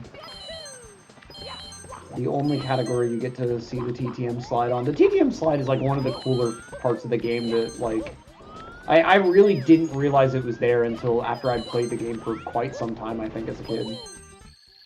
TTM is a pretty decent stage. Yeah, agreed. It's one that like really, as I played the game more, I came to appreciate it more. I used to just lump it in with the same, like, THI, it's also bad, but, like, over time I came to What? appreciate it. It's so much better than THI. What do you mean? You even get the C-up slide on the slide here. How can you say that TTM is better than THI? It's so much better. First of all, it actually feels like it's the right size. You don't get two differently sized bad versions of the stage. You get the mountain clips, which are just objectively a cool strat. The movement for like red standalone or for 100 coin is just a cool star in general. You get the breezeless hype if you want it. Like it's just there's so much cool stuff to like in this stage. But it has monkeys. I mean, sure, but just don't run 120 and they won't be a problem. I don't care. It has monkeys. That makes it bad. Monkeys Mountain are clip is terrible whack. animals. Just hit A and B together, forehead. Oh god, I'm sorry. Okay, I'm being a bit of a actually bully true. today. I love all of the stages unequally because everything is below, of course, THI. No. Do we have any Rock Talk subscribers in chat? There's a need that I'd like you to pull out of, so you know the one. Because Zeus needs to be put in his place here. Like, THI is just not a quality stage. THI is literally the best stage, and it's not even close. Oh, Like the only thing that gets in, the Yeah, only Wet thing even Dry in its World is this. league, Wet Dry the World only is thing so even, much better. the only Wet Dry thing World that's even pulls in off its the, like, league is BBH. Like BBH is the only thing that comes close to THI at all. No. And Wet Dry World is like everything THI wants to be, but can't. Dude, Wet Dry World is terrible. What do you mean? Wet Dry Wet World Dry is World is like cool. the second worst stage in the game before SL. How? Oh my! You prefer Womps to Wet Dry World? Like how? Like, Yeah. Wet Dry World is so much fun. Like the 100 coin in Wet Dry World Womps is is top 5 actually stages. fun. Like okay, Wet one Dry thing that I World's, like, really the like second about Wet worst. Dry World, for instance, right? Like the 100 coin is just fun, even though it has a lot of RNG, and like you can make mistakes in it and not instantly lose 10 seconds. But like the Wumps Fortress 100 coin, anything that you do towards the beginning, oh, that's a paddle and 10 seconds off your time there.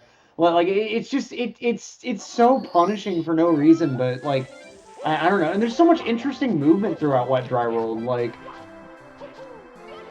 The awning wall kick that you do for like the elevator star and the top of the town star is just so cool. No, Wet Dry World is just, it just feels so bland. No, it feels like a liminal space. You just don't have taste to appreciate liminal spaces. Again, with It the feels stupid like a liminal Genesis space in all the talk. right ways.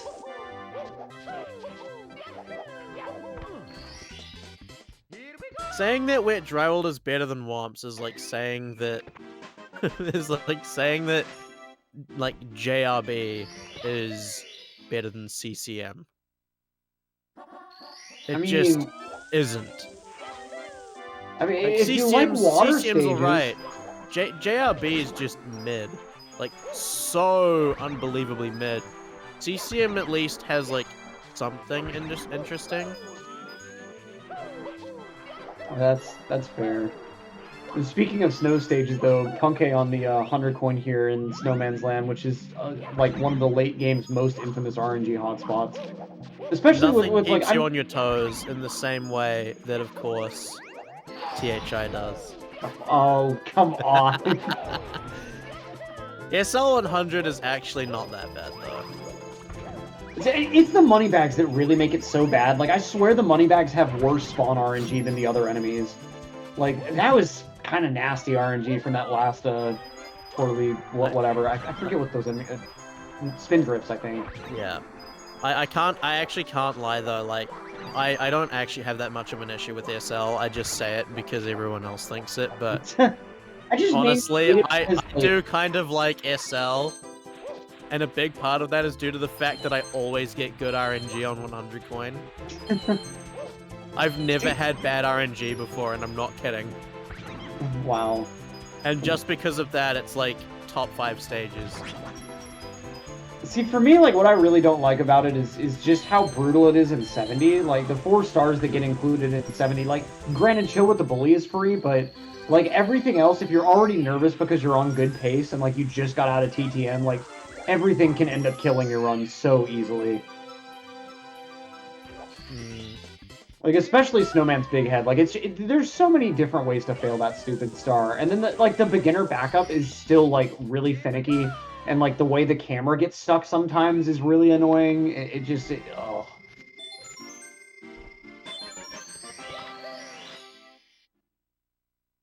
Like, if we get down to it, Snowman's Land is actually a very good stage.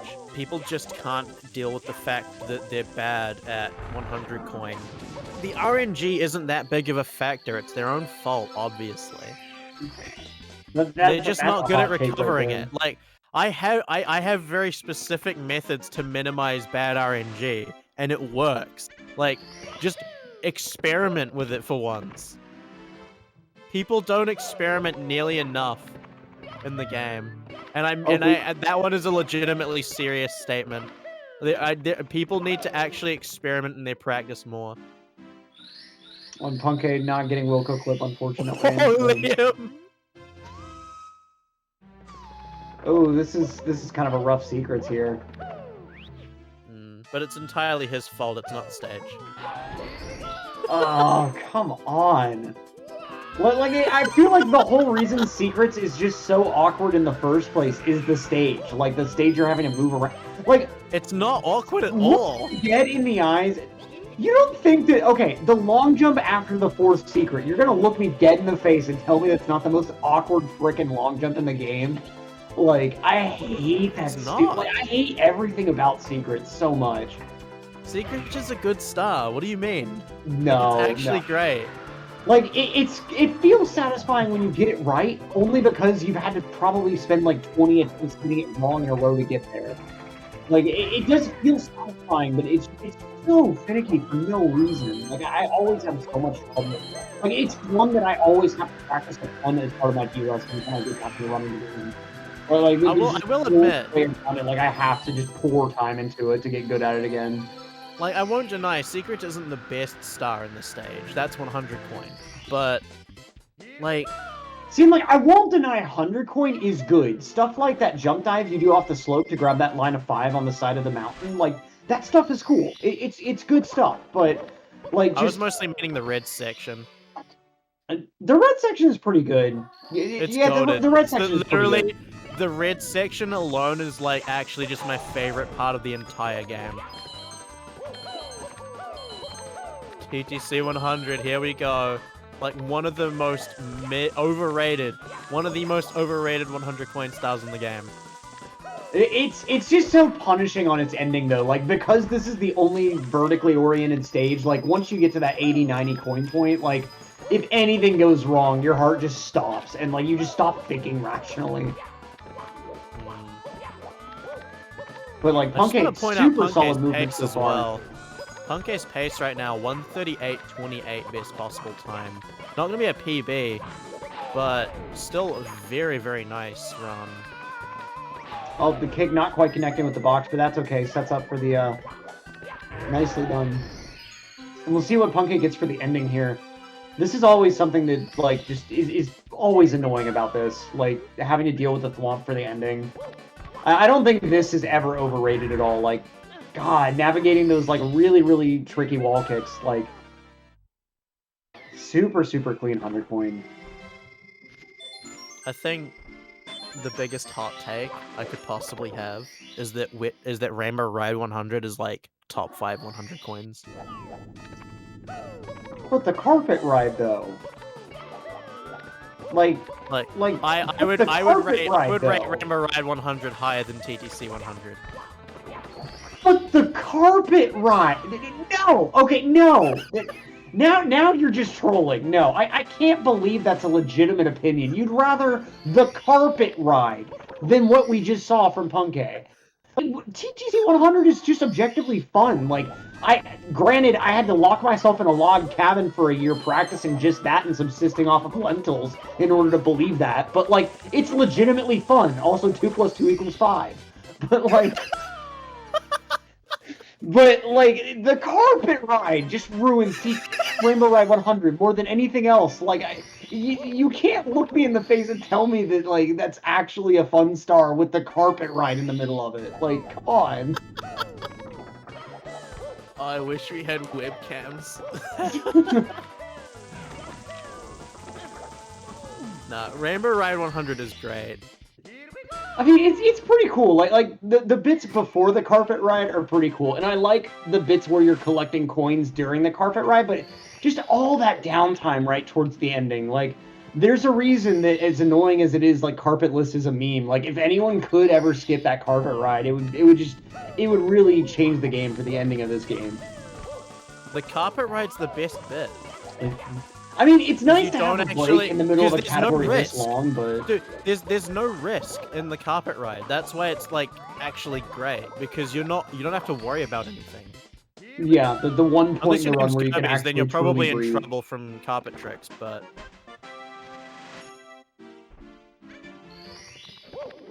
like Rainbow Ride 100 is like better than TTC 100.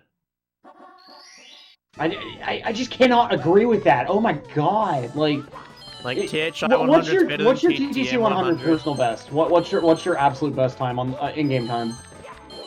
XCam. Yeah. About a 1 flat. Oh, 1 flat. Okay.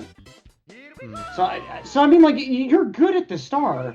So I mean, like it just feels so satisfying when you do all of it right and get a very clean ending off the thwomp. Like there's nothing like it, especially like when you see runners struggle with like getting world records through that star. Like it's just there's nothing like finally finishing out. Like I remember the first time I finally finished out like a sub 110 with a backup red at the beginning. Like I just felt so like that was one of the first times I was like I'm good at this game. Like not anywhere near as good as these runners, but like I can tell myself like I am talented-ish at this game. Like it's just I don't know. It's just so satisfying. I will concede that like the intro is annoying. Like getting through the flipper section fast is just really aggravating. Like if you don't mind losing a little bit of time to like just really sloppy like turnarounds on each platform, then like it's a piece of cake. But if you're actually trying to go fast through the beginning, like it's so annoying figuring out the precise timing for all the jumps and like how to press and release it precisely right. But like once you get all that stuff into muscle memory, like it's just nirvana movement. I feel like. I'm just thinking, I think I would unironically prefer to do SL 100 over TTM 100.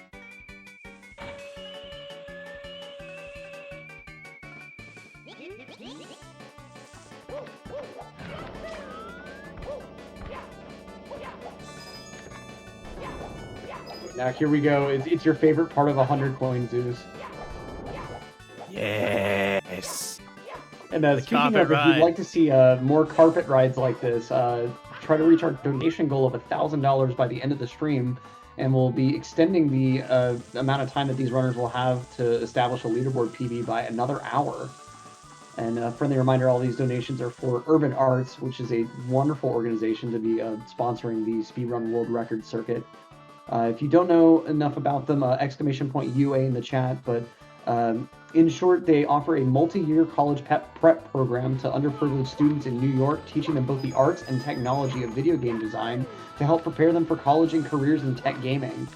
And more than 90% of their students come from low-income neighborhoods, more than 90% are BIPOC, and 100% graduate and go to college, compared to about 50% of like their average high school rate. So like they're making a lot of meaningful good for a lot of these students' lives. So definitely check them out if you're interested. And if we could get like a $5 donation train going or something like that with everyone in chat, like we'd pass that donation goal in no time, I'm sure.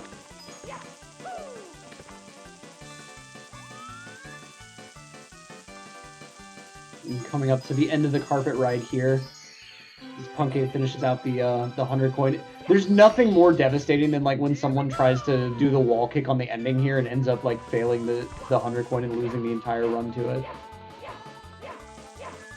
Yeah. Well, and yes, actually, do get us try and get us a dono train if possible. Tell us what your favorite 100 coin is and why it's THI 100.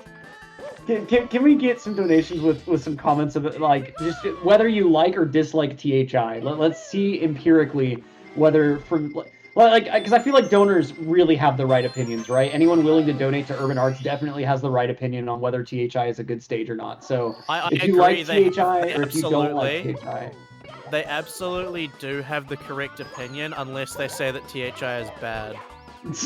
see, they have the correct opinion if they say that it's not the best. Like, okay, to be clear, I don't think it's a bad stage. I just think it's not the best stage. In another 3D platforming game, like, it would be a good stage, but compared to everything else you've got here, it's just not quite up to snuff.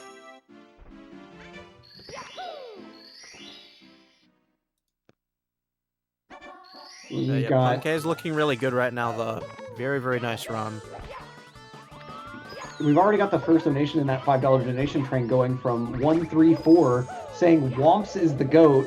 Gotta disagree personally, but hey, like Womps is a great stage, honestly. Like, and compacting that much fun stuff in that small of an area, that's wild. Punkei finishing up second Lakitu bounce here and still firmly on 138 pace, which is pretty extraordinary. Yeah, it's a very, very nice run. Just picture perfect. Picture perfect cannon shot. We've got a $2 donation from Anonymous. THI is the definition of not good. So there's one donor opinion for you there. And we've got West Dog with a $1 donation saying, THI is definitely not the best stage in SM64. Anybody who thinks that is clearly not of sound mind and needs to be treated as soon as possible. Some pretty strong words for targeted at no one in particular, I don't think. You know, Wes, we've got more comms together, so you best be careful what you say. What we definitely need to be more careful of, though, is seeing what happens with Punkei's run. We can't afford to curse it with the pace that he's on right now.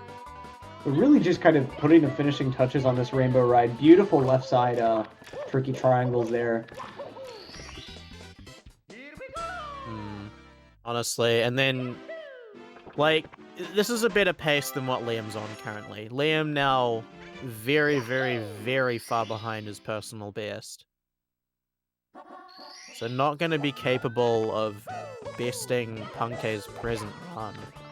But, I mean, look, Punkei is someone that I don't think too many people believe that Punkei will get world record anymore, but he could absolutely pull it out if he really wanted to.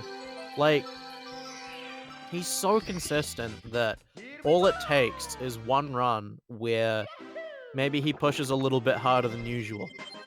And that's it. I mean, best possible time, 138.39 out of Rainbow Ride. This is a 138 pace. And I'm pretty sure this run was like a double digit behind all the way through like BOB, for instance. So like this is a really, really solid like mid to late game performance all the way through. So we'll see how Sky ends up here. His beginning wasn't that incredible. It's just the rest of this run has been very solid. We'll have to see if he gets the D whatever treatment here. We've got a couple of $5 donations, or $5 from Anonymous saying, THI is a mover's paradise, a canvas upon which speedrunners can truly express their gaming skill in ways that are not possible on lesser stages. It's not an opinion I agree with personally, but... Anonymous knows what's up. And then meanwhile, we've got $4 from Aggressive Core saying, THI is nowhere near the best stage. What an odd opinion. That's a bit more agreeable in my personal taste. L take. But Punkei with a really solid bits reds here, and out like just a really, really clean end game to this run. And like this that upstairs is not an L take. That's a W. Absolutely. And there we go, the 120th star here. As we're moving on into the Bowser fight, 138 4x possible.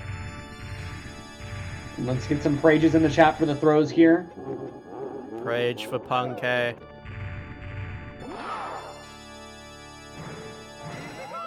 And that's one laser throw.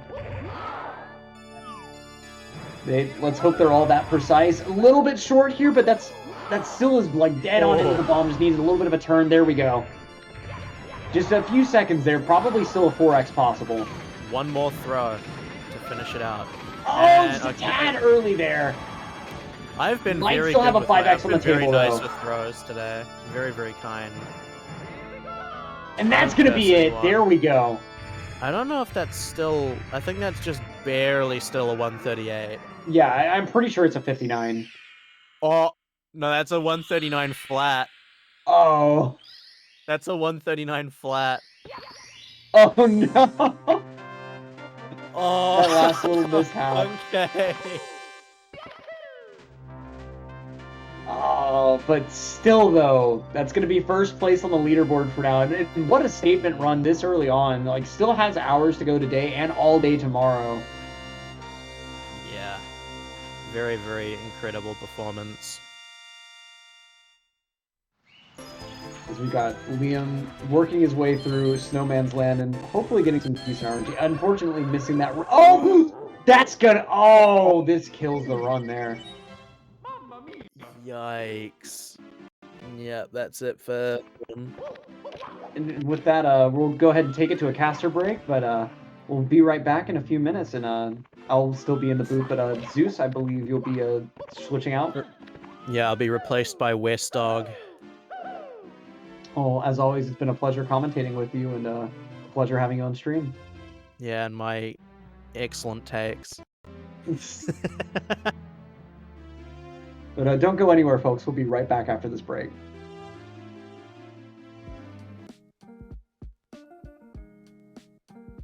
Urban Arts helped prepare me for college by giving me a lot of experiences working both independently and collaboratively with other people to make really cool games, and taught me how to put my all into creative projects, and that helped me put together a very strong portfolio for college.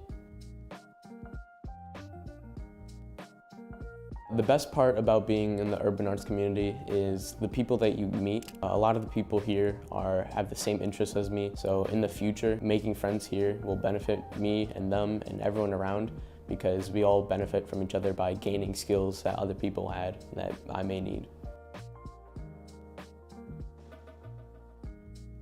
Urban Arts helped me see myself differently by showing me that I can be a good leader.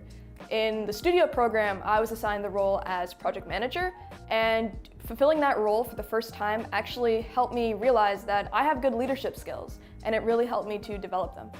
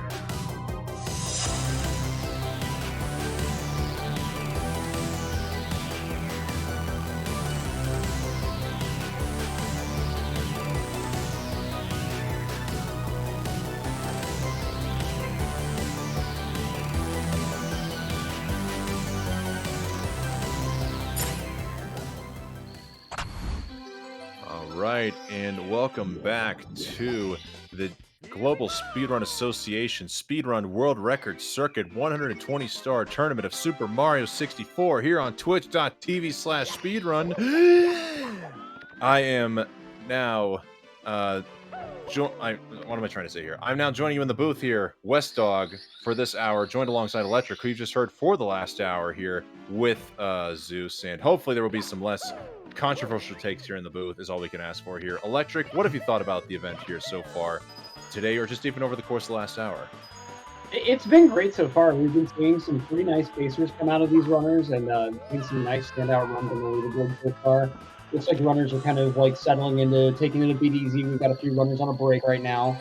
But like already, seeing Conte pull out the 139 shot that was firm from the 138 pace for a long time. Like, I mean, runs like that coming out already in this event, I feel like we're already just getting started, and we may see some even more just ridiculous hot pacers later on. And we saw Liam already with a couple of like pretty deep into the lobby and basement area with a 127 pace touch run. So, I mean, it's been all over the place already, and I feel like we're still just getting into things. And who knows, like by the end of today, by the end of that extra hour, if we reach that donation goal, we might be seeing some like really nutty things come out. And it's been crazy too seeing, like, I think D Whatever earlier had like a community Sum of Best TTC or something. Like it's been incredible seeing all of the different performances from different runners, like just in all the different parts of the game.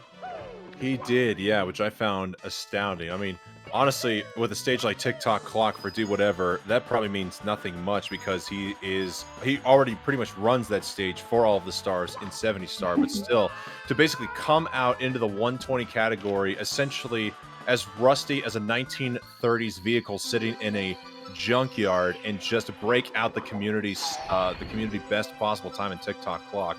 Absolutely astounding to see from D Whatever. And if I'm not mistaken, I don't know if anybody would be able to correct me on this, but with Punkay getting that 139 flat, the best time I know they've ever accomplished at an event beforehand was the 139.05, 139.06 they got at the first ever Break the Record live event back in 2020.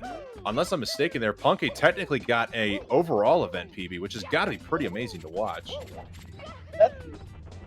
Certainly, I don't remember seeing any other 138s from Punkay like at a live event like this. So that's like you said, like that's a personal accomplishment to take home for sure. And for those of you wondering, we do have 7 speedrunners engaging in this event. Unfortunately, due to some external, out-of-control complications, Cheese is not able to compete in the event today. Cheese is out of commission, but hopefully the world will work itself out and give us Cheese tomorrow, which frankly is on par with the course for the Cheese story arc. If anybody has watched the Speedrun World Record Circuit events so far, Cheese has been very capable of being able to just not be present or submit or complete a run at all on the first day, come out on the second day, and just absolutely dazzle us with a top of the leaderboard run there. Honestly, I don't say that's what I expect to see from Cheese. Every story is different, but it wouldn't surprise me if that's what happened tomorrow.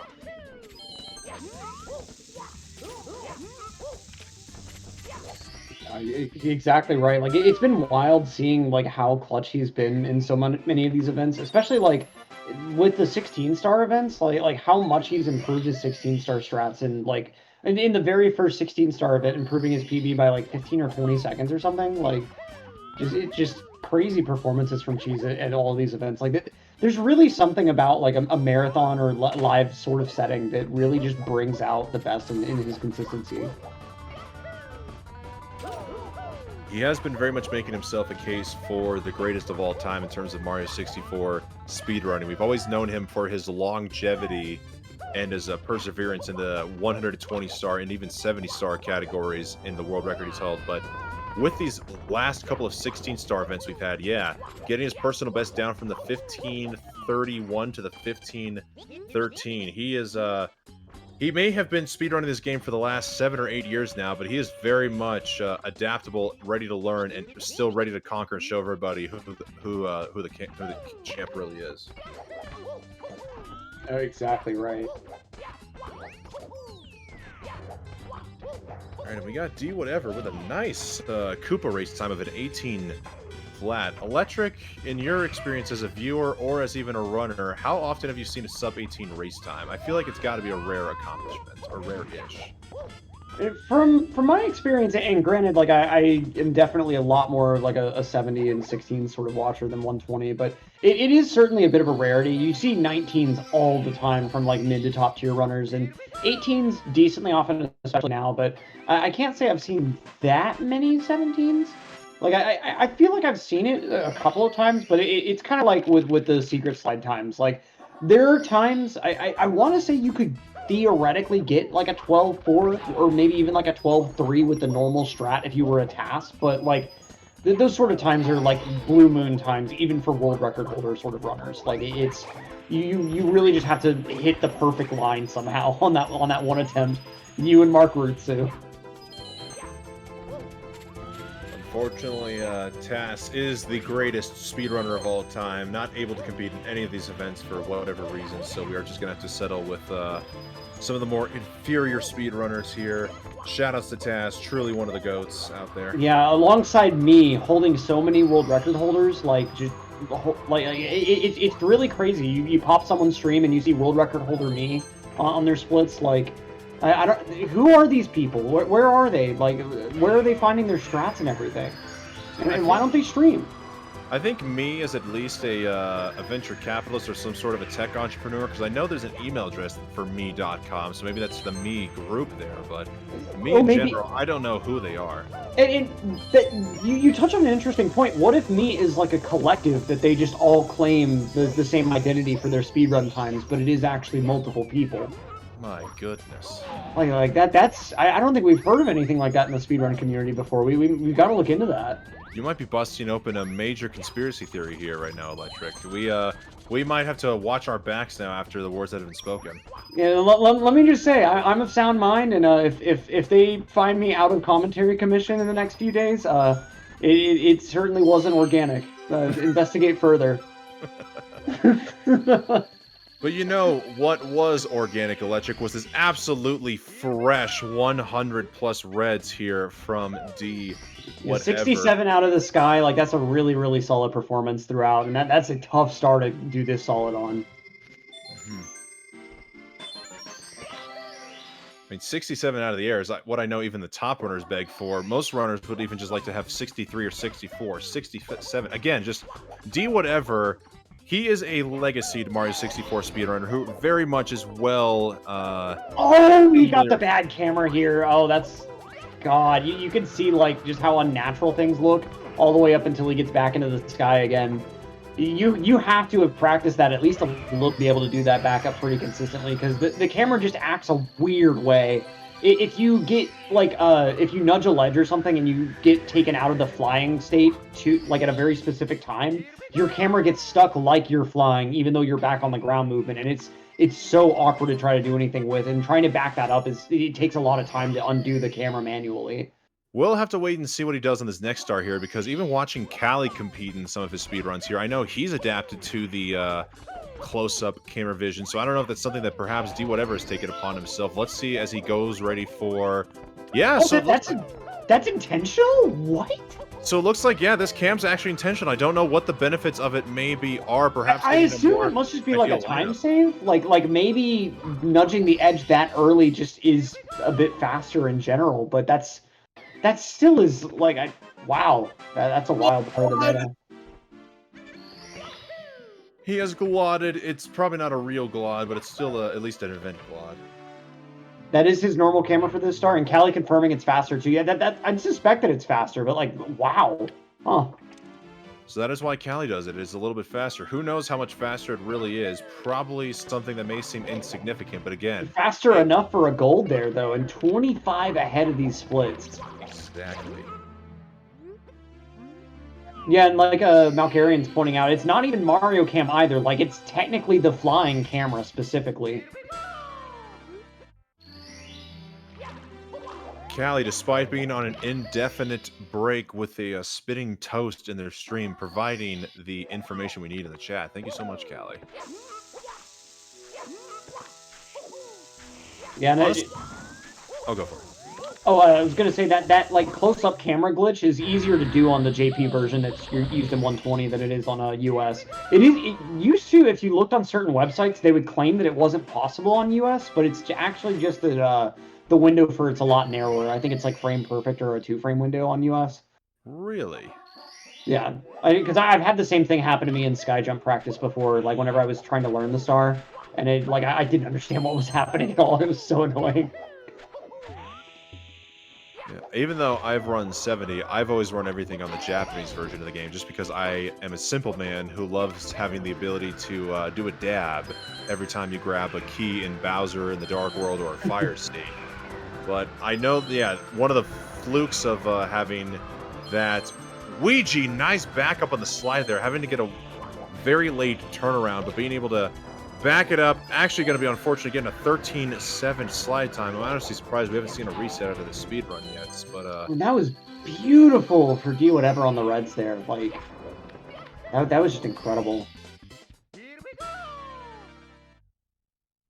It looks like I'm probably going to butcher the heck out of this name here, Electric, but Nuxa or Noxa in the chat here has confirmed it has to be frame perfect on the US version. Ah.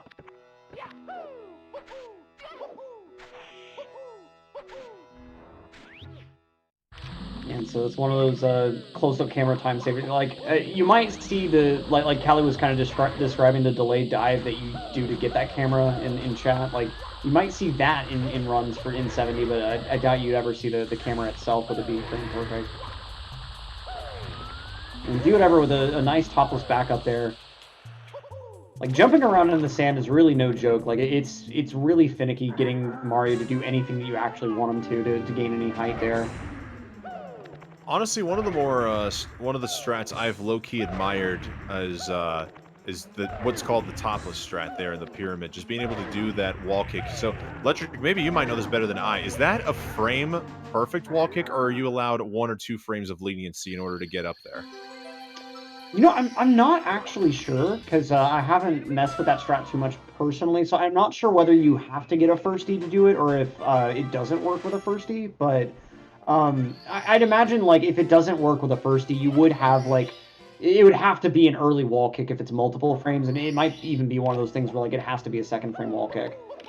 But it's a sort of situation where like the big factor out of it is you want a lot of speed going into the wall kick itself, because the wall kick is going to be the major thing that gets you height. Since like Mario jumps so shallow out of sand, you're wanting mainly to make sure that like you're getting a lot of speed out of it so that like you're actually going to hop up rather than like get a very low jump out of it because you jumped with such little speed. Meanwhile, breaking news in the chat, Punke has come into the chat to let us know he has officially retimed his first place run. It was a 139 flat .2, so unfortunately not a 138. But hey, you know what? As far as I know, that is still an overall event PB from Punke. So hey, GG's to Punke. Thanks for the retime and official confirmation. Perhaps 138 soon? Who knows? We could certainly see it at this event, especially with like I'm sure at this point Punke is going to end up like resetting a bit more often, since that run was one with like a little bit sloppier of like a intro to VOB. But like anything that he continues out of lobby, if he maintains that consistency that he has in that run, like it's definite 138. I feel like that's actually one of the things I've come to admire so far about the Speedrun World Record Circuit. Punke has quietly been getting better in all of his event times. He first got the 139.53, then a 139.30, a 139.08, and now it's at a 139 flat. Surely, if we're going on linear progression here, it must be 138 has got to be the next run that's completed. Oh yeah, I mean, there's nowhere else for him to go, honestly. Also true. It'd be a surreal situation. Let's see, like his retime time was let me find the chat message again. Somehow it managed to disappear from my screen. Oh yeah, so 0.2, so that gives him I think like about 6 or 8 or so frames that he has to make up. So it could theoretically be like a 0.1. Oh, that would be so cruel. having to go so far. I mean, an event PB would be an event PB, but still only by just a few frames. That would be so... Oh my goodness, I couldn't even imagine. Unfortunately, this 100 coin really throwing do whatever. Like, it is what it is. This 100 coin is just so brutal for runners. And from the coin RNG to, like, some of this finicky movement, like, it just kind of did not want to play nice from the beginning. Oh, we got a $20 donation from Little Chimp with the comment just, come on, man. Come on, man! I feel like I need to develop some sort of a stylistic catchphrase way to say that, because come on, man, it's so, like, well familiar. I feel like if they're saying come on, man, we gotta, like, make it, they're like, oh, come on, man! Yeah, right. Do whatever, moving on into HMC. Only losing a couple seconds off of his 142 splits here. So we'll see how the 100 coin goes here. It looks like against his event PB, he does have some time to save.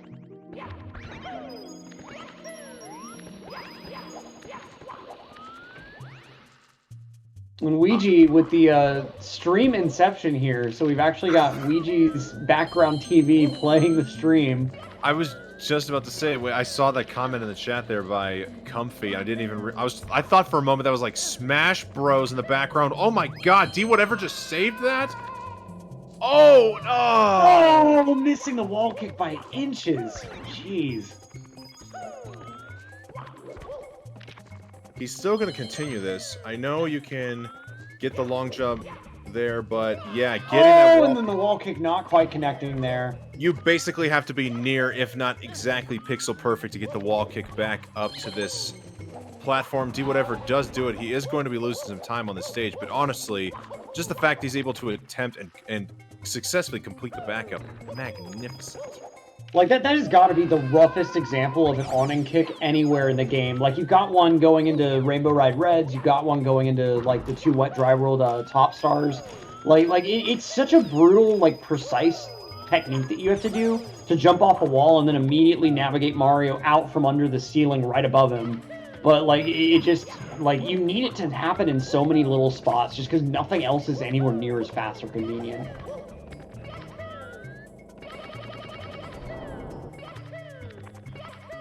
Nice. It's a nice BLJ, though. It's a pretty decent consolation prize, I feel like. Now, while D whatever is focusing on getting... Actually, you know what? HMC 100, I believe he does go for the Salt Cannula setup. No, he does not, actually. Oh, that's right. He didn't do it in his last run. I thought he did, but not for this go-around. But what I was going to say is I am fixated on Ouija in BOB right now. He is now concluding the stage with 100-plus reds. And I'm curious to see if... with the perfect pull RNG, could it just potentially be possible to get a sub, maybe very low 23 exit out of the stage?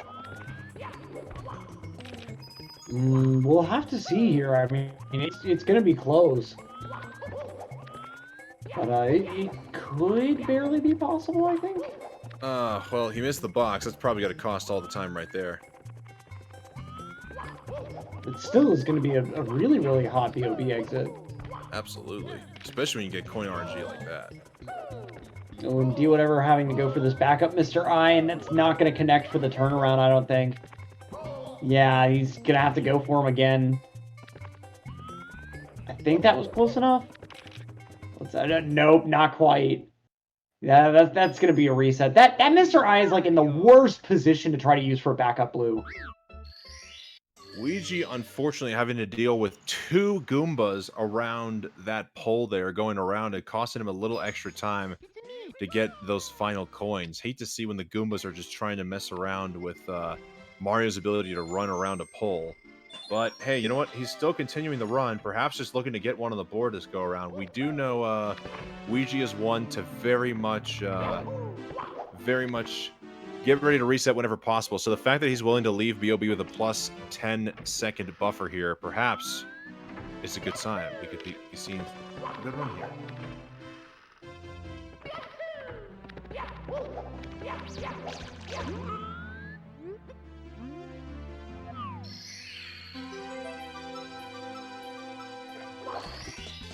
and we've got Callie back at runs again. Back from break. Callie.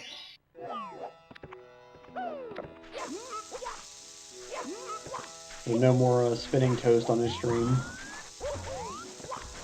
Now, Electric, I now have to unfortunately bring this up in conversation. When I was in co-commentary for my first hour here today, co-commentator proposed that for every $1 of donations that came through, we would divvy up 1/2 of a push-up for each of the casters in the booth. So say if theoretically someone were to donate $40, would you be down to do 20 push-ups or anything around that example?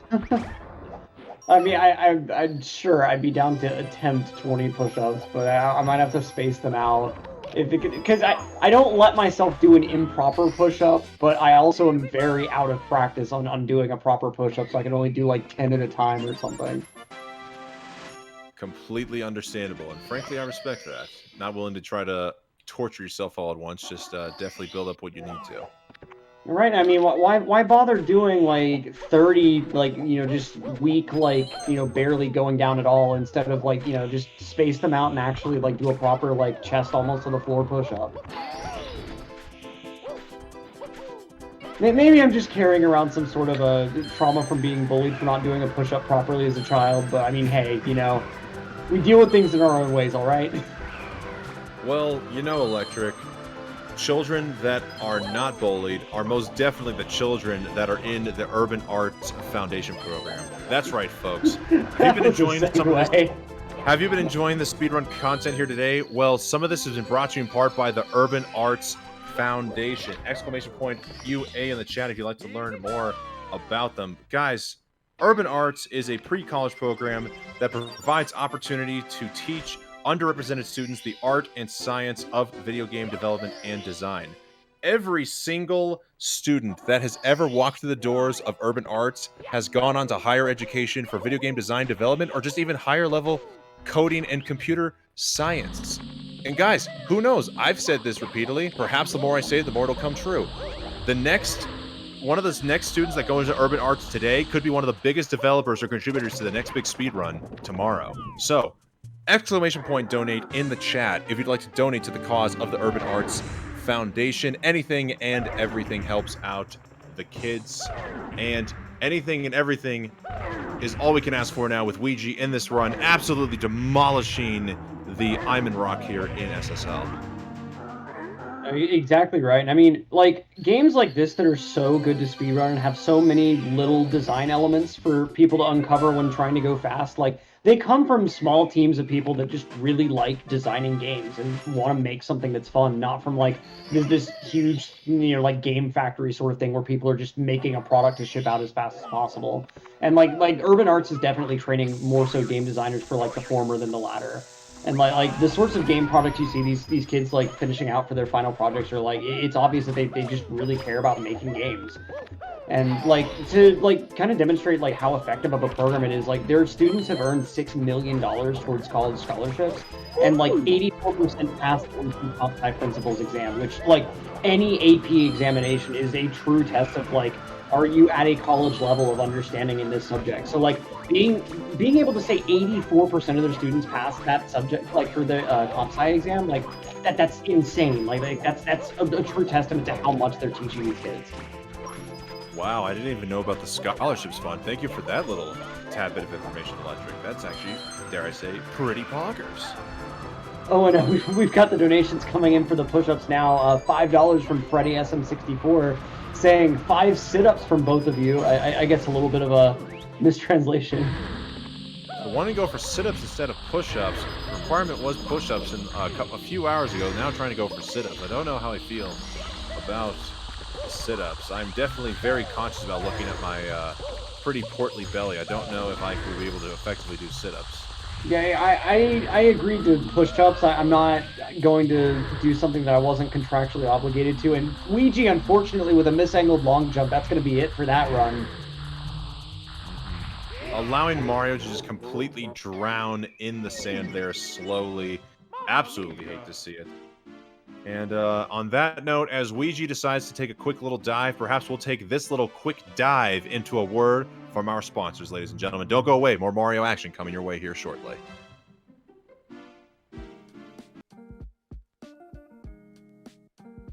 Urban Arts helped prepare me for college by giving me a lot of experiences working both independently and collaboratively with other people to make really cool games, and taught me how to put my all into creative projects, and that helped me put together a very strong portfolio for college. The best part about being in the urban arts community is the people that you meet. A lot of the people here have the same interests as me, so in the future, making friends here will benefit me and them and everyone around, because we all benefit from each other by gaining skills that other people had that I may need.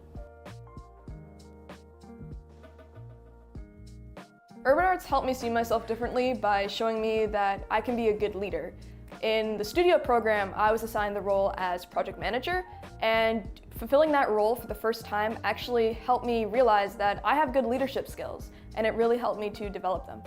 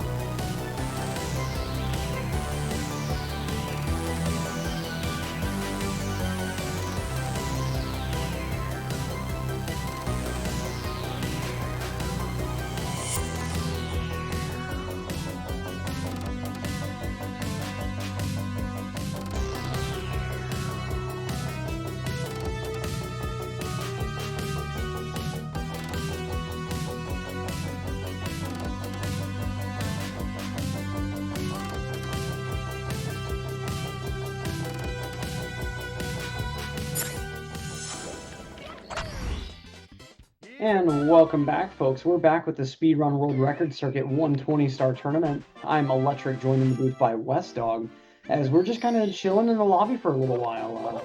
A couple of runs unfortunately met their demise in the basement area, and so now we're just kind of all throughout the intro with Blue Bob the furthest along going into JRB here. And now, West Dog, to kind of continue a conversation I was having earlier with Zeus, what do you think is better between JRB and DDD as far as stages? I would like to plead the fifth on this one. I I don't think we need to get into any more heated arguments here. They're both swimming. They're both Mario. I plead the fifth on anything, on any further details. That's very valid. That is very valid. As unfortunately Blue Bob messing up the entry to Aquarium and just did not really like that run after that, and just didn't go ahead and rejoin all these other runners in the super fun intro segment.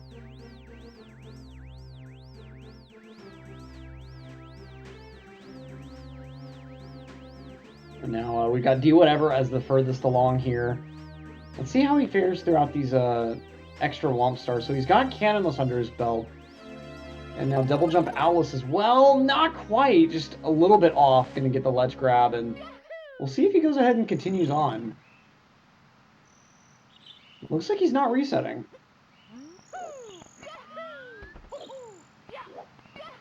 I did see a question in here from DT Robson in here, by the way. Is Callie a new runner? First time watching him. So, DT, Callie, it depends on what you may define as new here. Most of the speedrunners you're seeing in here have been running this game for many years. I'd say between Blue Bob, D Whatever, Punkay, and Ouija, they have on average been speedrunning this game for 5, maybe 6 years. But Callie, his first ever 120-star speedrun was submitted only 2 years ago. So he's not quite a new runner, but he's new-ish in the elite level scene. 2 years later, he's gone from a 2-hour, I believe, 40-minute time to now a 140, pretty much flirting with the 139 that hopefully we may be fortunate enough to see in here. So, yeah, Callie, not a new speedrunner, but by all means definitely new to the, I guess, quote, mainstream circuit, if we can call GSA the mainstream here for speedrunning.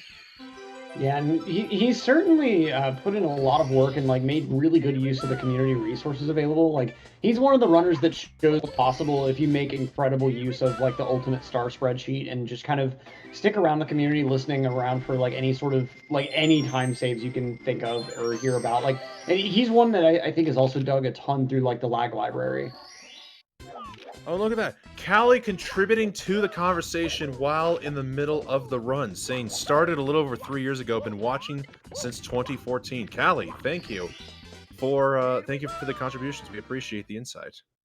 And someone mentioned earlier that like Liam kind of treats a 120 star like 70 star. And like in that same vein, Callie kind of treats every category almost like 16 star. Like he really just maxes out every strat that he can in a lot of cases. Example right there, trying to go for a double jump Owless in Womp's Fortress. Unfortunately, not playing favor to him, but hey, you know what? You got to respect the man for going for the higher level strategies.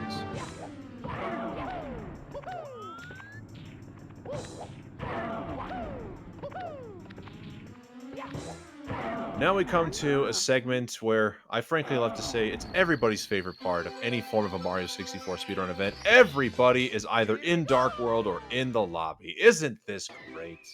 Yeah, I mean, it's the part of the game you came here to see, right? I mean, if you're in a stream, this is going to be 90% of the stream, so this is definitely what everyone comes here to see when they want to see Mario speedruns. It's just, it is what it is, though. You know, when you're going for strats this hard, you're going to be seeing the beginning of the game a lot, and I mean, luckily, like, there is some variation still. D Whatever with the double jump fortress, like, that's, I still can't believe people do that strat. Like, it, out of everything else that could kill your run in Womps, like, why would you make that star harder by going for a strat like that for, like, so little time save? At this point, it's either going to be for a flex, or perhaps his mood is just, whatever. D Whatever just shrugging and saying whatever. Exactly.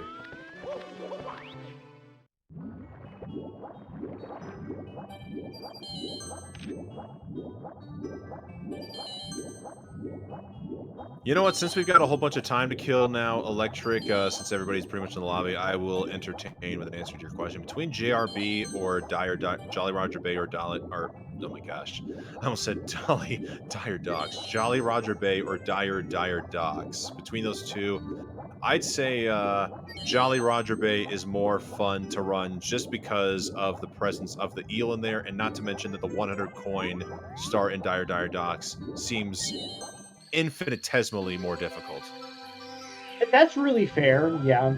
I mean, both are going to require a lot of swimming. And I mean, JRB's 100 coin, like, it's a little bit of a pain, but I mean, it's once you kind of learn how to account for the ship, it's not as bad. But, like, Unagi definitely really is what puts it over the edge. Oh my god, I'm sorry. Blue Bob just went for OG Cannonless and he got it! Blue Bob just hit OG Cannonless. Somebody needs to go back and clip and watch that. It was so fast it happened before our eyes. OG Cannonless. Oh my gosh. And incredible that even with Salt Cannonless, people are still pulling out the original OG. Oh, and long jump Cannonless too. Like that's been crazy to see too. Bob, what are you doing? You hit OG Cannonless. That was the run. You had to go balls to the wall, man. Why? Oh my god. I wanted that to be the run so bad. I was already attached. Getting attached in WOMs, come on, that's a rookie viewer mistake. I know. Once you've been watching for long enough, you don't let yourself get attached until after the final text box. It's just OG, man. OG, it unlocks certain feels. I could see. I kind of get that way with long jump Cannonless, because it's really like you get long jump Cannonless. It's really, what else are you gonna do on top of that? If you got like a Suki and like long jump Cannonless, what else is there? You've conquered the final frontier of early game time save. Alright, well, unfortunately Blue Bob is now back into reset. We still got D whatever going into and swimming in Jolly Roger Bay. I'm sorry, Electric. I literally lost my mind just watching OG Cannonless happening. We were talking about just swimming in the stars in each of the respective major swimming stages, correct? Yeah. See, I'm not gonna lie though, Aquarium I feel like is kind of underrated. Like it's just such a cool aesthetic. Like having that like lullaby music playing while you're just swimming around in this like just ethereal blue box. Like it's just such a quaint little stage. That's the problem, though. It's underrated just because it's so short. It is a very nice aesthetic, and, I mean, wait, actually, correct me if I'm wrong, the aquarium, supposedly, if we're looking at the castle, is quite literally near, like, the tip of the castle, like the spiral of the castle where we see Peach come out of, right? Or close to that? I think so. I'm not... Well, it's got, like, those, I'm not sure what the name for that type of window is, but where it's got, like, the plus sign, window support or something. And does the castle have any windows like that on the outside? So I think they're all like the other shuttered type of windows or something. Oh boy, we are really going into the iceberg now. We're going into deep castle lore. Might have to take a look here. If anybody is willing to reset. Okay, here we go, Callie. We've got shutters on there. So we got shutters, but not necessarily those type of windows there. Yeah. None of those the same type of windows as the aquarium windows. Oh man, we're gonna need to get a contractor out here and map out where exactly this aquarium is supposed to take place. I'm a little too confused. Unless then again, you know, every other stage that Mario goes into seems to be an entirely different world. Perhaps aquarium is just its own world. They're just confined to an aquarium. Yeah, but I mean, think of the fish that exist in that world. That is the only water they will ever see is inside of that blue box for their entire existence. That's their entire domain. You know, I'd rather swim in that big blue box than a fish bowl sitting on the kitchen counter. Yeah, that's very true. Yep.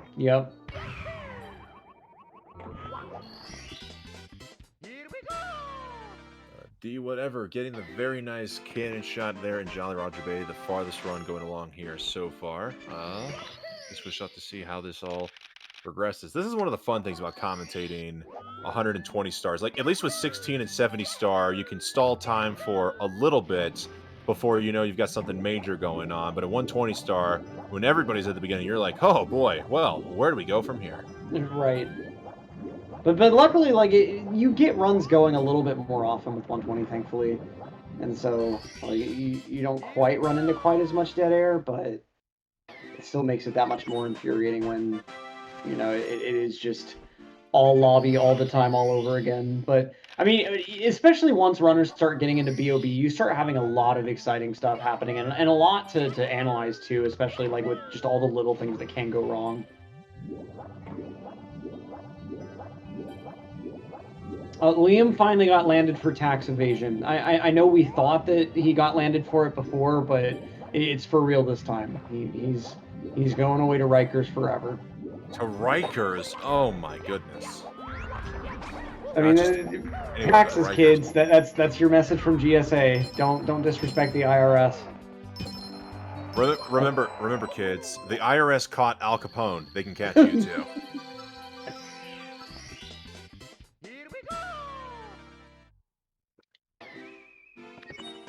Well, you got Ouija fooling around here in the Womps Fortress section here. It looks like, actually, we're almost coming up to the top of the hour, so if our co-commentators are ready, Electric, I hope I'm not making anything premature here. We might be ready to transition out of here. Do you have any closing statements or words you'd like to say? Perhaps maybe even redirect one more thing at Zeus. Apparently you guys got into a very heated topic.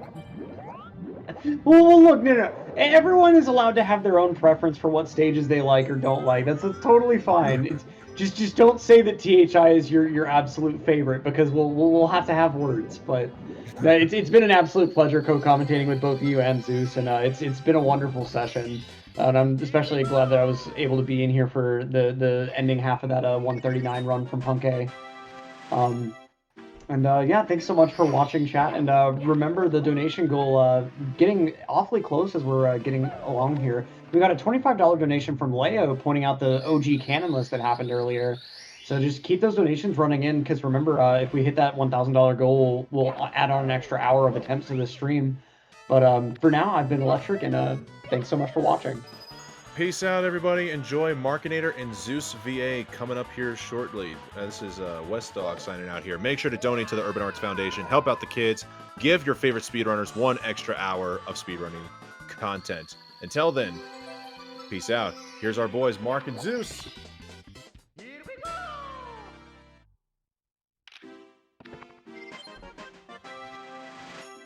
All right, how's it going, everybody? I'm super stoked to be here. It is going to be a great championship series here with the 120-star tournament. We've got 5 of the runners I see. I'm just doing a little bit of recap. Do Whatever, Cali, Punkation. We also have Ouija and Blue Bob doing runs. So that is fantastic. But I'm also here in the commentator's booth with Zeus64. What's up, Zeus? Yo, Mark, how's everything going with you? Going great. I was loving the commentary I was on earlier today. Got some really hype runs, and we've gotten even more hype runs after that with Punkation getting that 139. Absolutely. Definitely one of the highlights of the day for sure. Of course, not to rain on the parade either, but the other one that almost went unnoticed. It almost wasn't recognized at the time, but a couple people in chat caught it when it happened, was D Whatever during his 142.45 getting the TTC community best with a 348. Oh my gosh. Yeah. Pulled out an insane 100 coin and then finished it up with one of the cleanest moving reds you'll ever see. That's incredible. Definitely one I'll have to look back on and watch. And D Whatever's on another run at the moment over here in BOB. So yeah, maybe we'll have another chance to match up in TTC with I mean, that's a stage D Whatever is super familiar with, being a 70-star expert. Yeah. He's one that's had the stage RTA record for it before more than once. TTC is kind of his bread and butter at this point. Another person who's got a lot of bread and butter though is Ouija, of course, having pretty much every other.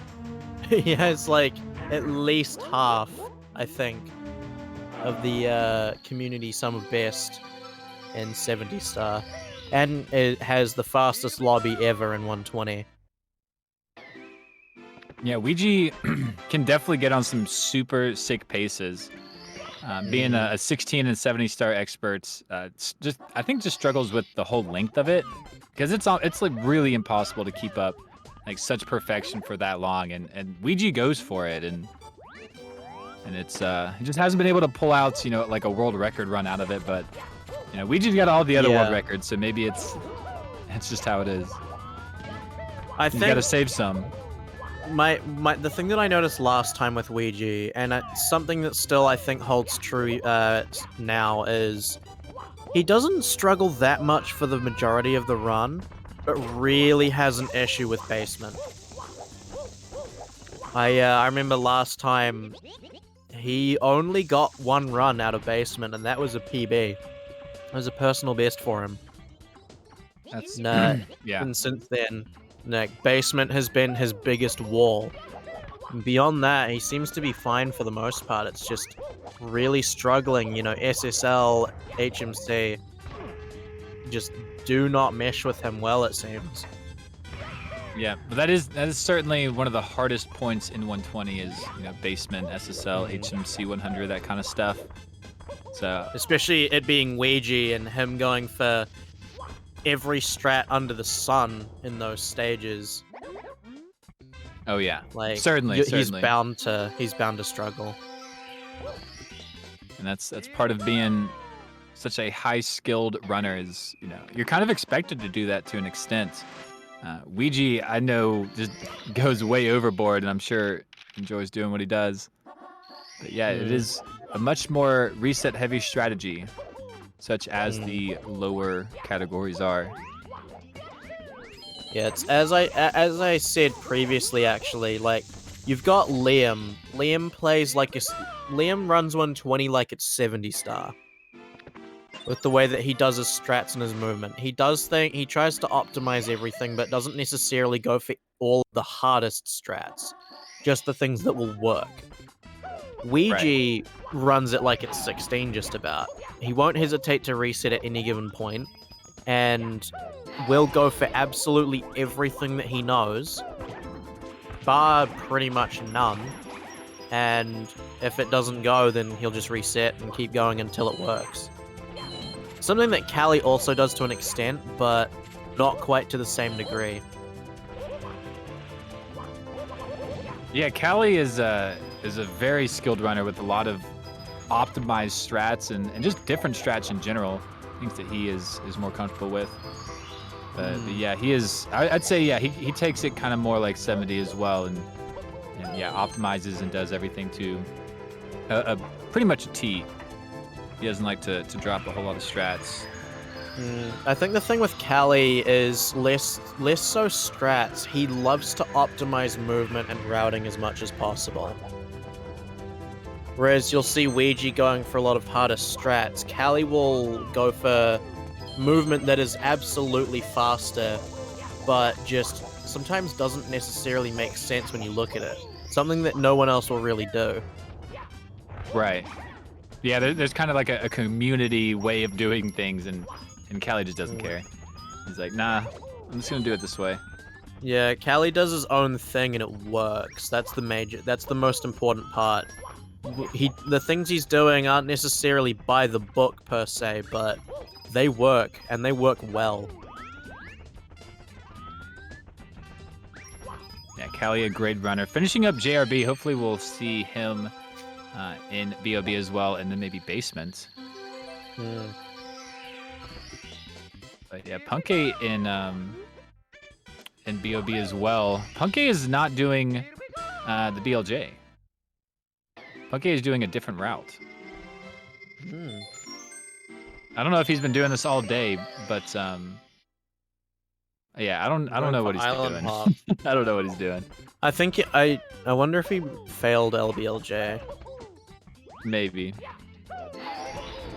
Yeah, because his splits his splits are Dark World, so he must have failed LBLJ and decided to go to BOB. Ooh, D-Whatever's gonna have a pretty big stored angle here. Oh yeah, and misses that one secret. I hate secrets in BOB. I despise the star. I always end up getting a stored angle. Nothing I do fixes it. It's hard, yeah, because you have to get up there, but yeah, it's very tough. Normally you have a small one, you just can't get a big enough one to really mess you up. It's kind of the trick. So I always end up getting a big one and missing either the 4th or 5th. It sucks. Every time I don't get a stored angle, I end up golding. What a camera angle from D-Whatever. I don't think that grabs the star. No. So Yeah. no ground pound there. Yeah, good backup, like good realization that it wasn't gonna grab the star with the ground pound. Not But he wasting is any green. time. It's a 23-35 lobby. Certainly a solid performance. Pretty much anyone that getting that is like any normal person. I say normal. Any normal runner that would get this kind of that kind of lobby would probably be losing it. Like a mid 23 lobby is an excellent exit. Yeah, absolutely. Even I myself, I've been on like 142 paces and things, and I've still yet to get a 23 lobby. Wait, oh, Callie got hit by. Whoa! That's the. I forget what the eel's called. I'm sure chat will fix that for me. I didn't even know the eel had a name. Is it like it's like unagi or something like that? Oh wow! It just means it's like whatever the Japanese word for fish is or something. It's very Oh. basic. Yeah, that sounds about right. Callie doing a very minor demonstration of how far against the grain he goes, doing aquarium in the reverse direction to what everyone else does it. Yeah, I'm pretty sure Tass, for whatever reason, can save like a couple frames doing this. I'm not sure how that works out RTA. But I doubt it saves time. I doubt it saves time. He probably just does it because he can. Because he's Callie. Yeah. Callie just loves doing everything that is different. And it's something unique about him. Like, it's something that, like, again, he does things that no one else does. Mm-hmm. And Yeah, he's absolutely. popularized a lot of faster movement as well in recent times that have actually helped to optimize certain stages too. I mean, of course, we've seen him do the very interesting side flip wall kick with 100 coin instead of doing the instead of having to do the really frustrating angles to get up onto the larger area after the little slope. He'll just keep going, do a completely different wall kick that gets him landing pretty much on the coins. Yeah, CTM. A lot of his 100 coins have some interesting movement like that. It does does Koopa and 100 and THI, and yeah, just pretty crazy strats in Cloud Stage as well. So yeah, I mean, no matter how far he is in the run, yeah, Callie's doing Callie. That is for sure. Which is great. Makes him really fun to watch. We get to point out a lot of cool strategies. So yeah, excited to see him make it back into basement and beyond. But we'll see. Still has BOB to go. The BOB is definitely one of the most popular stages, I think. I think a lot of people, especially casual players, when they think Mario 64, they're thinking Bob on Battlefield. Definitely. That's one of my favorite stages. I've always enjoyed that stage. Very open. It's a lot of stuff going on. can explore a little bit. Yeah, definitely. It's one of the most, I'd say it's one of the most fleshed out stages. None of the stars are particularly boring to do.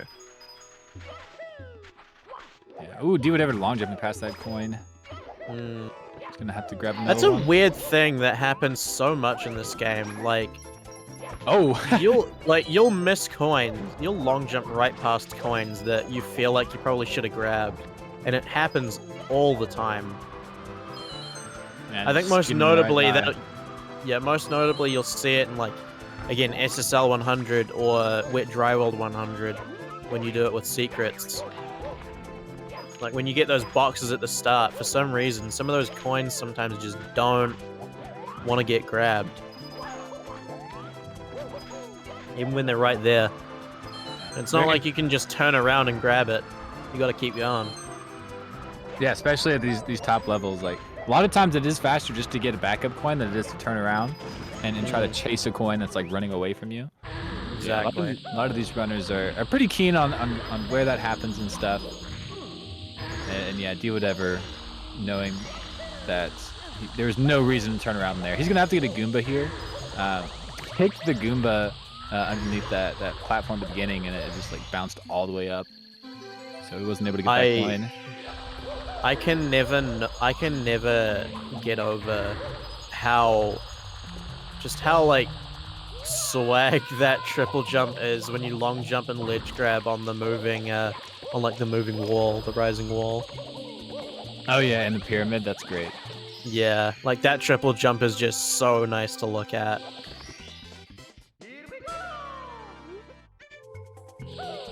Finishing up this 100 coin for D whatever. Take the ledge grab, it's okay. Not what he was going for.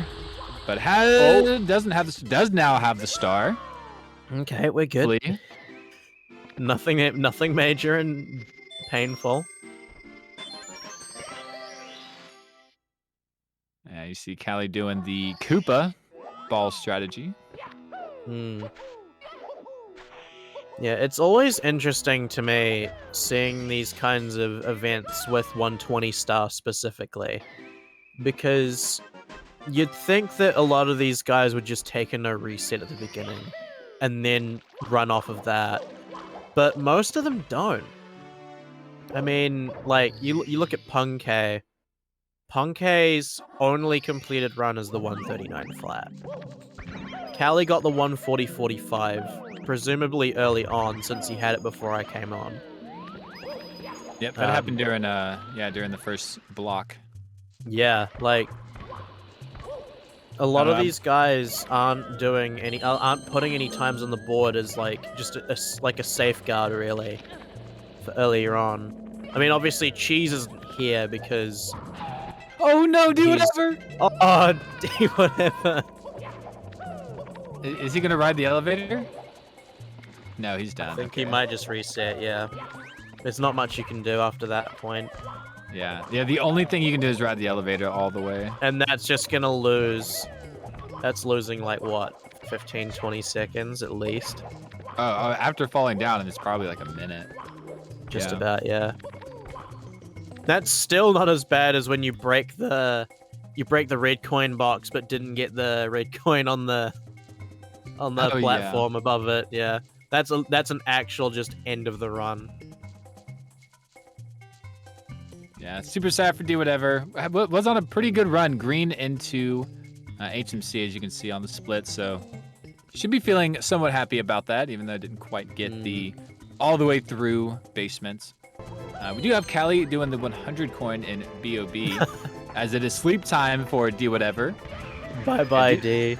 Yeah, D whatever is European, and so he German is, man. Yeah, he is German. But I think they're like 8 hours ahead of me, and it's 7 o'clock here, so yeah, it's quite early in the morning for D. Yeah, I live in the future, so it's 11 a.m. for me on Sunday. Oh yes, New Zealand, is that right? Yeah, New Zealand. I've had some awkward moments quite recently over the past couple days of people thinking that either New Zealand is a part of Australia or I am or I'm from Australia when I'm not. It's always fun. Is it the accent? Always fun. It's the accent, but then like New Zealand accent, like when you actually listen to an Australian accent versus New Zealand accent, there is a pretty apparent difference. Like you listen to the two of them side by side, you can tell which one is Australian and which one isn't. Right. But I guess just some people maybe haven't heard it enough and don't know the difference at all. So I'll get some people assuming I'm from Australia, but I'm not. It's always Callie with fun. Yeah, definitely. I don't. I'm just American. people just know that, so I don't. Fortunately, don't have to deal with any of that. Okay, the New Zealand to Australia thing is identical to when people assume that a Canadian is from the US. It's the exact same thing. Yeah, that's probably true. Yeah, if somebody called me Canadian, I'd be like, "Excuse me." No. Yeah, and it's an equal amount of like offense taken. Like you get told you're from, like an American gets told they're from, gets asked if they're from Canada, or vice versa. You're gonna be like, huh? I'm sorry, what? It's the same thing with New Zealand, Australia. Makes we sense. hate each other. We don't actually. Okay, we kind of maybe friendly hatred. Yeah, you Between know, cultures. I'd push an Australian down the stairs. If I ever get behind him up the stairs. Yeah, be if you're on the stairs with me and you're Australian, you best be behind me.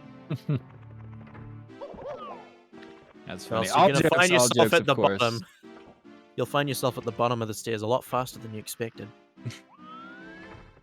Yeah, fun times in the commentators booth here. But we got Callie I've just been coming in the a menace basement. the whole time. No, it's Callie in fun. basement? He was already in the basement though. Yeah, kind of a natural home for many of us speedrunners. Yeah, we live in the basement. There was a period of time actually where I was stuck in Benji's closet for about for like 2 weeks to a month. Oh. Yeah, he was. This is also when he was getting all of his personal bests after his first 47. He started dropping his times down rapidly.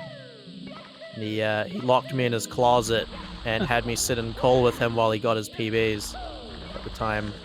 It was traumatizing, but also awesome because, you know, getting to be in call with someone getting these 47s is awesome. But, of course, he wasn't giving me food or water, so it was a very dangerous time for me. Had to plan your escape. Oh, yeah. It was like Mission Impossible stuff.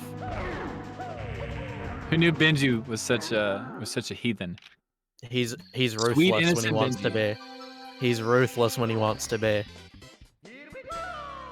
That's okay. I still don't know how I managed to get kidnapped and imprisoned in a, what was he at the time, a 15-year-old, 14-year-old's closet. It's always confusing to me, but it happened. I still have PTSD from it. That's why I'm never in calls with him anymore. Can't handle it. It's too much. Can't do it. That was a good pedal list from Callie here. Yeah. Very, very nice. Yeah, missed it the first time. Had to do topless as a backup. So yeah, feels really good to snag at that time. We'll see. Reds or 100. Looks like... oh, actually doing the Talon. Hasn't done that one yet. Yeah, we do the Talon here because during Reds and 100, if you touch him, then you'll spawn the star. He can be annoying when he doesn't have the star in his claws, but it's better than taking the 3.5 second time loss. So, just a nice routing choice to do it first. Not necessary. We got Ouija. -10 on a 138.59 into Bob-omb Battlefield. Being the monster that he is, there's a chance that he might pull out a 22. There's a pretty good chance that he pulls out a 22. lobby here, actually, because it's Ouija. Yeah, just has to save a little bit of time on the split, which, yeah, is possible. Yeah, imagine Ouija being one of, if not the best runners, pretty much of all time at this stage, I think. Yeah, Just across definitely. the Yeah, board. you could definitely put him up there. Yeah, Cheese, Like, Punk, Cheese is the Ouija. goat. Cheese and Punkay are like the two primary goats that would pop into your head. But Yeah, Ouija has 120 been just specifically, yeah. climbing that. 120 specifically, even 70 as well. True. 120 and 70, like Punkay and Cheese, have definitely solidified themselves, at least for the two longer categories, as like the main goats. But, you know, Ouija is one that very easily can bring himself into that as well. If he can finally get a 120 run at his level.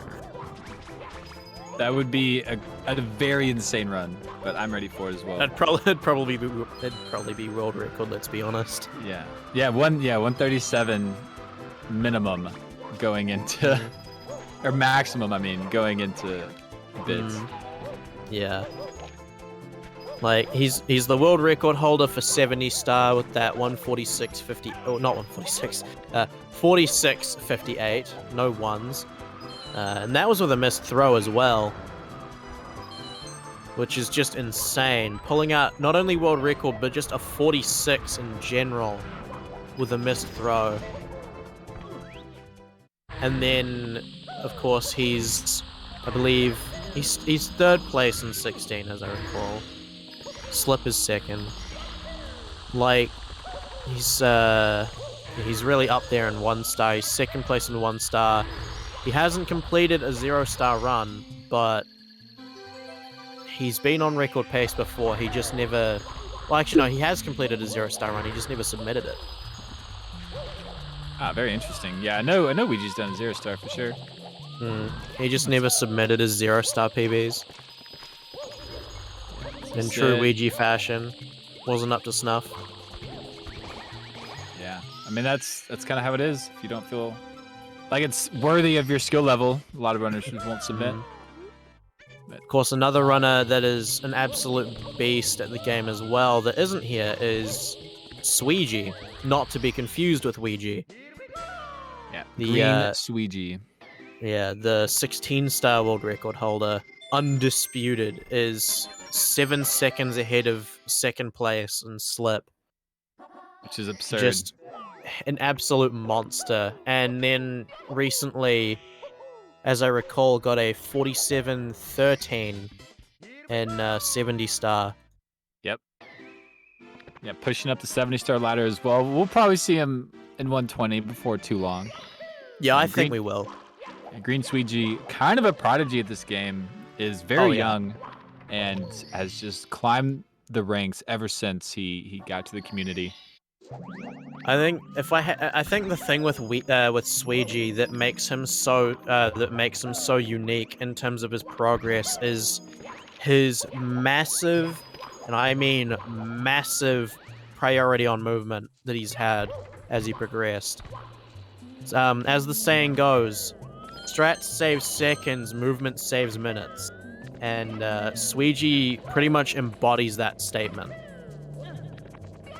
Yeah, everything Green SWRC does is super quick.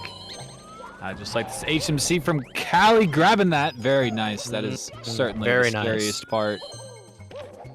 BLJ is pretty scary, but that is a little worse in my opinion. I believe Cheese himself even said that he believes SWRC has like the best movement, best control of Mario out of everyone. Still watching for Kano to start running 120. Same. Yeah, that's going to be really interesting, honestly. Kano is unquestionably the hardest grinder in the entire community. It's not a question of like if. It's just a fact at this point.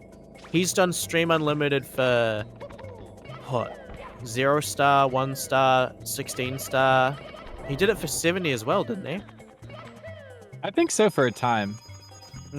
Like, I'm not sure. if Kano does stream unlimited on 120 star for 139, well, longest stream in history is coming.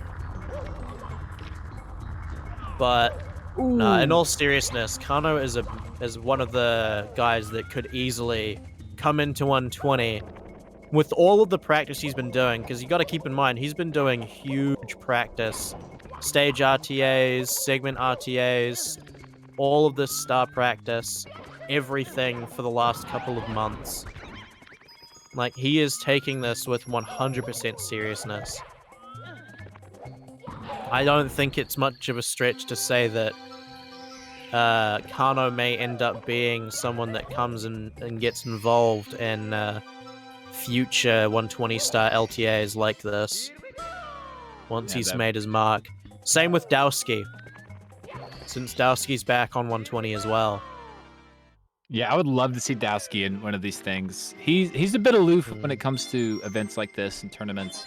Hard to really nail him down to one, but yeah, that would be fantastic. I want to see a big multitude of runners. We kind of see a lot of the same ones coming into these events, such as like Cheese, Punke, Ouija, Liam. Like, you know, those are the expected names.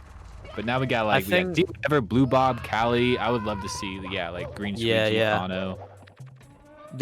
I think one of the things that could be really interesting is running like a more traditional style tournament, only instead of it being just 1v1s, you have these groups of people then competing LTA to get into a main bracket, kind of like with that Nick V 70-star tournament from last year. But having that, and then like just continuing to have groups split off into higher level LTAs until eventually you've got the people that have worked their way, earned their spots in like an LTA final. So you got the guys that have consistently pulled up, brought out the best that they've got. So then you're left with a bunch of people that, all things considered, could pull out some incredible times, and you don't know who's going to win. Because with these kinds of events, you know, there's the obvious predictions and expectations of like Liam, Cheese, Punke being the top three, and that's kind of it. But there's other really good runners as well. Like, someone I've been wanting to see in one of these kinds of events for a long time is Dezinig. Yes. Yeah, Dezinig is great. I've been really wanting to see him involved, especially since it turned out that he'd been running on the Brazilian version, which was losing him a decent chunk of time. So his personal best, even though it's a mid 139, he could very well actually get a 138 if he were to be running on a JP console. Yeah, Japanese or American console would be best. It's crazy how the Brazilian console is actually slower like that. I think it would all just kind of be the same. I can't remember how much time it was, but I think it was somewhere around 30 seconds. Yeah, I do remember that coming out, being a thing. But yeah, Dezinig. Yeah, Brazilian, I believe, has a full-time job and everything, so that's just it can be tough getting some of these runners out here. But yeah, we're definitely gonna do the best in the future. Everyone, I think, loves seeing all of the different stuff. Ouija getting crushed. Ouija is gonna do a dive, and oh my gosh, did make it. That was fascinating. Yeah, I was not ready for that to happen. I'm sure Ouija was like, I'll just get crushed and I'll keep walking, but then it came back for him again. He couldn't do much. Yeah, as we were talking about basement kind of being Ouija's kryptonite. Yeah, it's something that I'm very adamant about, is that fact. Like, he struggles with basement, but of course once he gets out of it, I've noticed he does just kind of start sailing smoothly. Like, basement is his biggest issue. Beyond that, I mean, you look at his personal best, his basement wasn't amazing, but it was enough that he was willing to get out of it and keep going. And from that... From that, Nice. you know, he cruised. He cruised for the rest of the run and then lost like a minute plus on Rainbow Ride, and still got a 139. Like, he is he could get he can get a 137, low 138. Like, he's top 5 potential undoubtedly. Oh, I believe that, no doubts. Yeah, Hmm. Ouija 120 is one of those things it's so long, and there's so much Mario to be played that you have to find this specific groove to really just play and to hit all the strats in a row and not think too much about it. Because 70 star, I mean, even though it is still 47 minutes, 46 minutes now, you spend a lot of time like jumping in and out of stages, and those are like the fastest stars you could possibly do. 120 has a lot of those saucy stars where it's like this 100 coins 3 minutes long, you know, and it's losing a handful of seconds in that 100 coin is basically a given. But for a 70 or 16 star experts, it doesn't feel that way. You know, you don't want to make any mistakes, and you're super critical, and that seems to be what Ouija has done. And oh my gosh, double star spawn from Blue Bob. Let's go. That was incredible. I was watching Bob. him run the poles. I was like, it's coming. It's coming. Incredible. Good job, Blue Bob. I was talking about Ouija. Yeah, I don't even know what I was talking about. That was too great. Speaking of Callie's in Ouija, Leap of Ouija Lava coming in Land. with a raid. Ouija coming in with a raid on the stream. 200 people. Yeah, thank you so much, Ouija. Yeah, rated 200. You were playing fantastic. I assume that means that you might be done. Maybe just taking a break. Hopefully, we'll see you here for the last little bit. Fantastic. But we do need to shout out Urban Arts real fast. We haven't really done that since me and Zeus got on calls. But Urban Arts is our sponsor for this tournament. We do a lot of stuff with them. Their charity helps inner city kids. I'm sure you've all heard the spiel, but in case you haven't, we have a donation goal, $1,000 in the bottom left, and that will extend the time by an hour. And that will be massive going into day 2 in these runners, getting some extra resets. We're a little far off right now, but we've seen in the past how that can change. And Urban Arts would be a great cause to donate for. Sorry, my phone just went off if you heard that. But yeah, I mean, 100% higher learning acceptance for these kids. Computer science majors, you know, it's fantastic. 250,000 students have gone, and every one of them gone to higher learning. That's just incredible. So great cause. Please donate. We'll read your message out on live chat. Yeah, We've absolutely. land 100 coins. That's what Callie's doing here. But yeah, have to shout out Urban Arts. They're just too good to leave them hanging. That's absolutely true. Gotta give our shout outs to Jason at Urban Arts as well. Absolute legend. Oh yeah, might be hanging around chat. Likes to do that sometimes. Call him out, see if he shows. Very good 100 from Callie here. This volcano movements. See how it is. Yeah, Callie's movement really is just so unique in such a good way, though. It is, yeah. Yeah, missing the fire. That's really good. Got caught up just a little bit there with that falling platform area, but picks it up. Makes it a pretty good volcano. Oh, great ending, too. Cheese is currently in the middle of dealing with his own version of Spider-Man No Way Home. Currently unable to make his way back. So yeah, he'll be here tomorrow, but unfortunately not going to be able to compete today. But this is Cheese, so it's not going to make a difference. Yeah, Cheese likes to save all the sauce to the end anyway. It's just part of what he does. Being the GOAT, the clutch master. Can't be bothered with day 1. Cheese is trapped in another universe right now. He's trying to parallel universe to get back to Spain, but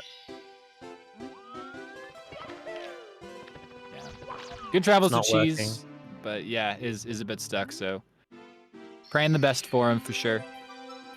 Couldn't BLJ fast enough, and now he's got to start it all over again. I told him he had a world record before he could come home. We'll see how long he stays. Yeah. Yeah, we said he's not allowed to start doing runs until someone gets a 138. Yeah, and then been Punky building got, up got the 139 flat. Yeah, Cheese has been building up speed in HMC for the past 24 hours. Yeah, absolutely. He's just gonna skip right over the Atlantic. He's just no. He's actually out. Okay, so he was, but then he dropped the speed. So now he's out. He's outside the castle. He's working on getting a real life 1 key. Callie with the vantage cap fall.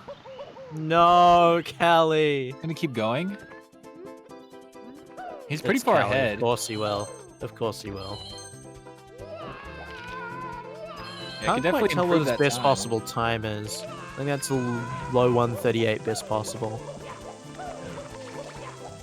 Yeah, I can't really tell, but yeah, it's probably something like that. Is pretty green. Word. Yeah, that movement. That was pretty great. Like over the elevators. There's been a lot of like newer movement that I've seen a lot of top runners do here. Okay, hang on. Cyclamic! Very nice. I was contractually obligated to do that. I signed a document and everything. I had a handshake. I had a handshake agreement with chat as well. I have to be careful every time I do that because the first time I did it, I forgot to turn my mic gain down and ended up blasting everyone. Yeah, it came out a lot better this time.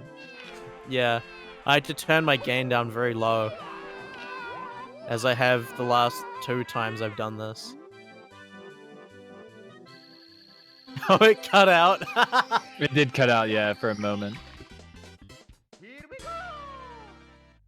Too much siglimicking going on. Yeah, so I went Calvin's still green. All 1,300 chatters. I went to everyone's house and shook all of your hands. Yeah, it looks like Callie's still green on the splits. Must have had a bad vantage cap going into that stage. So yeah, really good that he's able to continue. Made a blood pact. Blue Bob saying in chat he's done for the day. Gonna rest the hands for tomorrow. So then there were 2, Callie and Punke. Yeah, 07's in chat for the fall in Blue Bob. Yeah, Not we've quite still got yet. the Still two got front. We've still got the 2 front runners here as well, though. We do. Something yeah. to point out. Callie's still green. Yeah, that's what I was just saying. Like, must have had like some kind of fall or something advantage cap, going into it. Had some time save. Yeah, so that really sucks not being able to capitalize on a time save like that. But just the fact that he's still going. Callie's really good about being able to shake stuff off like that. Callie and Punke both, actually. Both of those guys really, really tolerant to mistakes. Yeah, absolutely. And we are in HMC. We got this Reds. This is probably the most exciting start in HMC. So we're going to watch this from Callie and then probably cut to a commercial break. Yeah, I agree. This CCM Reds is absolutely the best star in HMC. Yeah. Oh, surprised Callie didn't do the jump dive here. You can save just a few frames by doing it. But yeah, very nice from Callie. Very clean, regardless. But we're going to cut to a break. Urban Arts, appreciate you so much. Got to give them some love. So we will see you guys in just a few minutes. Ladies and gentlemen.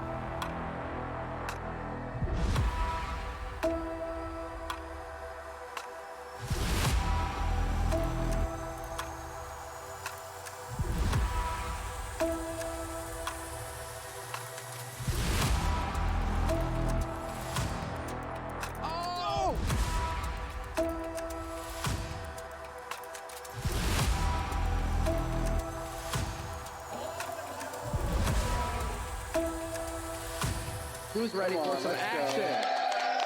There we go.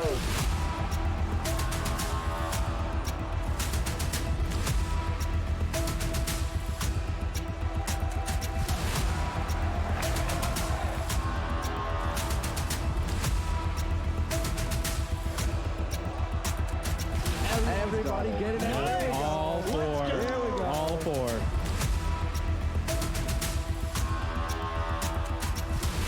IBK, whole bunch of enemies, just like that, picking up another one.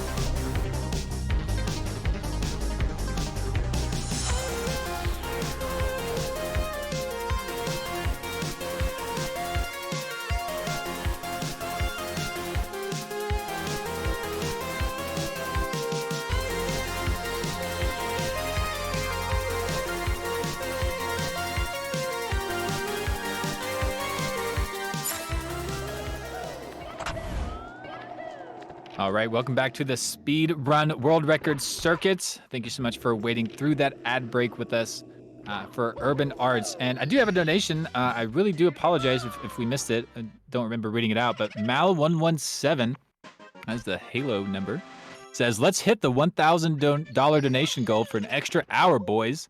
If everyone has donated $1, we hit the goal. That's very true, by the way. If everyone just donates a little bit, we can hit that goal, and maybe we can have some fun with chat too. Get some predictions going, get some conversations going. Let us know with the donations. Doesn't have to be a lot. It's a couple dollars. We'll read it out.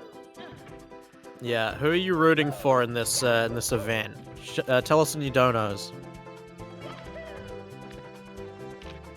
Maybe also talk about why THI is the best stage in the game. Or why it's not. I will die on this hill. Die on a tiny, huge hill? Yeah.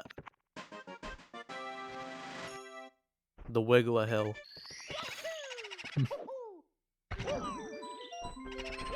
Right, BBH, I think a couple more here for Callie. Yeah, 2 more. And I actually saw the big boo at the top of the balcony as we spawned in. Yeah, that is where Callie's headed.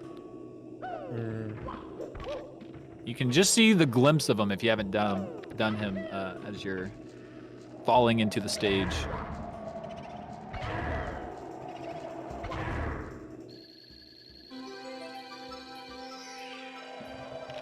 Punkabe making it through BOB. It's running against a 23:12 BOB time, so even though those splits look red, this is a pretty fire pace. Yeah, honestly, like, you can't complain with this kind of start. Callie bringing it back pretty well thus far, even with the fall and vanish cap. You know, still 138 best possible time, which is insane.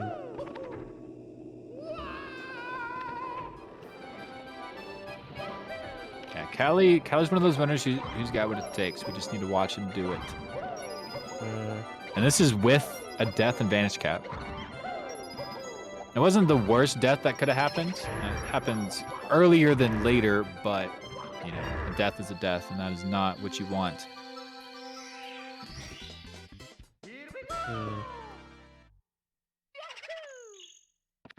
Yeah, gonna be plus. I think that was yeah +7 on his personal best. I want to say, or on the run, but Yeah, still looking potentially. very good against a 141 flat. Yeah, that's the pace he's got to keep if he wants to keep with the current event PB that he's got. Yeah. And Callie missed a throw in bits as well. So yeah, it could have been a little bit lower. Oh, died in bits as well. Was actually, I remember now, was 2 seconds away from the 139. It was the best possible time going in, and then yeah, took a death on that triple jump towards the beginning. Okay, missed 1 coin there on the swimming. That's so okay though. Yeah, cannot miss any more. Yeah, can't miss another. He is stuck with every coin now. Oh, okay. Oh, and didn't grab those others too. This is tragic. That's not too bad though. You can back that. Callie, what are you doing?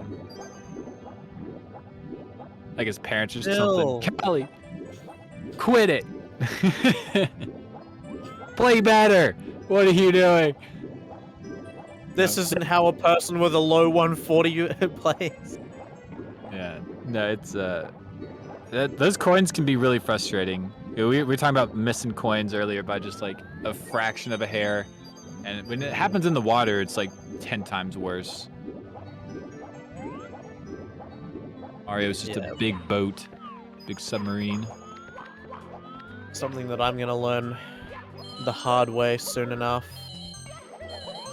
Is because I myself am just finishing up the process of switching to N64. Nice. No more lagless times. Okay, here he goes. The waterless strat from Callie, and it's not good. Slides down. we will see waterless, I believe. I require dry Cali. I know, after spending so much time like on the sub, drying off, just to jump back in the water is kind of cringe. Like, come on, Cali, you're not part of Moist Esports. Yeah, when is Moist Esports going to sponsor a Mario Runner? I was actually talking to Benji about this, like, not too long ago, how I want to see that. Thought you were about to be like, I was talking to Charlie the other day, and he was like... I wish, dude. I mean, well, I've got connections. I know a dude that's friends with Mudaha from Some Ordinary Gamers, who's then also friends with Charlie, so maybe. Okay. maybe we'll get Moist Esport Mario Runner. Yeah, it'll be Benji though. I have to support my homie. Yeah, Benji can do he can do all the different routes. 16, 70, 120. He hasn't done 120 in a while. I keep telling him he should do it, and then he says no. It's been a long time. He's been, yeah, that 70-star expert for a long time. Yeah, Moist DDD. that'll be the tag at that point. Only allowed to do water stages. Must jump in every water in every stage. including the weird clip and womps. Oh, that's right. I mean, you touch the water. I mean... You touch the water, but you gotta swim. No, I did talk to Benji about the idea a while ago, saying like, imagine if this became like a proper esport on the same kind of way that you see like Melee. Yeah.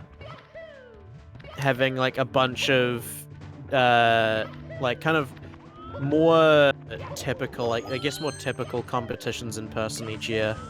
You know, yeah, during the year. Yeah, hopefully that's what we're doing here with the Speedrun World Record Circuit. I believe that is kind of step one on our Mario journey to become more official like that. So yeah, a few tournaments like this, lifetime attacks. I really like the lifetime attack format. It's becoming more normalized. Yeah, absolutely. I tried to shift the game a little bit with a 16-star lifetime attack tournament. So maybe we'll see some more of those in the future. But yeah, just more events leading up to like live events and stuff like that. Is what we're looking for. That would be great, in my opinion. Because the way that I see it is the peak of, at least for like in general, I think the peak of a speedrunning tournament bracket would be essentially like a pool stage, a group stage of LTAs leading into the main players. Maybe you have like 32 people, so then you've got 4 groups of 8 or something like that, or 8 groups of 4, and the top 2 from that LTA in each group then go through.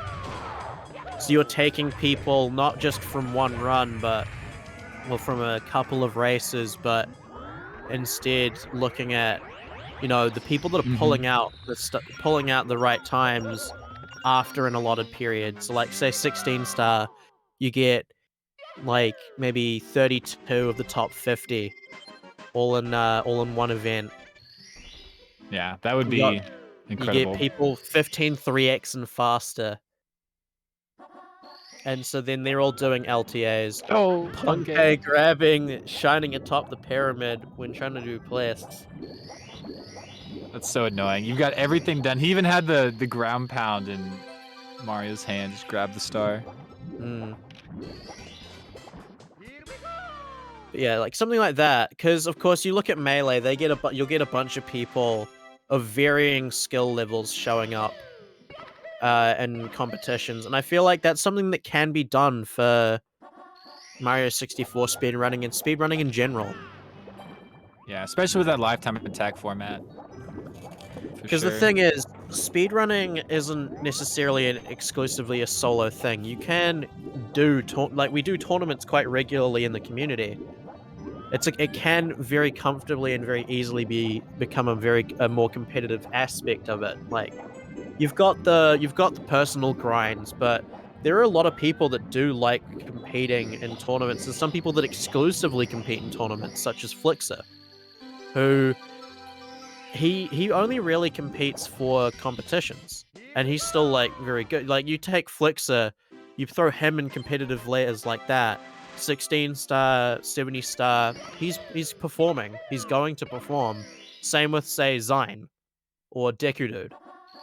Like these are guys that you wouldn't typically see in these kinds of events, but you bring them in, you're going to see some special performances from them, especially from the likes of Flixer and Deku.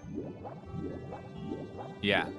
Yeah, you could just get this whole mix of people, whole walks of life. It's great. I think it'd be a great idea.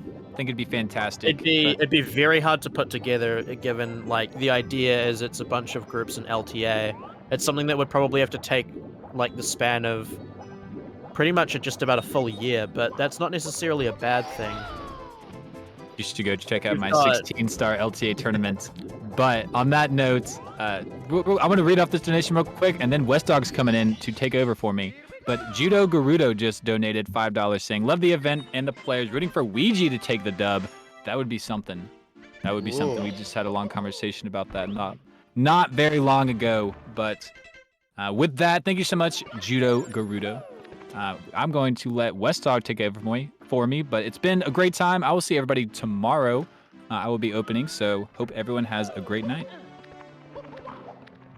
Thank you, Zeus. It's been great commenting with you, too. Yeah, it's been great.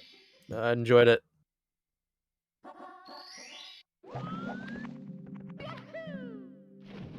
Welcome, West Dog, into the booth. Time to talk about more shenanigans and based runners. How are you feeling? Quite intrigued.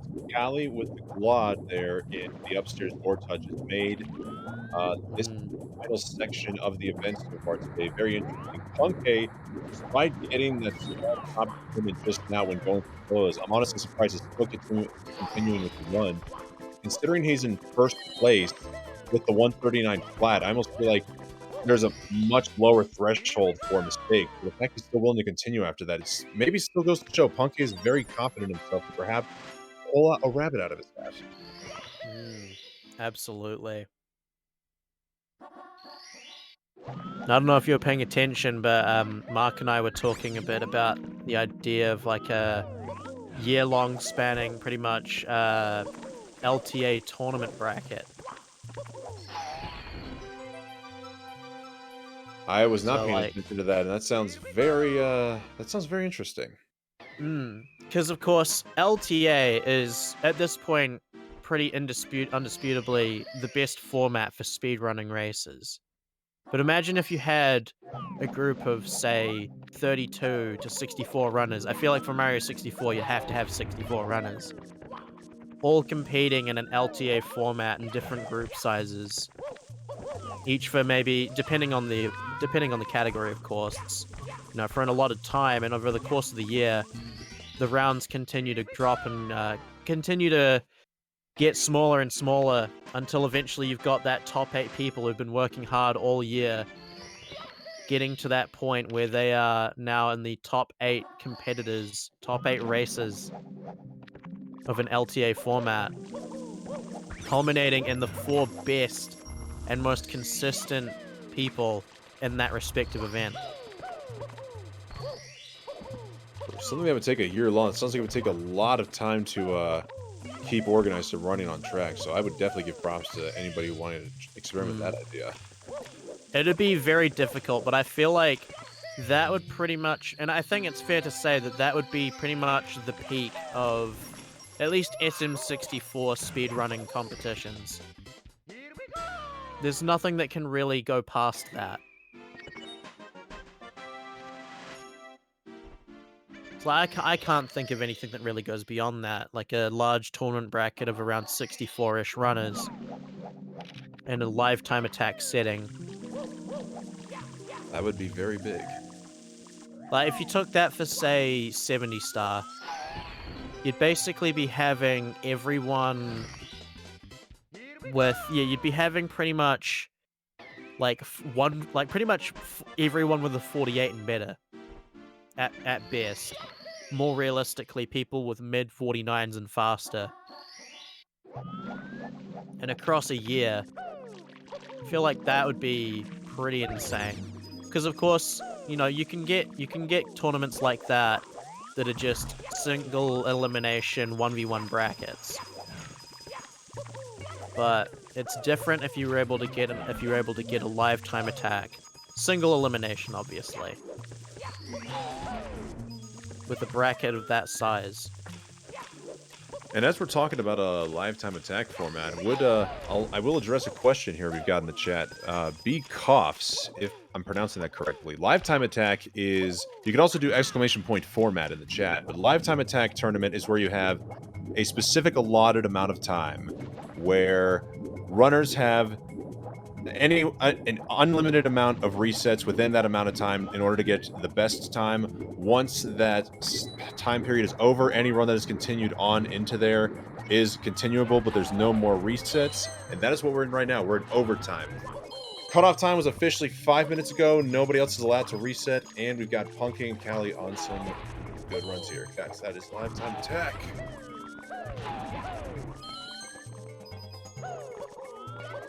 Huh, I've never seen a BLJ stop right in front of the coins there for Punky.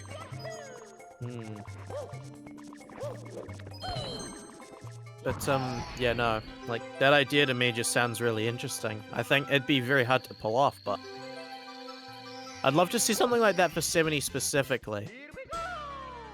Like, the idea of, say, having Ouija and then Callie, Saxdal, Horror does speedruns, Lay Sauce. Like, those kinds of guys of varying skill levels, but all very high-level runners, all competing at once. That would be an interesting format. Very nice blue coin drop there for Punky. It looks like blue coin being a homie. He's going to be saving some time here of HMC 100.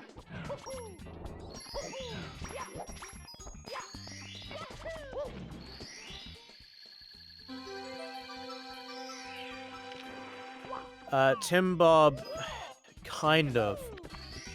For a lot of the run, Punky was playing very consistently, but upstairs he has a decent chunk of time save. Oh, he's going to be going for the BLJ. And he's in chat. I think that's going to be it for him. He's done. Yep. We are in overtime, so that is it for Punky. Only one left will be Callie, who is currently ahead of personal best into THI. Ooh, that's right. He started comparing to his PB splits a few stages ago. Now this is where it really gets interesting. And if you didn't know, Wes, Callie died in Vanish Cap in this run. Oh, that's right. I missed how he died, but I did see him swimming from the lower part of the moat back into the warp. Yeah. What was the cause of death? Where'd he go? It's something that actually slipped the eyes of myself and Mark as well while we were talking. Seems everyone seemed to have missed it, but the fact that he's got a 1:39.07 best possible time right now, despite that death, is insane. He'd be looking at a about mid 1:38 best possible time at this rate without that death. And we've got 154 raiders coming in from the Punkation stream. Punky, GG's today. Congratulations on your 139 flat and taking the first place lead. Welcome in everybody to the official tournament stream on GSA, hosted on twitch.tv/speedrun.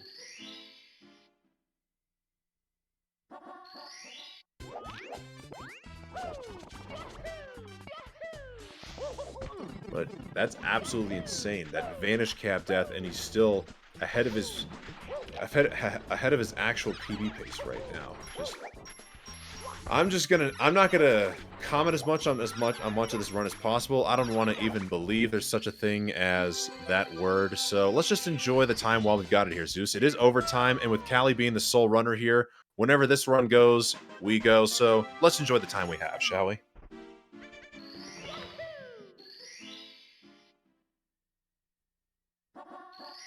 Zeus? I'm here, sorry. I had to do some stuff briefly. That's the source of the sound that you heard earlier on in a break.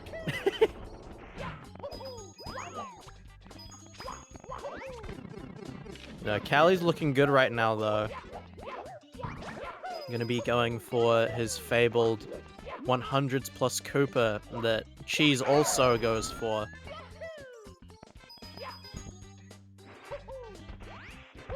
Which is just insane movement, honestly.